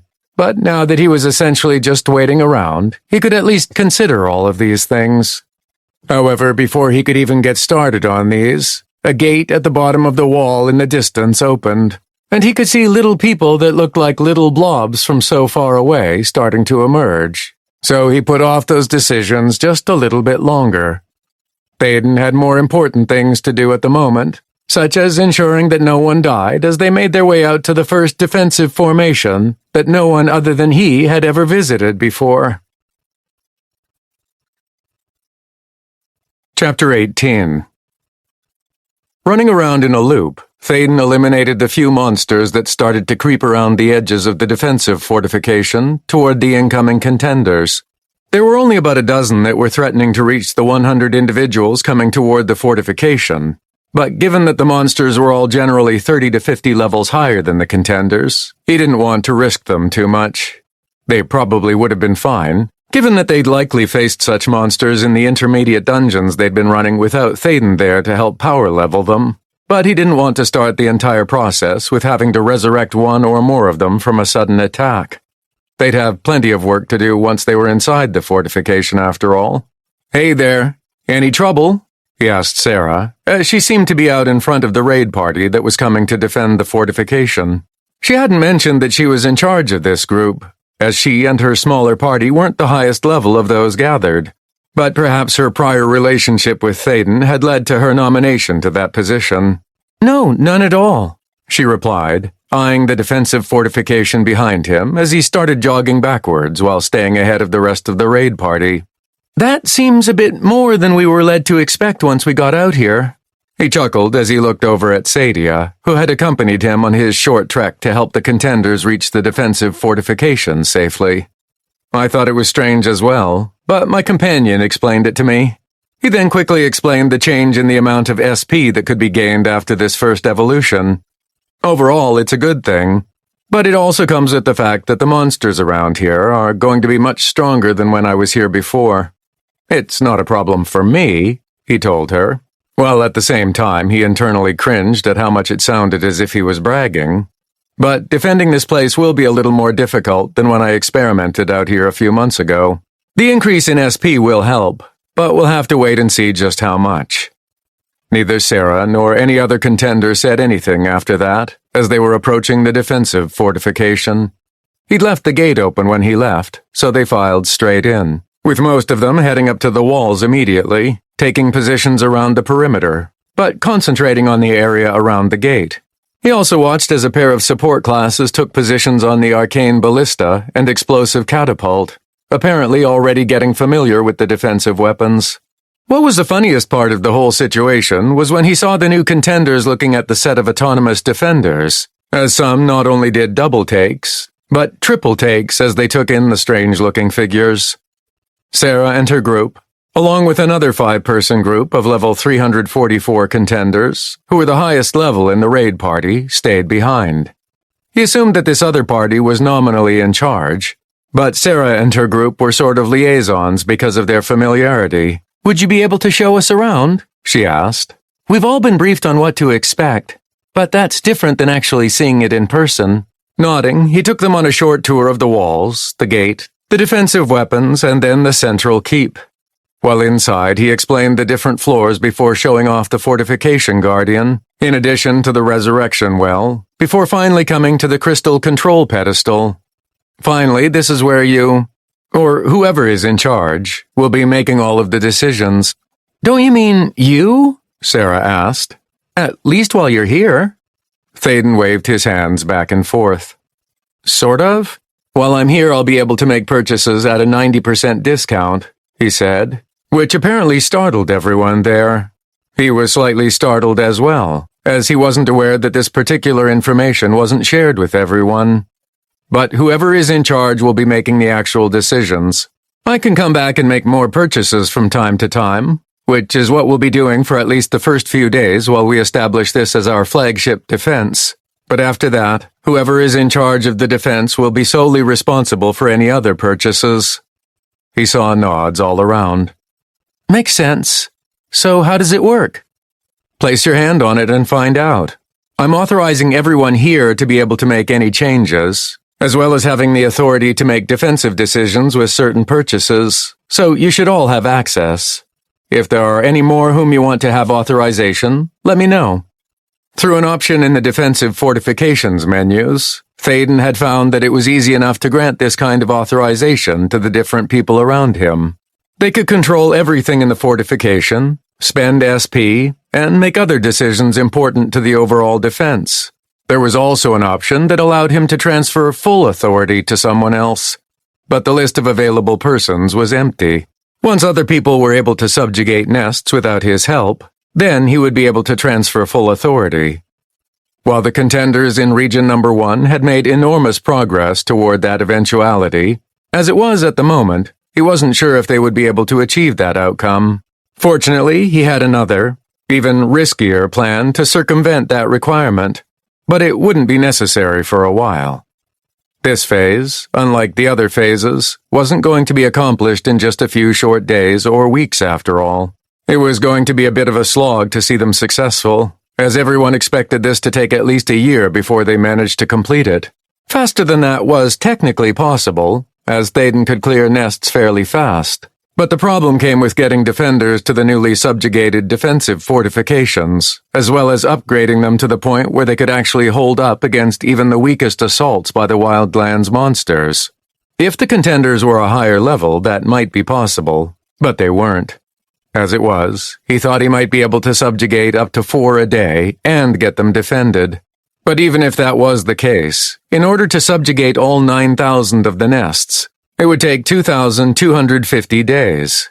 Eventually, they'd be able to speed up the process as they maintained fortifications with skeleton crews, pushing forward with speed to subjugate one nest after another. But that was months away. The main problem, though, was that being able to level up out in the Wildlands was difficult, as the only real source of pick was the quests that Thaden had created for them. Why? Because unless Thaden was physically present to initiate or boost their perceived level, then none of the contenders would be receiving pick from killing monsters. In other words, as soon as he was out of range, they could receive SP, but no pick, slowing down their development significantly. Still, the quests based on defending a fortification would help, and they were able to be taken again after they were completed. With the slower leveling, they would be hard-pressed to even keep up with the evolving monsters attacking the fortifications, let alone catching up with them. Therefore, it would only become more dangerous for them as time went on, and the fortifications would need to be constantly upgraded to keep them safe. Still, even with those things against them, this was the plan that they had all come up with, and while it was highly dangerous, it was their best chance of success. Of course, it all had to start somewhere, which was where this first defensive fortification came in, and his plan was to make it as impenetrable as possible before he left it for good so that they could start their conquering wave of subjugation across the Wildlands. Seems pretty self-explanatory. Thanks, Thaden, Sarah said for the group following him around. How long do we have until we should expect an attack? The Omenic Drifter checked the time and saw that there was only about 20 minutes to go before the fortification was past its initial hour of safety. After that, he was expecting all of the extra skeletal giants and behemoths to swarm the defenses. He could help take care of all of those, of course, but he wasn't sure what would happen after that. Before, when he was experimenting, it had been boring after the initial wave attacked and was killed. Now, though, the local area was full of monsters in multiple directions, so he could only expect that at least some of them might attack. Sadia didn't mention as much when she explained things after his first nest subjugation, but he could sense that this was something else that she wasn't able to share until it happened. Since it wasn't really relevant before, he figured that it would soon be time to learn those kinds of things. "We've got 20 minutes or so," he told the group. "We have some downtime until then, so relax for a moment before it gets crazy." At that instruction, the 10 contenders went up to the walls to join the others who had come with them, and Thaden jumped to the top of the central keep, taking the time to relax as well. Though in actuality, he returned to what he'd been interrupted from doing when the contenders left the wall. Please select one advancement for your support spellcasting competency. Faster healing. All support spells now have a 66% permanent casting time decrease. Longer healing. All support spells now have a 66% permanent duration increase. Group healing. All multi-target support spells now have a 66% range increase. Radiant Afterglow. All support spells now heal an extra 3% of max health every 5 seconds for 60 seconds. Promiscuous Healing. All single-target support spells with a duration have a 33% chance to spread to an adjacent target within 9 feet every 3 seconds, with a renewed duration. Blessed Virginity. After entering combat, the first spell that you cast upon every target that replenishes health increases the amount of health replenished by 369%. After the first healing spell is completed, those targets then receive a 30% reduction in all healing done to them. Delayed Satisfaction. All support effects and spells cast upon all targets have their activation delayed by 3 seconds, but then have a 900% increase in spell effectiveness once they are active. As Thaden looked over the advancement choices for his support spellcasting competency, he was shocked at the newest addition to the list, Delayed Satisfaction. On the surface, it appeared to be an amazing advancement that increased the effectiveness of his support spells by 900%. But there was one massive caveat that was hard to ignore. All of his support spells would be delayed by 3 seconds. From what he intuitively understood from concentrating on the advancement choice, there was no way around this delay, as it would be installed into every support spell, and no bonuses such as casting time reduction or anything like that would affect it. It was simply a flat delay for even instant cast spells, which all of his spells now were. Fortunately, he didn't believe that it affected heal over time spells such as regeneration. The advancement would simply delay the initial activation of the spell, and not delay the ongoing effects of the spell. Only effects such as his Afterglow advancement, and probably even the support-based effects on his equipment would be initially delayed. But then they would all be boosted by a 900% increase in effectiveness.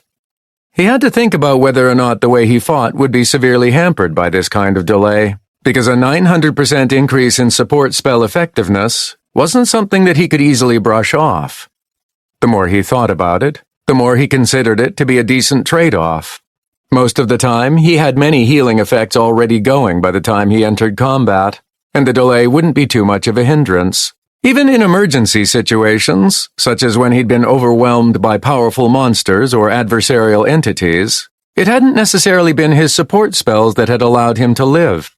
It had been his defensive and protection spells that had saved his life. If this advancement had been for his defensive spellcasting competency, he wouldn't have even considered it for a moment, as those protective spells were the difference between life and death. Before he made his final choice, however, he looked over the other options and considered them seriously before he committed to delayed satisfaction. The options that he'd had since the beginning, such as longer healing, weren't really necessary, since he could renew spells fairly easily with his bottomless mana pool. Promiscuous healing was an issue because it would affect all nearby targets, including monsters, and Blessed Virginity had a reduction in healing done that didn't really appeal to him, even though the first spell was boosted significantly. Therefore, after doing his due diligence on the other options, and finding them lacking, he selected delayed satisfaction for his newest support spellcasting competency. Once that was done, he moved on to the next advancement for which he needed to make a selection. Please select one advancement for your defensive spellcasting competency. Faster protection. All defensive spells now have a 66% permanent casting time decrease. Longer protection. All defensive spells now have a 66% permanent duration increase. Thickest protection. All defensive spells now prevent 133% more damage. More extended protection. All single-target defensive spells now extend to protect 3 additional targets. Disease protection. All defensive spells now temporarily protect against burning, charmed, poisoned, and sleep afflictions. Rejection protection. All defensive spells now give the recipient a 100% bonus to hit accuracy on their next 2 strikes. Abstinence protection. Upon preventing damage, all defensive spells now grant the protected 10 seconds of immunity to all damage, followed by 60 seconds during which they cannot be protected by any spells or effects that reduce or negate damage.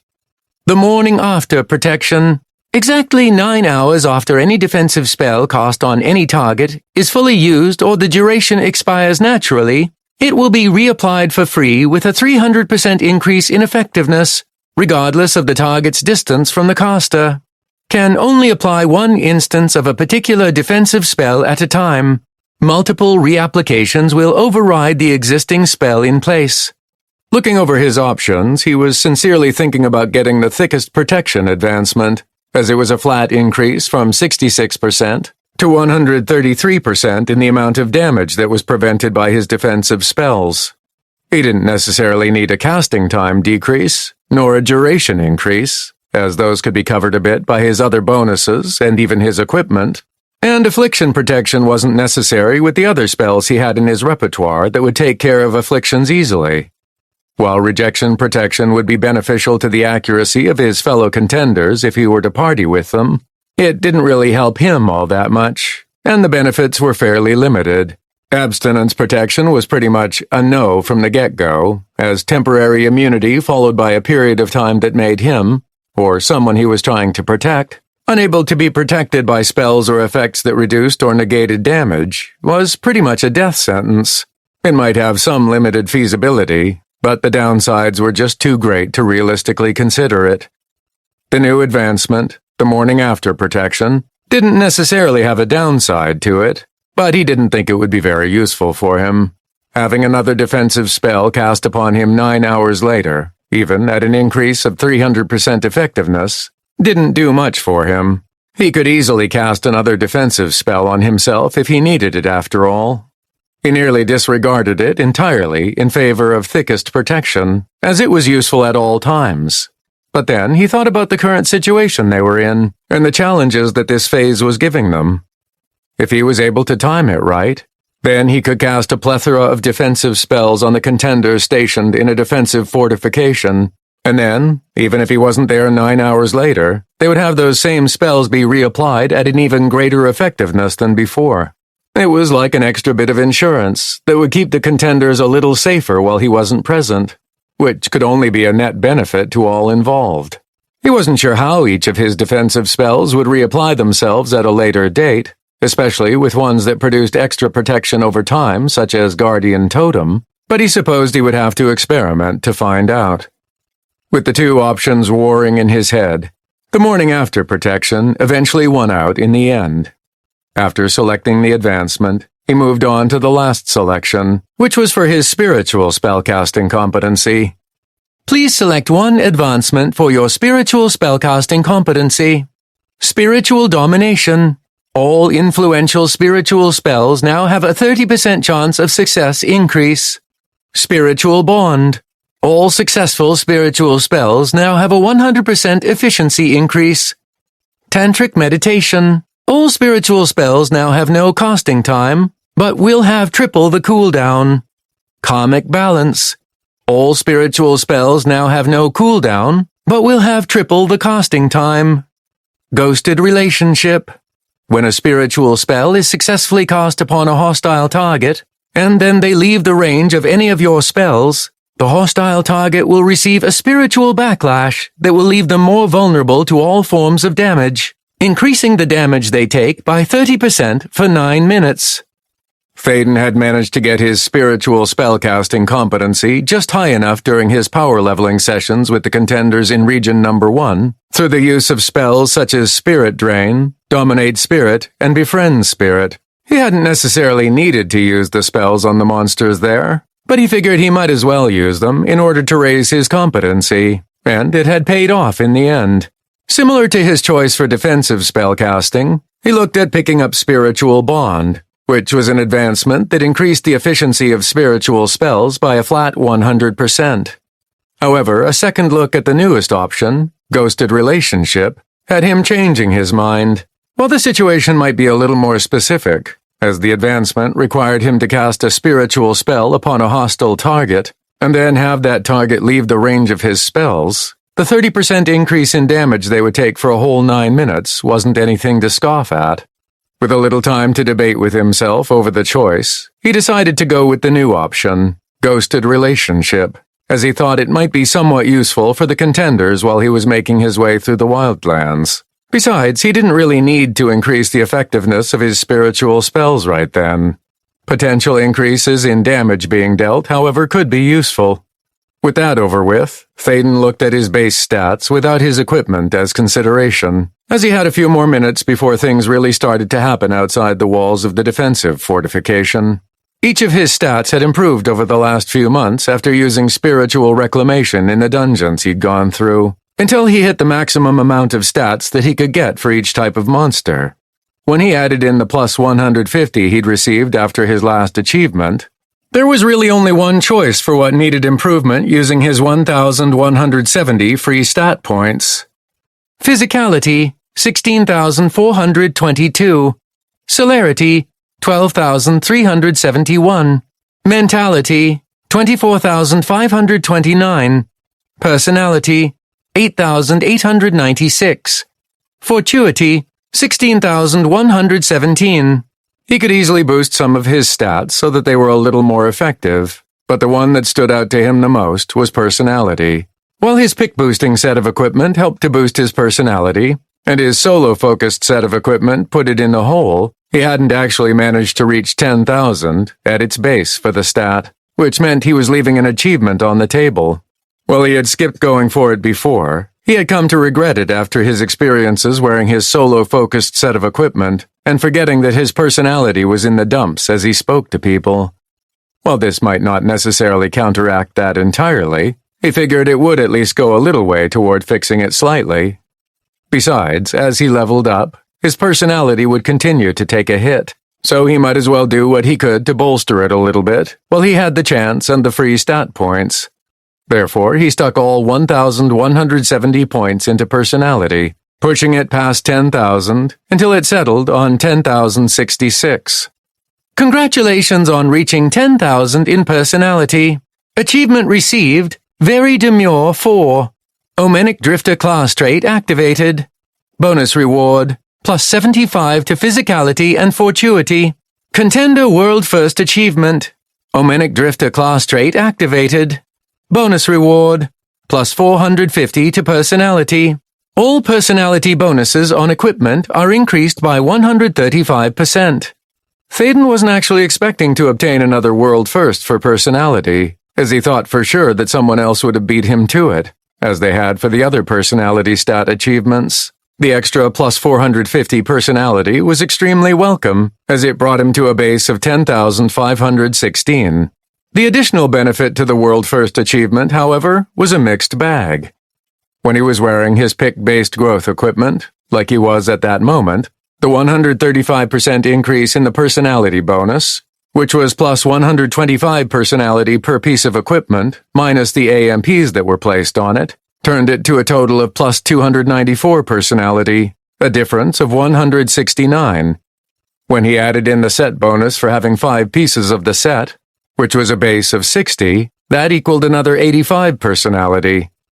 When all of the AMPs were involved, what had been a base 8,425 personality added to his stats was now 19,799, which was awesome.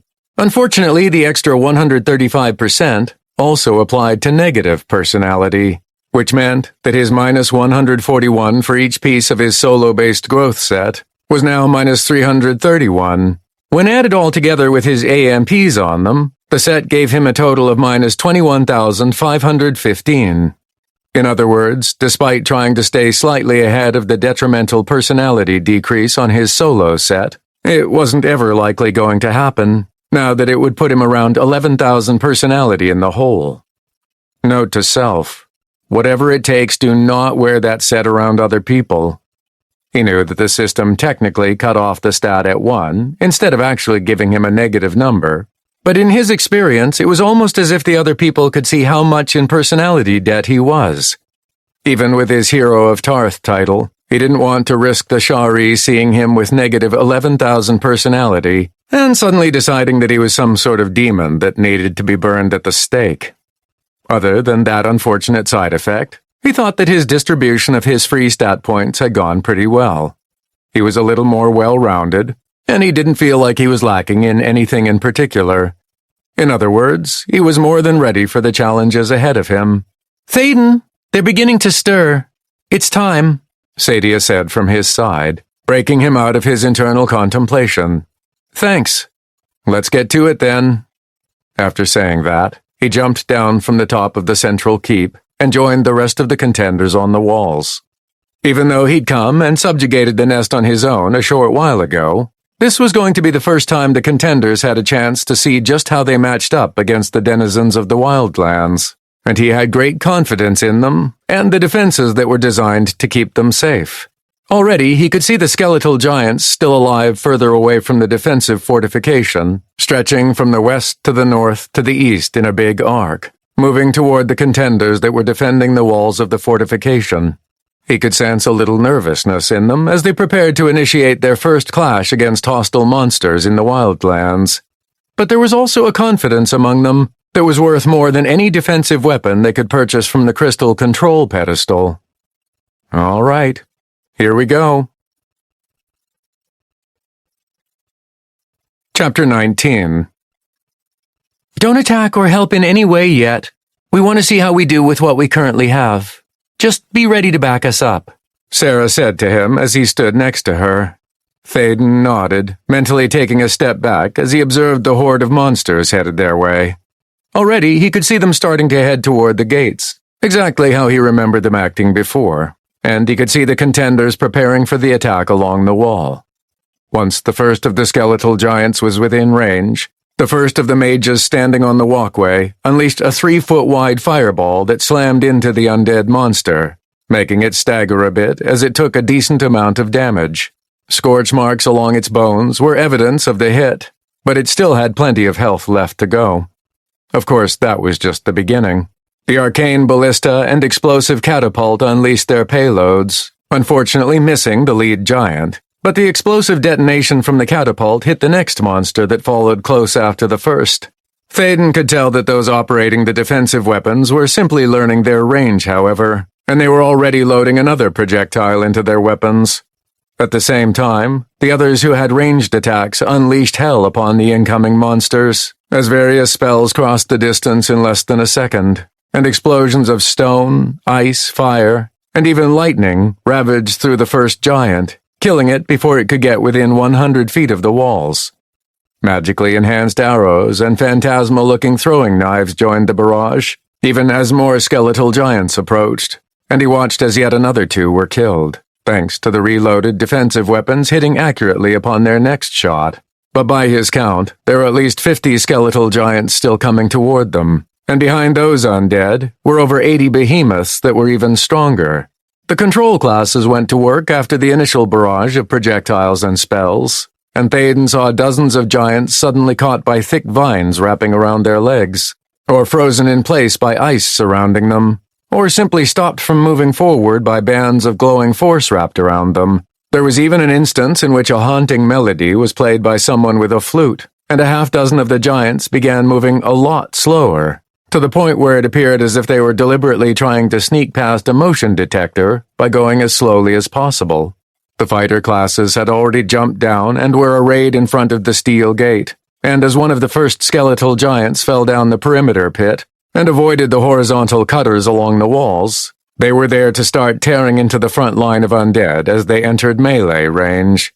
Thaden's sheer presence boosted their perceived levels, and the bonus stats that came with them, enough that they could actually do a bit of damage to the skeletal giants, and within the first minute of the battle being joined, things were looking quite good. The skeletal giants, who were level 380, at their base at least, were beating on the walls and the gate and were starting to damage them, but the contenders were teaching them a lesson. The amount of sheer firepower that they were outputting was incredible, as there had been at least 150 to 180 levels worth of development in his fellow contenders since he'd seen them really at work, and he had to admit that it was impressive. He hadn't really given any of them a chance to show off while he was power leveling them, as there was no need, and it would only take longer. But now he was able to see the devastation that a level 300-plus contender could inflict upon the monsters of Tarth. The 50 or so skeletal giants were being absolutely devastated by the concentrated fire and attacks, and with the monsters lacking a way to reliably attack back, the contenders were perfectly safe behind the walls. Even the autonomous defenders that were part of the fortification were getting in on the action, doing their part to inflict damage upon already damaged targets, and things appeared to be quite under control. At least until the first of the behemoths arrived. Their higher level made a huge difference in the damage that the contenders and the offensive weapons could do to the stronger undead monsters. Even with their extra stats due to their perceived level, thanks to Thaden, they were largely unable to deal significant amounts of damage to the behemoths.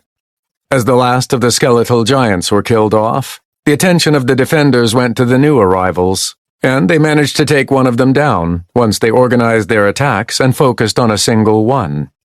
Unfortunately, it was only one out of nearly 100 more that arrived within seconds of each other, and unlike the giants, the behemoths weren't afraid to stop and pick something up to throw at the defenders. Large pieces of the destroyed buildings outside the walls were gathered and tossed at the defenders up top. While the repulsion barrier helped to slow them down a little, only a few of them had adequate protection thanks to their support members. Eventually, the onslaught of projectiles was so dense, and at a rapid enough pace that it was inevitable that the unfortunate would happen soon. He was proven correct when he saw a mage nearly obliterated into little pieces as a large chunk of a building's stone foundation slammed into and through whatever protection he had, knocking his remains into the courtyard of the defensive fortification. Another block of something clipped a scout and sent him spinning inside the walls as well, and a second mage was decapitated when she dodged one projectile, only to end up in the path of a different one. That wasn't even the worst of it, as the dozen or so skeletal behemoths that managed to make it to the stone wall began smashing into it with their multiple fists, doing so much damage that the barrier started to fracture within seconds, and Thaden could see portions of the gate being bent out of shape to the point where it appeared as if it would shear apart at any time. In other words, they were less than a minute from complete disaster. "All right, I think we've seen what we needed to," Sarah said, glancing at Thaden. He nodded as he and Sadia began casting healing spells that targeted the behemoths. At first, nothing seemed to happen, but then he remembered his new advancement that delayed his support spells by 3 seconds. Once the 3 seconds were up, the monsters were hit by extremely high-powered healing spells, as they were boosted even further than before by an extra 900% support spell effectiveness. In other words, they were wiped out almost immediately by a few powerful spells, at least as soon as the spells actually activated. His new advancement was something that he'd have to consider when he was partying with people, as he had to account for the delay when it came to keeping everyone alive. Granted, it was more likely that he'd have protective spells on them first, and healing wasn't necessarily as much of a priority, but it was still important to account for it. Most of his time in the Wildlands, other than this initial push out from the region, was going to be by himself, and he would have his support spells almost constantly active. It wasn't necessarily a concern that he'd have to account for most of the time. When the last of the behemoths fell, he looked at the notifications that came from them. He, and everyone else, thanks to their perceived level, received pick for the deaths of the attacking undead, but they also received subjugation points for the defensive kills. Defensive kill, number 32599999-E, SP earned, 7 SP. Defensive kill, number 32599999-E, SP earned, 13 SP. Defensive kill, number 32599999-E, SP earned, 27 SP. Defensive kill, number 32599999-E, SP earned, 27 SP. Total defensive kills, number 32599999-E, SP earned, 2,831 SP. Thaden did some quick mental math as he figured out how much he'd actually earned from the defensive kills. For what he suspected was a skeletal giant kill done primarily by one of the defensive weapons, he earned 7 SP, which before his bonuses was probably only worth 1 SP. For a skeletal giant kill done by a defender, he earned 13 SP, which meant that it was worth 2 SP. At their base, and if he was by himself, it would have been 2 SP for a defensive weapon kill, and 5 SP for a kill he made himself. So with all of the extra defenders, they had been reduced to 1 SP and 2 SP at a base value. All of the behemoths that were killed, however, were worth 27 SP, which equated to 4 SP per kill at a base. It seemed like the behemoths were worth twice the amount that a giant was, which was fairly consistent with what he'd seen thus far as the increase in SP accumulation with evolved nests and monsters. In total, he earned a whopping 2,831 SP. It was a lot more than he remembered getting back when he was solo, but he attributed that to the fact that there were a lot more monsters this time around, and his bonuses were 210% more than back then as well. It wasn't like he was going to complain, though, especially when he learned that everyone had earned some SP for their defensive kills.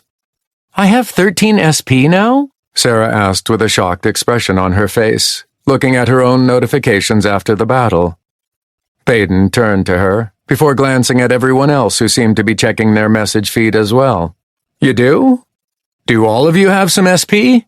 he queried the others. At their affirmative, he immediately started moving toward the central keep and the crystal control pedestal, after visually checking that no more monsters were going to attack within the next few minutes. He could see various monsters about a mile away from the fortification, but none of them appeared to be moving towards them, at least not right now. Pulling up the menus on the pedestal, he had the others who were part of the leadership group do the same. Let's see what we have here. Current available SP, number 32599999-E, 3,128. SP accumulation, DF, number 0018, 191 per hour. Current available SP, Joseph, 5. See note. Current available SP, Marion, 11. See note. Current available SP, Diallo, 10. See note. Current available SP, Sarah, 13. See note. Note.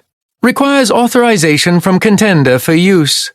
Total available SP, 4,516. Note. Some SP may require authorization from other contenders for use. Looking over the list, he saw that everyone had gained some SP from that fight, though not nearly as much as he did. "It's because you have full authority over the defensive fortification," Sadia said when he mentioned this. "While you are defending it, you will receive a portion of every defensive kill made here, while everyone else receives SP only for what they had direct participation in killing. Because they're a raid party, they all received essentially the same amount of pick, but SP is evaluated differently." Thaden nodded at the explanation. The fact that the defenders had received nearly 1,400 SP from the assault was encouraging, as it would allow them to continue improving the fortification even while he wasn't there. Of course, he was hoping to keep adding to that total. It also says that we need authorization to use the SP? Sadia helpfully explained that portion of the list. Correct. Each contender has their own SP that will automatically transfer between fortifications if they move from their current one, and only they can utilize it, or authorize those in charge to use it toward upgrading the fortification. The only exception to the transfer of SP from fortification to fortification is your SP, she said, looking at Thaden, which is available at any fortification that you have full authority over. Therefore, if Sarah, for instance, were to leave for another fortification, she would take her SP with her. But yours is available in any fortification that you've personally had a hand in subjugating. The same would apply for anyone else who has personally subjugated a nest, as their SP would be available across all of the fortifications they have full authority over. Sounds easy enough, Thaden said before turning toward Sarah. However, she was already heading out of the central keep with the rest of the leadership group, and within seconds he saw the asterisk note notations next to everyone's name on the list disappear, giving him, and theoretically anyone else with permission, access to their accumulated SP. In less than 30 seconds, they were back and looking at the upgrades that they could purchase. You said you have a 90% discount? Is that from some achievements? Sarah asked as the others discussed what they wanted to upgrade. He nodded in affirmation to both questions. All right then. Hold on a moment while we discuss. Take your time. I'll go make sure we're not going to be attacked suddenly by another horde of monsters. Thaden left them to discuss what they wanted to do and headed out of the central keep. He suddenly remembered that some of the defenders had died during the attack and went to check on them, but they had apparently already been resurrected by some of the other support classes. Their souls pulled from the resurrection well instead of waiting for it to happen in 6 hours. With that sufficiently covered, he jumped to the top of the central keep again, where he maintained a vigil for any incoming monsters. A few seconds later, he was joined by a pair of scouts named Kayla and Charles, who silently joined him in his observation. Over the next 15 minutes, as the leadership group deliberated about the upgrades, he could see as the monsters in the distance, which mainly included wraiths from the nearest nest, began to migrate closer to their defensive fortification, while something too far in the distance seemed to push them to move. It was almost like the massive monsters inhabiting the Wildlands was a wave pool, like what could be found in a water park, and some mechanism was constantly pushing them outwards to where there was a void. Eventually, the waves would become strong enough to push the monsters out of the Wildlands, which was why they would start invading the region now that there was an opening for them to go through. At the moment, the waves were gradually pushing the monsters toward the fortification, and he wasn't exactly sure what would happen once they moved closer. At their rate of movement, he estimated that it would be another 15 minutes or so before they found out. Thaden, we've made a decision, he heard Sarah calling up to him from below, and he began to move off the keep's roof. Before he leapt off, he warned the pair of scouts, "You might want to move for the moment. We're about to have some major upgrades, which will include up here." The two of them simply nodded and jumped nimbly down to each floor and made it to the bottom just as he reached it with a single jump. All right, so here's our plan, Sarah began to explain as they walked into the keep and over to the pedestal. After a few seconds, he listened and smiled as their plan began to take shape in his head. Once she was done explaining it, he mentally boiled it down to a few key points. First, they were going to forego upgrading the fortification guardian for now, which would save a bit of SP. If the guardian was actually attacked, they reasoned, then it was likely that the fortification had already fallen, so there was no reason to increase its power at the moment, as they weren't planning on letting it get to that point.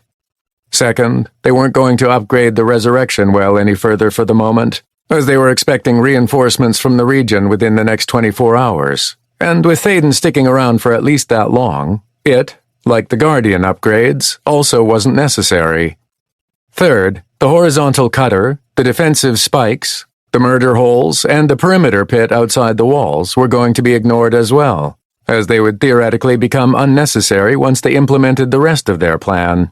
Fourth, they would be upgrading the siege wall, steel gate, wall walkways, and repulsion barrier up to Stage 7, from Stage 4, as those would be important for their overall plan. and as an insurance in case the monsters made it that far. A quick calculation in his head, based on what he remembered them costing, told him that for all of those it would require a little over 1,000 SP with his discount. Fifth, the central keep would be upgraded to Stage 8, which would cost approximately 600 SP. Along with the keep upgrades would come the unlocking of the repair battery for 50 SP at Stage 1, as well as the autonomous obelisk emplacement for 100 SP at Stage 1, both of which would be purchased. The obelisk would then be upgraded to Stage 3 for another 400 SP to make it fire faster and do more damage. That would leave nearly 2,400 SP to spend on other upgrades, or additional defensive weapons and autonomous defenders, which was exactly what the leadership group decided to invest in, as those were relatively cheap to purchase with Thaden's discount. The final step of the plan was to purchase as many autonomous defenders, mage, as possible, as well as adding additional catapults and ballistas, a total of 18 additional ones, so that every support class they brought along would be able to operate one. Each additional defensive weapon would be upgraded to Stage 5, including the pair already present, which would require another 1,278 SP, leaving them with about 1,100 for mage autonomous defenders. Each new autonomous defender would cost 29 SP to upgrade them to Stage 6, which meant that they would all be at level 400. With the additional cost to upgrade the existing mage autonomous defender, they were planning on purchasing another 36 of them before they ran out of SP.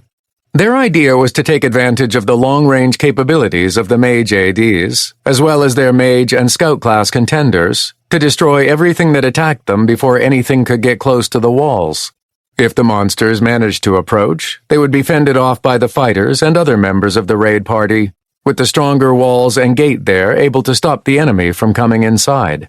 Further upgrades would continue this theme, with some of the neglected items being added in as they learned how to manage the onslaught of monsters that would come every 24 hours or so. With that plan in place, Thaden started spending SP to upgrade everything, and the shouts of surprise coming from outside the keep let him know that things were happening. A few minutes later, as 36 new mage autonomous defenders ran out of the keep and joined the other defenders on the wall, Thaden walked outside with the leadership team to see the changes. Well, that's interesting. Not exactly what I expected, but we can work with it. Sarah's surprise hadn't come from the changes in the walls and the walkways, nor was it based on the keep's alterations, including the obelisk on top. Instead, it was the additional catapults and ballistas that were the strange part, as the additional emplacements were spread out all along the wall, including on the opposite side of the gate.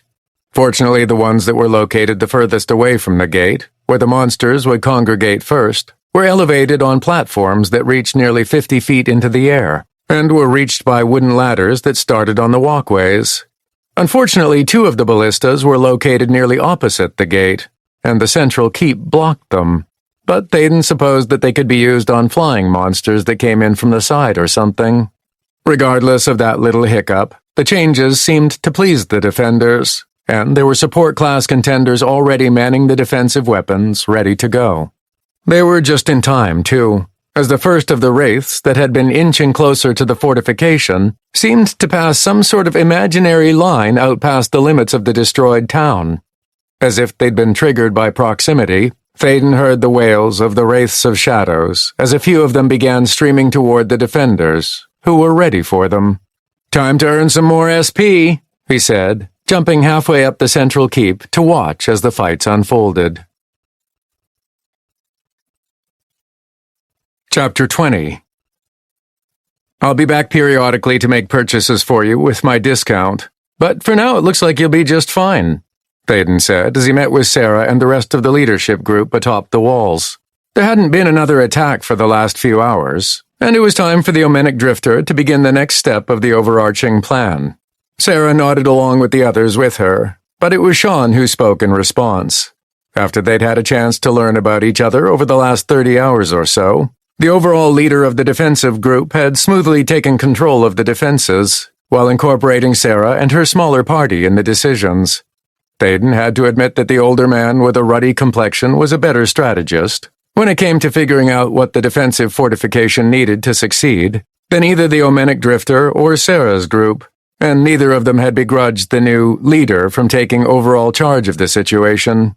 "We'll easily be able to handle it with the incredible help you've given us already," Sean said in a strong voice, loud enough that everyone on the walls could hear him. "After weathering the periodic attacks and the assault from the nearest nest after a day had passed, I'm confident we can hold out until our reserves can make it here from the wall.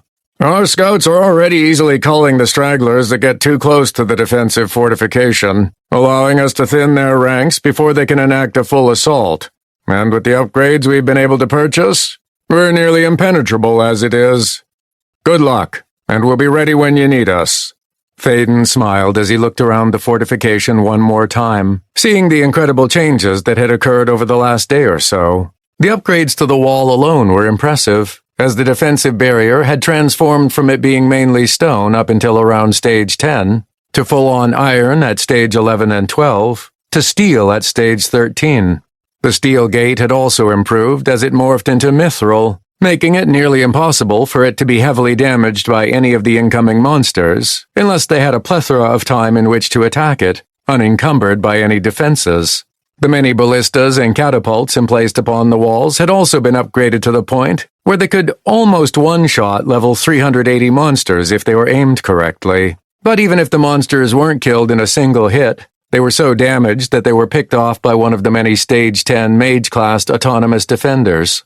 Looking up, he saw the Stage 7 obelisk shining in the midday sun. Its powerful firings, with a 4-second delay between, were enough to pick off level 380 monsters in one shot. The stronger monsters took at least 2 hits of the obelisk's beams, though their targets were usually picked off by one of the many other defenders or defenses in place around the fortification.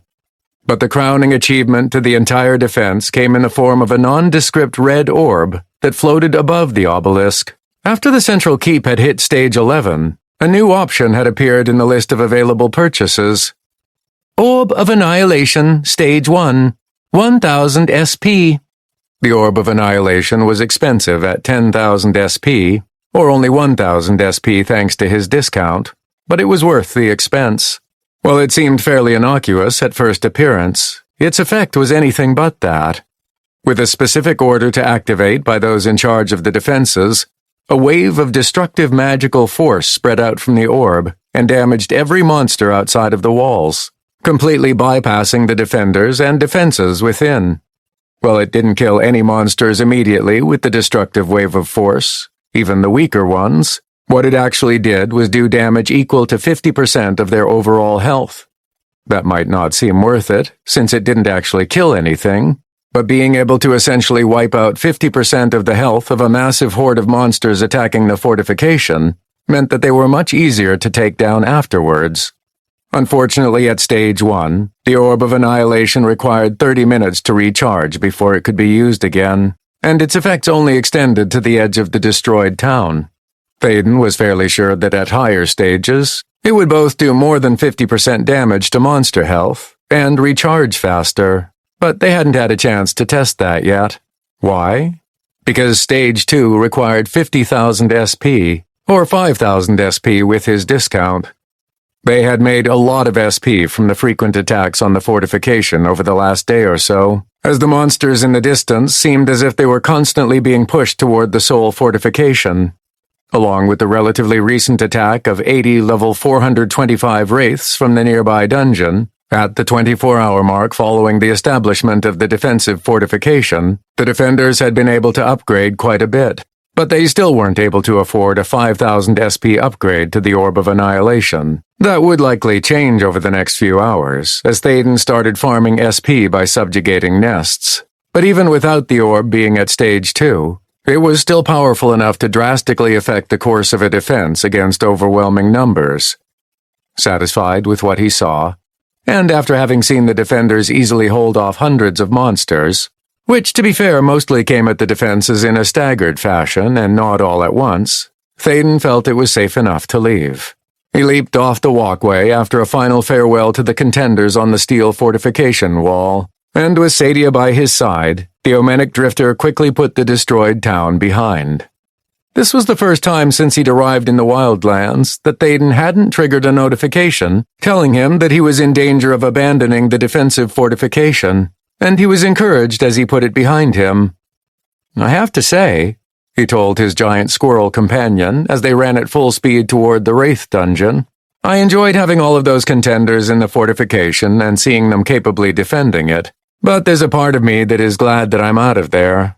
Being around them is mentally exhausting." "I could tell," Sadia responded with an understanding tone of voice. "It felt like you were trapped in the fortification with all those people. What's odd was that you didn't feel that way at all when you were power leveling thousands of contenders for weeks on end."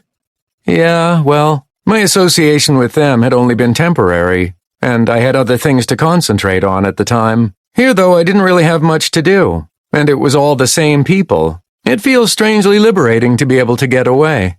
It wasn't as if he felt like he was being held against his will or anything, but without actively participating in the defenses, as he was basically acting as an observer, an SP bank, and a purchaser of upgrades, the perimeter barrier of the fortification had felt somewhat like the walls of a prison. Now he was free, or at least free-ish. He still had some obligations to fulfill, but he wasn't stuck in the fortification with all those people anymore.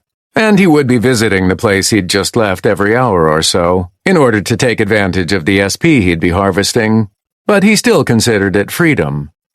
It wasn't too far away from the walls of the fortification that he encountered the monsters that had ebbed and flowed like waves. But before he officially encountered them, Thaden stopped and changed out of his pick-boosting growth set into his solo-focused set.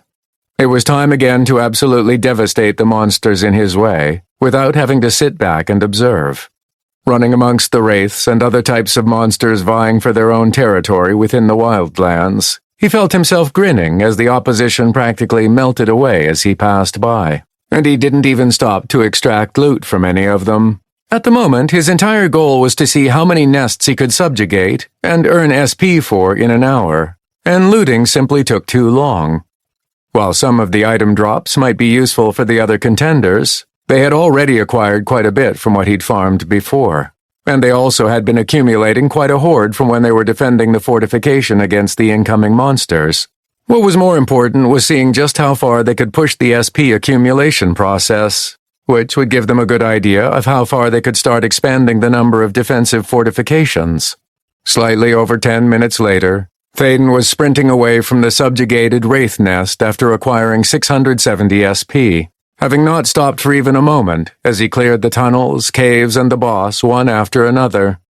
He barely even looked at any of them before they died, and without having to extract any loot, he was able to clear it fairly quickly. Even so, the nest was larger and less straightforward than it used to be, meaning that it simply took longer to get through its expanse. If this keeps up, I can probably only clear 4 nests before I have to head back and help spend this SP. It was a shame that they couldn't utilize his discount while he was gone, as well as not being able to acquire any pick when they defended the fortification against monsters while he wasn't there to affect their perceived level. But from here on out, subjugating additional nests will give other defensive fortifications the SP needed to somewhat improve their defenses even when I'm not there. Of course, they'll have to share the SP among themselves, but I'll at least get them started. A little less than an hour after he left Sarah and the others, he was back and was spending his accumulated SP before the nests he had subjugated were abandoned and he lost it. With only being able to clear 4 nests, he realized that they weren't going to be able to afford Stage 2 of the Orb of Annihilation anytime soon, unless the defenders were able to acquire more SP on their own. They would eventually get enough to acquire it, especially when a full 24 hours passed after the last assault, and there were more sources for defensive kills. But his own farming of nests wouldn't do it on its own. But any extra SP toward upgrades was appreciated, and simply made the fortification even more formidable. After 2 additional rounds of nest subjugation, they were able to upgrade all of the defensive weapons, and even the mage-based autonomous defenders up to Stage 11. That was about all that was going to happen at that moment, however. As he was about to leave the defenders again, one of the scouts looking toward the wall announced that a large group of contenders was finally heading in their direction. "The reinforcements are coming," Sarah told him, interrupting his departure. "And it looks like they managed to gather more than expected." He started to head toward the southern wall to look for himself. "How many?" he asked. "Looks like it's around 1,000 or so." 1,000? Karina and the others worked fast. "Good. We can really get going on this then. Thankfully, the main route toward the defensive fortification from the wall was relatively clear, with a few random monsters along the edge of the route that were slowly being pushed south. Even if there were some in their way, with 1,000 contenders attacking a single monster, even one that was nearly 100 levels higher than them, they would be able to wipe it out fairly quickly. Thaden had learned quite a bit over the last day. Once there were enough sources of damage against a target, even the tough defense of high-level monsters wasn't enough to stand up to them. He stood on top of the southern wall and watched as the large group of contenders approached, the smiles on the faces of his fellow defenders clear as they observed their relief coming to help them. The Omenic Drifter thought that was a bit of a misnomer, however, as the arrival of the reinforcements simply meant more work for everyone. Eventually, they would be heading back to the region for short periods of time for a little R&R, but for now, they were going to keep working out in the Wildlands. "Welcome to Defensive Fortification number 0018, Sean called out as the enormous group of contenders arrived at the gate, "also known as Thaden's Hope." Wait, what? Did he just say what I think he said? Confused, embarrassed, and shocked by the nickname that the other contenders had apparently selected for the first defensive fortification, Thaden was lost in his own thoughts as all 1,000 of the new arrivals filtered inside of the walls, before being separated into 10 different raid parties, spread all throughout the center of the fortification and along the walls, filling up most of the available space. Once he finally emerged from his thoughts and looked around, he saw the contenders mingling with each other, and he saw that each raid party consisted of 100 new arrivals and 10 existing defenders, except for the final one, which only had 9 members that had been part of the initial group.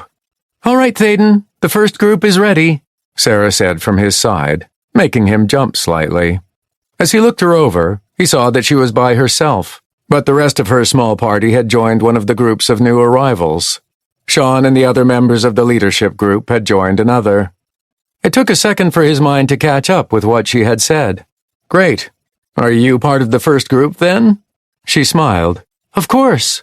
"All right, then. Let's go." A few minutes later, they were back out the gate and were marching toward the Wraith Nest, his second trip there in the last few hours. It wouldn't take them long to reach it, since it was only 2 miles away, but Thaden left them all in the dust. While he could accompany them, his intention was to have the nest subjugated before they arrived, or at least have most of it done. It was time to attempt yet another experiment. Thaden intended to clear most of the nest and only have the incoming contenders participate in killing the boss. The other routes were dangerous, and while he could protect them, doing so would simply slow him down. However, if they helped to kill the boss, his hope was that they would also get credit for subjugating the nest. Thereby, not only would they gain an achievement, but also they would start to accumulate SP every hour, which would add up after a while with so many people accumulating SP. That was only an experiment, however, because he wasn't sure if it would be worth it, at least in the beginning. They would all be gaining a much lower amount of SP for actually subjugating the nest, and if his own portion of it was significantly lower, then they wouldn't have that initial boost of SP to really upgrade the defensive fortification afterwards, leaving them vulnerable at first.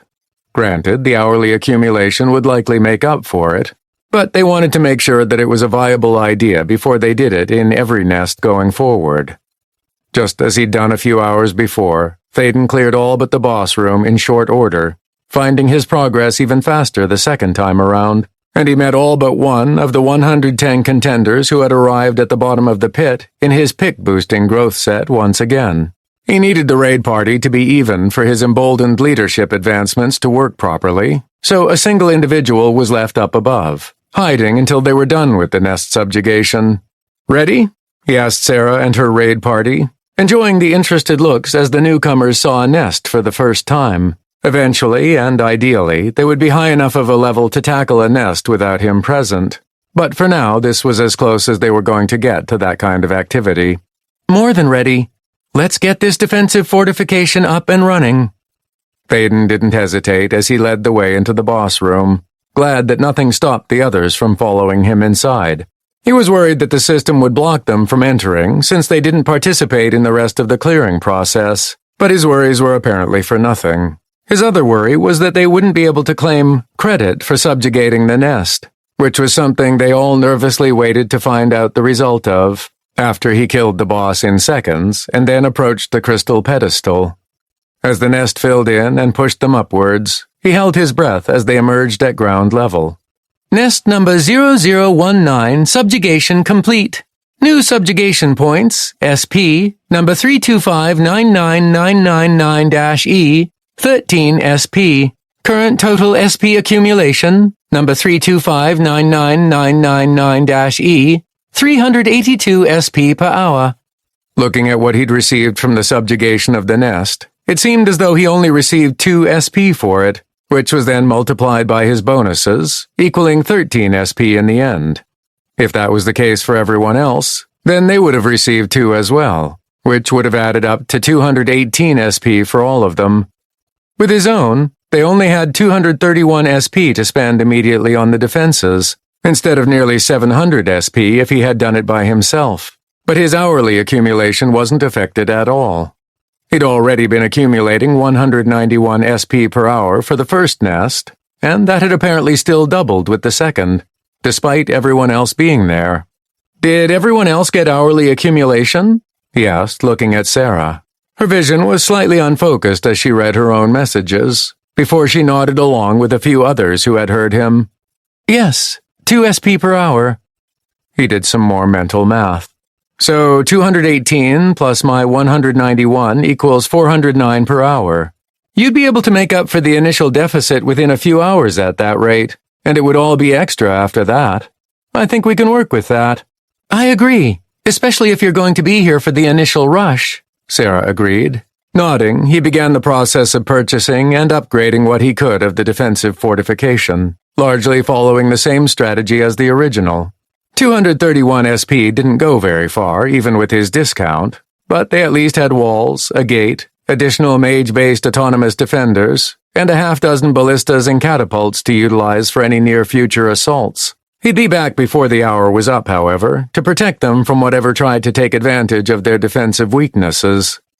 All right, I'm off for the next group. I'll be back soon, he told Sarah and the others as they deployed up on the walls, their diminutive size and weaker materials a significant contrast to what was found at Thaden's Hope. I still can't believe they called it that.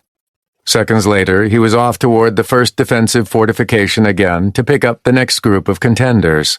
From there, he would subjugate another nest in an identical fashion as the Wraith nest, and would then leave again to grab another contender group.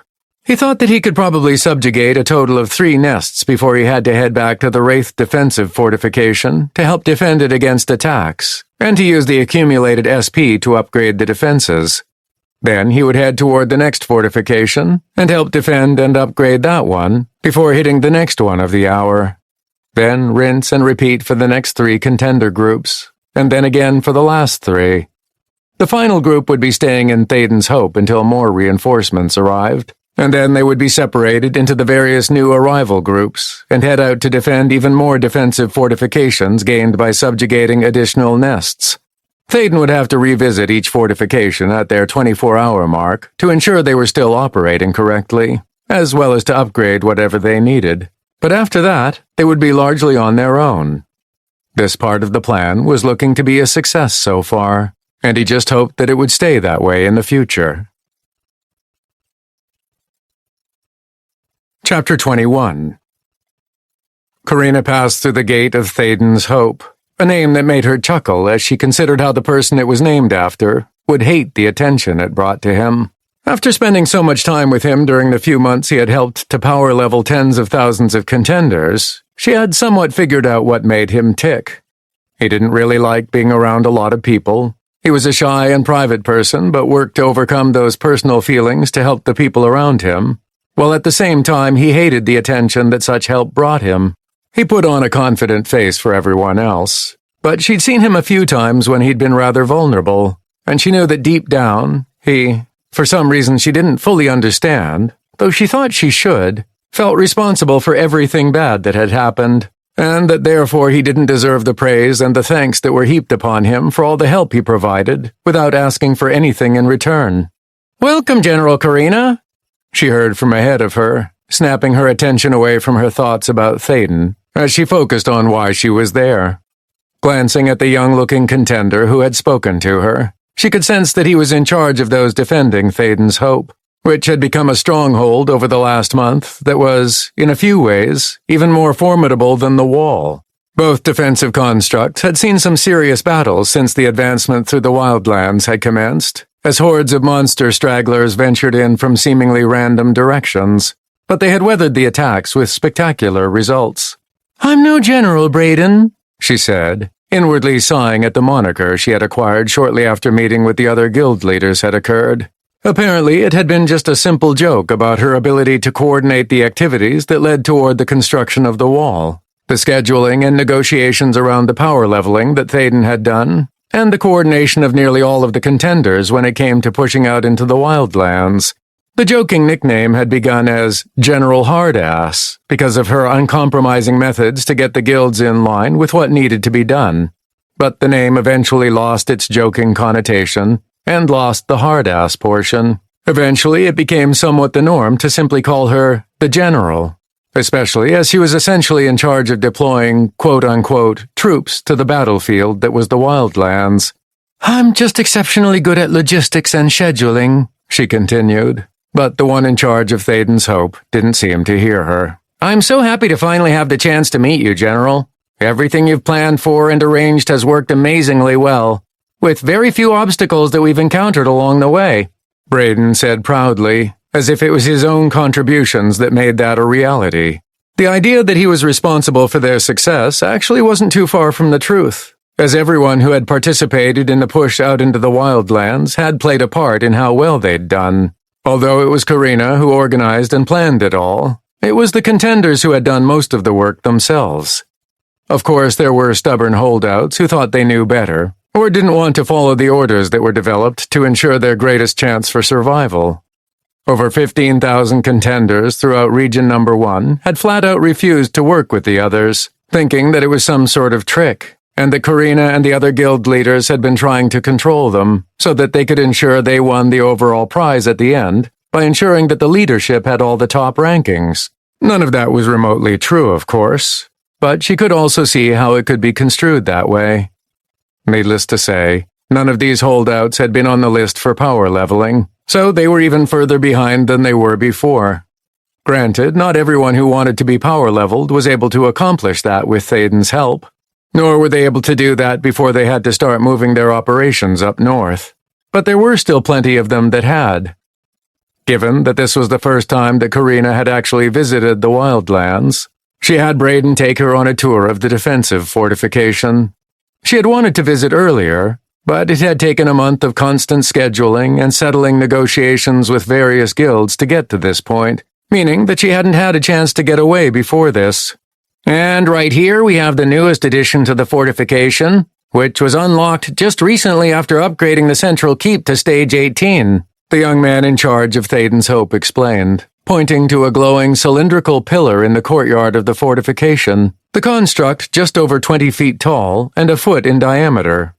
It appeared to be made of some sort of prismatic crystal, which shone brightly in the sunlight shining down on it, and there was a strange circle inscribed on the flat stone underneath it, filled with symbols that she didn't recognize.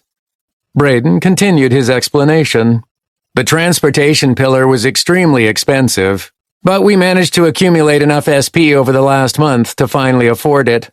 To put it bluntly, it's a game changer, and it should make the entire process of pushing through the Wildlands even smoother." While she hadn't yet heard about it, Karina could somewhat guess what it did, but she wanted to know for sure. "What exactly does it do?" "Well, from the few chances we've had to test it, anyone within the circle you see on the ground here will be transported to the inside of any defensive fortification within the Wildlands. You have to know its designation within the list that will pop up for you once you touch the pillar, but we haven't found any limitations on the destinations as of yet. The largest downsides to the pillar are that it requires a 3-hour cooldown before it can be used again, and that it doesn't have a return function. Unless another defensive fortification has a transportation pillar, returning will have to be performed the old-fashioned way, with your own 2 feet. Other than that, the ability to send groups to the front of our advance, or to relieve those in need, is already making a difference in how quickly we can shuffle people around. Unfortunately, we haven't been able to communicate with anyone in charge of the advance, because obtaining these pillars throughout the defensive fortifications should be a priority that needs to be focused on. Braden said that with so much confidence that she was convinced that he was correct. It wasn't him that made her agree with him, but she was beginning to see how effective moving people around would be if they had these transportation pillars in every fortification. It would make moving different raid parties around the Wildlands so much faster and easier, as being able to respond to emergencies near instantly could make the difference in saving a fortification from disaster. More than that, it was going to be very useful for her at the moment, as it would allow her to go to the front and see Thaden again. Admittedly, it was a bit of a selfish want, as she missed him more than she thought she would, especially given how busy she was, but also because she needed to see if he was taking care of himself and not pushing himself too hard. She'd had to pull him back a few times when he'd been power leveling Contenders, and insisted on completing an extra dungeon delve each day. But she knew that it would have run him ragged if he was subjected to yet another dungeon each day. They had actually found another maximal dungeon within his level range, which was what prompted the insistence that he could do it. But she convinced him that it would be too much for him. It was partly because if he had incorporated it into his normal routine, she would basically never see him. But most of it was that he was already pushing the bounds of what he could handle every day without collapsing in exhaustion afterwards, and she didn't want him to burn out prematurely. "I'll see about making these a priority, Braden," she said, which brought a smile to the one in charge of Thaden's Hope. "How is the advancement through the Wildlands progressing, if you know? My information is a few days old, so I'm hoping that you have some updates." "Well, General," he answered, "we don't get as much current information as we'd like, given our location so far away from the front. But according to the control pedestal, the number of defensive fortifications is quickly approaching a total of 500. At the last check, I think we were at 496, including Thaden's Hope. But that might have changed since I looked at it last. Why don't you come inside the keep and see for yourself?" Karina followed Braden inside, and he led her to the crystal control pedestal that she'd heard about, but never actually seen in person before. After she approached it, she was encouraged to place her hand on it. As soon as she did, a window popped up and she was able to look at all of the different upgrade options that could be purchased, as well as a few others that didn't have anything to do with upgrades. One of them in particular had a total of the SP available for use by those who were authorized, but it also had a list of where this SP came from. Included in that list were the people who were actively defending Thaden's Hope and had accumulated SP from defensive kills. But it also had Thaden's SP, since he was in overall charge of the fortification, as well as the list of accumulating SP from the various defensive fortifications he was controlling. She knew that the SP accumulating in every other defensive fortification also had SP coming from those who had participated in subjugating that particular nest. But Thaden's Hope, otherwise known as Defensive Fortification number 0018, was all Thaden. Thankfully, she didn't have to manually count from how many fortifications he was receiving hourly SP, as the list did that for her.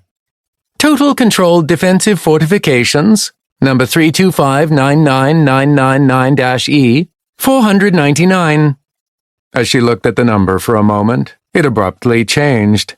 "Total controlled defensive fortifications, number 32599999-E, 500. He's hit his limit. Quick, which fortification was recently added to the list?" she asked of Braden, who immediately touched the pedestal with easy familiarity, and he was at work obtaining an answer for her within seconds. Theoretically, she could probably discover which one it was, if she played around with the menus on the window, but she knew that Braden, or anyone with more experience, could probably do it faster. She might be a logistics and scheduling general, but she knew that experience and know-how were equally important in the right situation. At that moment, speed was of the essence, so she would rather get the answer quicker than find it herself. "It looks like defensive fortification number 1137 was just added," Braden said after just a few seconds of searching. "Excellent. Is the cooldown on the transportation pillar over?" There was a pause as the one in charge of Thaden's Hope appeared to check on it. "Yes, it ended just a few minutes ago. Are you headed to the front?" "I am. I need to catch Thaden before he takes off again." She had heard that he was fairly quick about leaving after subjugating a nest, only sticking around for about an hour before he was off again, staying just long enough to fend off the initial wave of monsters that would assault the fortification first. She also knew that he spent more than half of his time revisiting previous defensive fortifications to help purchase upgrades at a discount, as well as participating in the 24-hour attack to ensure that the defenders survived. If she didn't catch him while she could, then it would be very difficult to track him down. A minute later, she was standing near the transportation pillar, which began to glow even brighter than before, while an energy passed through her and everything else within the circle. It felt a little selfish to spend this cooldown of the pillar just for herself, but she justified it by leaning into her position as the general. She wasn't ashamed of taking advantage of a perk or two for all the work she'd put in to get the other contenders this far. Before she was ready, the hum coming from the transportation pillar that she could hear just at the edge of her awareness rose in intensity, and a blinding light enveloped her. There was a brief wrenching of her entire body that made her slightly nauseous, but it was quickly replaced by a feeling of disorientation as she abruptly appeared somewhere else. Falling to her knees, she felt herself panting, as if she had just run a dozen miles, as she gradually adjusted to her new location. Brayden didn't tell me that the transition from one place to another would be so disorienting, and that I would feel horrible during it as well as after. Unless he doesn't know, of course. Finally adjusting to her new circumstances, the nausea and disorientation quickly faded, and she looked around as she got to her feet, only to be abruptly picked up and swung around by a pair of arms that she remembered intimately. "Karina, how did you get here? Did you use one of those transportation thingies I heard about?" She laughed at his enthusiasm as she was swung around in a circle, which brought back a bit of nausea that she thought had faded completely. Undeterred, she pushed it away as she leaned toward Thaden's face and gripped his ears while she kissed him long enough that she had to pull away with a gasp as she ran out of breath. A second later, she felt herself being placed back down on the ground, and a stench that she'd apparently completely ignored hit her with a strong whiff that had her eyes watering. "Whoa! It's good to see you, Thaden. However, when was the last time you took a bath?" she asked, smiling at him even as she held her nose dramatically. His own smile cracked a little as he looked down at himself, before shrugging with apparent unconcern. "It's been a while, to be honest. Sorry about that, but I've been a little busy, as you no doubt know." "I know. I've been reading the reports, after all." He seemed to be a little crestfallen as she said that. "Oh, is that the reason you're here, then? Not to see me?"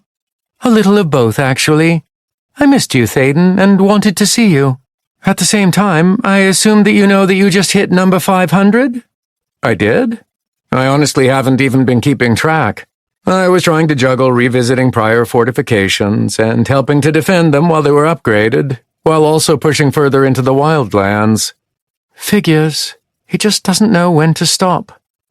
"Yes, this one here was number 500, which, according to Sadia," she began to say, but was interrupted by the giant squirrel herself. "means that you've hit the wall. You cannot participate in the subjugation of any more nests if you continue controlling what you already possess.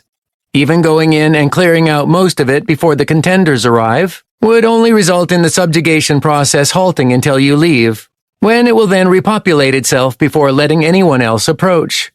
"Exactly. So we're down to a choice. First, do you believe that any of the contenders that you've worked with are ready to subjugate a nest by themselves?" She saw Thaden close his eyes for a couple of seconds as he thought about her question, before reluctantly shaking his head. "There are a few raid parties that I'd say are close, but there's another problem with that." "What's the problem?" "Both Sadia and I feel like there's another monster evolution coming soon." That, frankly, shocked Karina. "Really? Already? Isn't it too soon?" she asked the squirrel, as she was their primary source of information. "Yes and no. In a normal developmental phase 4, this would be considered quite fast. But I believe that the time away from the Wildlands, when no one was culling monsters, sped up the process to the point at which it's moving faster than expected. This was already obvious when the power leveling that Thaden was doing was cut short, but that was apparently just the start. How do you know they're about ready to evolve?" Thaden and Sadia looked at each other for a moment before he answered. We've been in enough of these nests to tell that something is changing, even if we don't know exactly what it is. We could be wrong, but a new monster evolution simply makes the most sense. That's not good. Do you think that the fortifications we currently have will be able to hold? Thaden only hesitated for a second before he nodded. I believe so. Most of them have upgraded far past what they need to maintain their protection, even in the most difficult of circumstances, so they should be able to handle it. There might be a few of the most recent ones along the edge of our advance, for which I've spent a little time in SP to boost them up a little. But I think the overall stages that they're at should be sufficient. Good. Then that leaves us with only one other choice. Do you know what you're planning on doing? Will it even work? She asked, worried for him because she didn't really understand what he was proposing to do. Fundamentally, she knew that he was going to do something that was supposedly going to trick the system into believing he was dead, thereby granting sole official authority of the defensive fortifications to those who had participated in subjugating them with him, or in the case of Thaden's hope, exceed control of it to whoever was currently defending it. Just how he was planning on doing this, however, was a mystery. When he attempted to describe it to her, she remembered him saying something, but the details had disappeared from her mind. I hope so. Otherwise, we're going to have to force other contenders to attempt to subjugate potentially third evolution nests on their own. She hoped he knew what he was doing, and she wished that she could help him with whatever he was planning on doing. Unfortunately, he said that it was something that he had to do by himself, or at least just with Sadia by his side. Karina just had to hope that the giant squirrel would keep him out of too much trouble, as she seemed to have a level head on her furry shoulders. After that, Thaden left her to help purchase some upgrades for the recently obtained defensive fortification. And for the first time, Karina looked around to see over 100 contenders who had participated in the subjugation.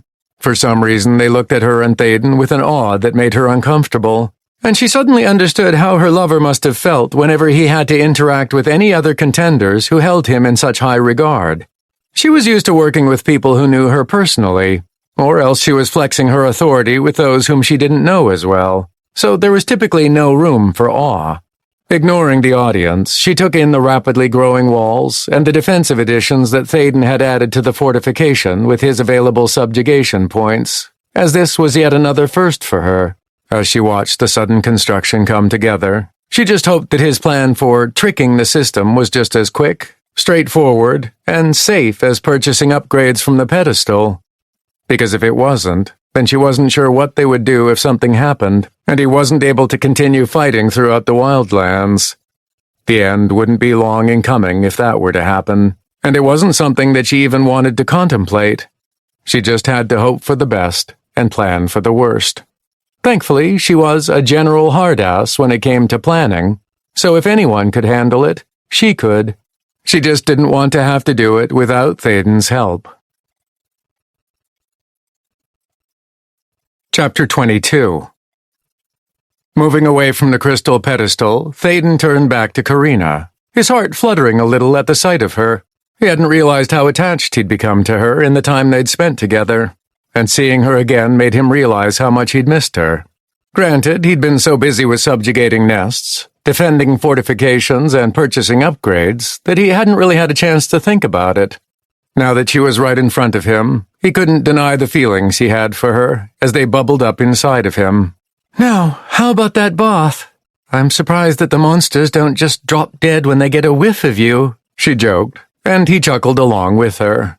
I'll get to it soon, I swear. I just need to help defend the other fortification I established less than an hour ago, then come back to this one and defend it. Then I can take that bath. There always seemed to be something he had to do, and while he hadn't complained before, he nearly did this time. He wanted to stay there with Karina rather than leave her. I'll come with you then, she said, as if it was the most natural thing in the world. Those words lifted his mood, and he smiled at her before turning to the raid party that had taken over this newest defensive fortification. I'll be back in less than an hour to help defend against the initial assault. Settle in for now and I'll see you soon. The raid party leader, Kelly, acknowledged his statement before she started to organize the others along the wall to wait for the assault.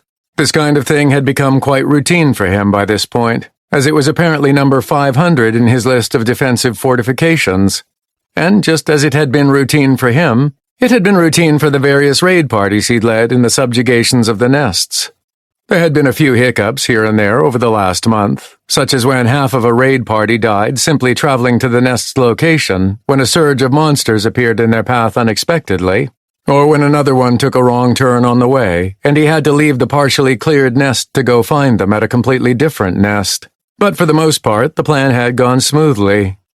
It had helped significantly that he continued to raise his hourly accumulation with each subjected nest.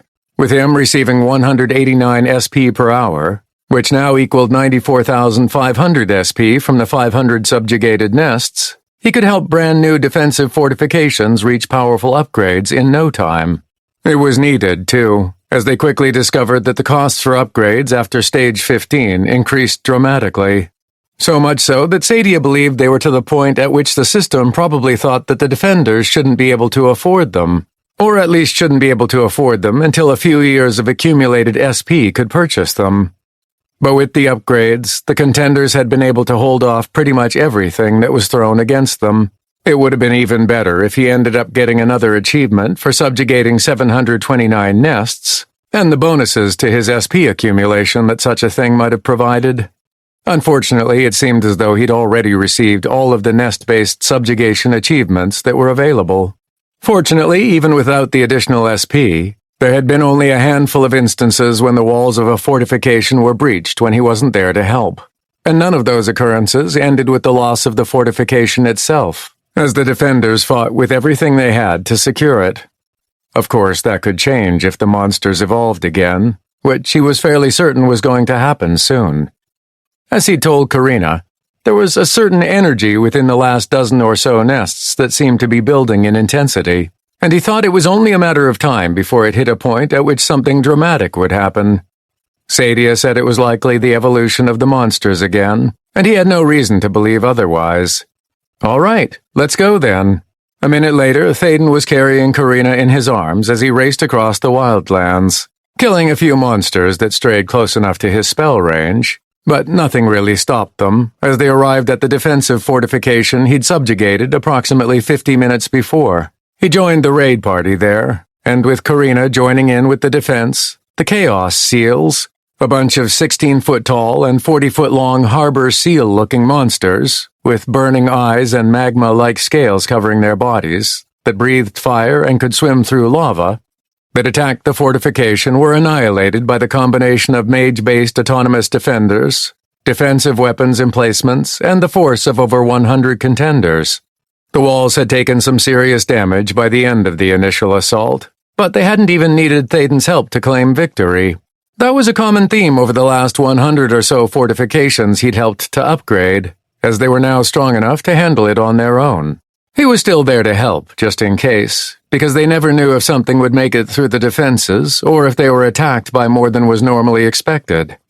"Nice job, everyone," he announced to the raid party once the attack was over. "I'm upgrading your fortification a little bit more now that my accumulation has ticked over a few times, and I'll try to do some more in the future, but it might be a while. I have some things to do first, but I will be back as soon as possible." They thanked him for his assistance, and Thaden left with Karina in his arms once again, heading for the final duty he had to perform for the day. They were back in the fortification where Karina had appeared not 10 minutes later, and there was only a short time before the 1-hour assault commenced. When it did, the defenders managed just as well as they had in the previous one, not even needing his help. And he looked at his available SP afterwards to see how much he could apply toward the fortification. Current subjugation points, SP, number 32599999-E, 180,549. I think this should be more than enough, he murmured before turning toward Karina, who had come up to him after the attack concluded. "I've been saving up a little bit of SP for use in trying to reach Central Keep Stage 18, so I can afford to purchase the transportation pillar." "That's a good idea. Now that I'm here, I just realized that I don't really have an easy route back to Thaden's Hope." He winced and shook his head. "They're still calling it that?" "Of course." She chuckled at his discomfort before laying her hand on his arm. "Let them have it. They need someone or something to rally behind after all of this. He wasn't going to try changing it, even if he didn't really care for someone naming a defensive fortification after him. But he reassured her anyway. I won't do anything of the sort. Now, let's see if I have enough for this. As he dug into the upgrades, the SP that he'd accumulated quickly drained away, especially as after stage 15, the central keep upgrades began at 100,000 SP, and only rose dramatically from there. Even with his 90% discount, it was expensive to reach those heights. But he managed it, and was able to just barely afford the 40,000 SP expense for the transportation pillar. He actually had to wait a minute or so until a few more hourly accumulations hit his available reserve of SP. That's just the start, Thaden. Now that I know about the pillars, I want to establish them in as many of the fortifications as possible, or at least in strategic locations. I've been kept up to date on the map of the Wildlands, or at least as much as we've conquered, and I can already see where a dozen or so would benefit from the instant transportation. That'll be what I'm going to work on once I get back to Thaden's Hope, in fact. He winced again at the name, but he didn't say anything. But before that happens, you've got a bath to take, and some rest to snatch while you've got the opportunity. Disappointed, as it seemed like she was leaving him already, he asked, You're going back? I am, but I don't have to leave quite yet. It seems as though I got a little dirty during those fights and require some relaxation before I go. You don't mind sharing a bath, do you? If you don't want to, I can always get one back at— No, not at all. Come on, let's go, he said excitedly, practically dragging her up the floors of the central keep, where he knew there were some luxury baths and beds that had been added once its stage hit level 14. For the next few hours, neither of them relaxed all that much. But as Thaden laid his head down on the bed's pillow for a much-needed rest, he couldn't help but think that this day was the best one yet since he'd arrived on Tarth. The next morning, Karina's departure was bittersweet, as neither of them wanted to part. Unfortunately, each of them had their own jobs to do, and there was no reason to delay the inevitable. Before she left, Karina had Thaden check on his available SP so that she would have a better idea of how much she could spend on upgrading as many fortifications as possible with transportation pillars. Current subjugation points, SP, number 325-99999-E, 1,148,210 SP. It had been a while since he'd let his hourly accumulation sit untouched, and it added up to quite a bit. Even with over 1 million SP, though, without his discount to help afford the necessary upgrades, he thought that she might only be able to afford a single transportation pillar. Though by the time he finished his upcoming plan, there might be enough for a second or third pillar, depending on how long it took him. Don't hesitate to spend the points when you can, he told her as he held her in his arms, just outside the pillar's inscribed circle. I'm not sure what will happen to them when I'm successful. They could linger around for a bit, or they might disappear immediately. She nodded as she pulled away. Don't worry, we'll make the best of it all, she assured him. Now, don't go getting yourself killed for real, you hear? No guarantees, he responded with a small smile. But I'm not planning on going anywhere quite yet. With any luck, I'll see you in a few days, and I'll have transferred full authority of these 500 defensive fortifications to those holding them. At least that's the hope. He gave her one final kiss before she stepped away into the transportation pillar's circle. Placing a hand on the crystal monument, she smiled at him as she disappeared in a flash of light, leaving him all alone once again. Well, not completely alone, as the raid party in charge of the defensive fortification was still there, but he didn't count them. Thaden still waved goodbye to them as he jumped up on top of the wall, and then took off past the destroyed town's outer limits, feeling a bit morose with Karina's departure, but also physically experiencing a deep, relaxing refreshment that he'd been missing over the last month or so. He was extremely glad that Karina had been out to visit him before he engaged in the next stage of his plan, because unlike the fairly straightforward steps that they'd taken to get this far into the Wildlands, this next part was fraught with uncertainty. As Sadia appeared by his side, bounding along with him, she said, I'm only going to ask this one more time. Are you sure you want to attempt this? Instead of answering immediately, Thaden took the time to really consider the question. The problem that he needed to solve was clear: to find a way to circumvent the 500 defense fortification limit for a singular person. The only ways that Sadia knew how to accomplish that were either to let the fortifications fall to monsters and then to resubjugate the nests with other contenders, or for the one in authority to die. As far as the first solution, based on what he'd experienced in the nests thus far, the raid party limits were strict enough that he didn't believe that even the highest level contenders could accomplish subjugating a nest without his help. That didn't mean it wasn't possible, but it would likely require either a lot of luck or a perfect matchup against monsters that they were well suited to easily kill. Even then, it was highly likely that the boss they would encounter at the end would wipe them out. If they had another 20 or 30 levels on them, he thought that they would have a much better chance. Unfortunately, with what was about to happen with the monsters just about to evolve, they couldn't wait until they acquired those levels. Thaden had done a lot to power level many of the contenders back in the region, but it just wasn't quite enough. Now, theoretically, he might be able to take a few of the strongest raid parties back to the region and power level them again, hoping they could reach the threshold they needed to succeed, but they would constantly be playing catch-up as the monsters continued to evolve at such extreme speeds in the Wildlands. Meanwhile, the existing contenders defending the fortifications would linger with their current levels, potentially gaining a few levels through some quests, but eventually they wouldn't be able to keep up with the stronger evolved monsters that would be appearing, even with the upgraded fortifications they now possessed.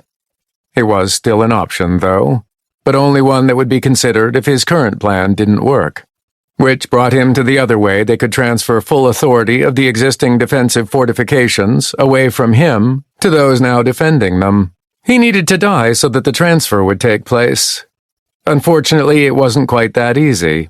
He had his Death Ward spell, of course, which would make such a task fairly easy if he were to trigger it.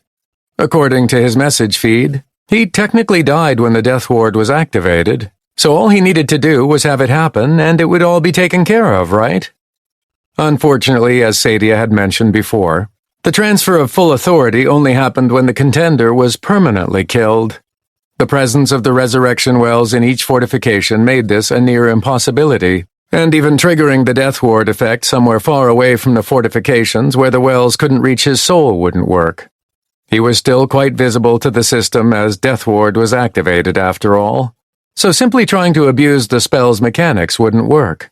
No, he had to do something a bit more drastic than that.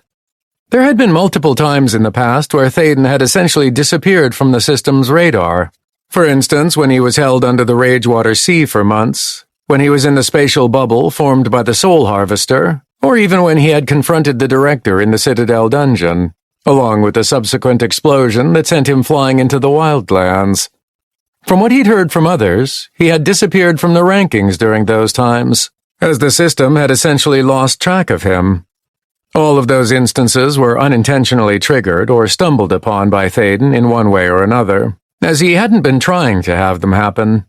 What he needed to do now, though, was to deliberately have it happen, thereby having the system lose track of him completely, and transferring full authority of the defensive fortifications to the other contenders.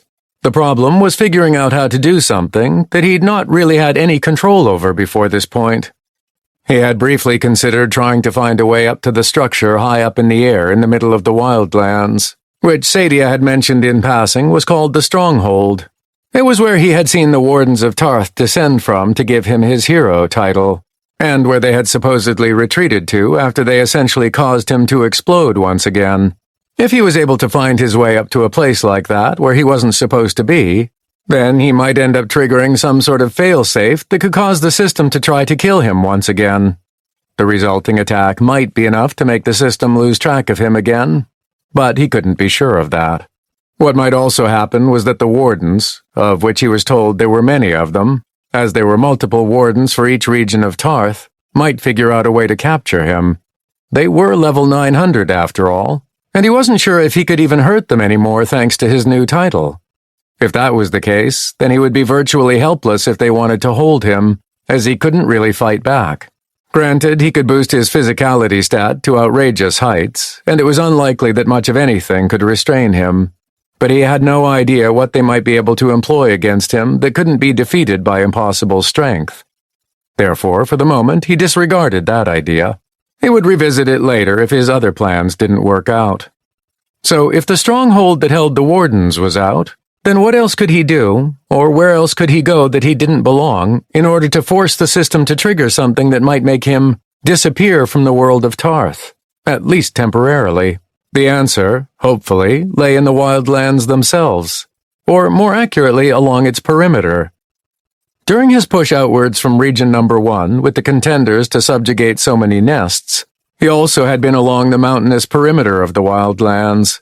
As such, he had ample opportunity to see where at least 3 different regions appeared to have visible constructs that looked similar to what he assumed the Citadel must have looked like from the Wildlands side. He didn't get too close to them, as there was no need to because they were miles away from the closest nest. But even from a distance he could see that they were formidable-looking and offered a bulwark against the monsters that might try to break through them. Not that any of the monsters he encountered seemed to even look at them. Rather, they ignored their presence as if they were simply a part of the mountain range surrounding the Wildlands, and instead migrated toward the open access to Region Number 1.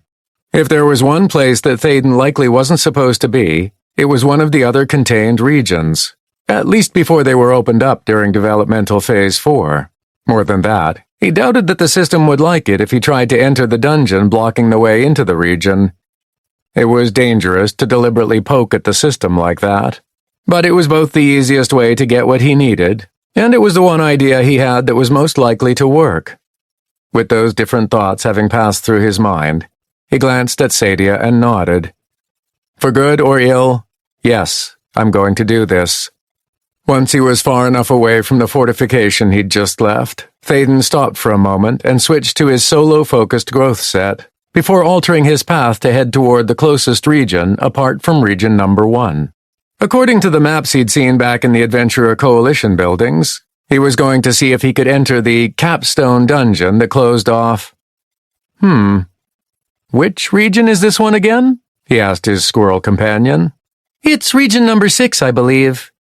For some reason, the region number triggered something in his mind, but he couldn't place it accurately. Oh well, I'm sure it'll come to me. He ignored the trigger in his mind as he took off at full speed toward what he hoped was the solution to all of their problems in the Wildlands.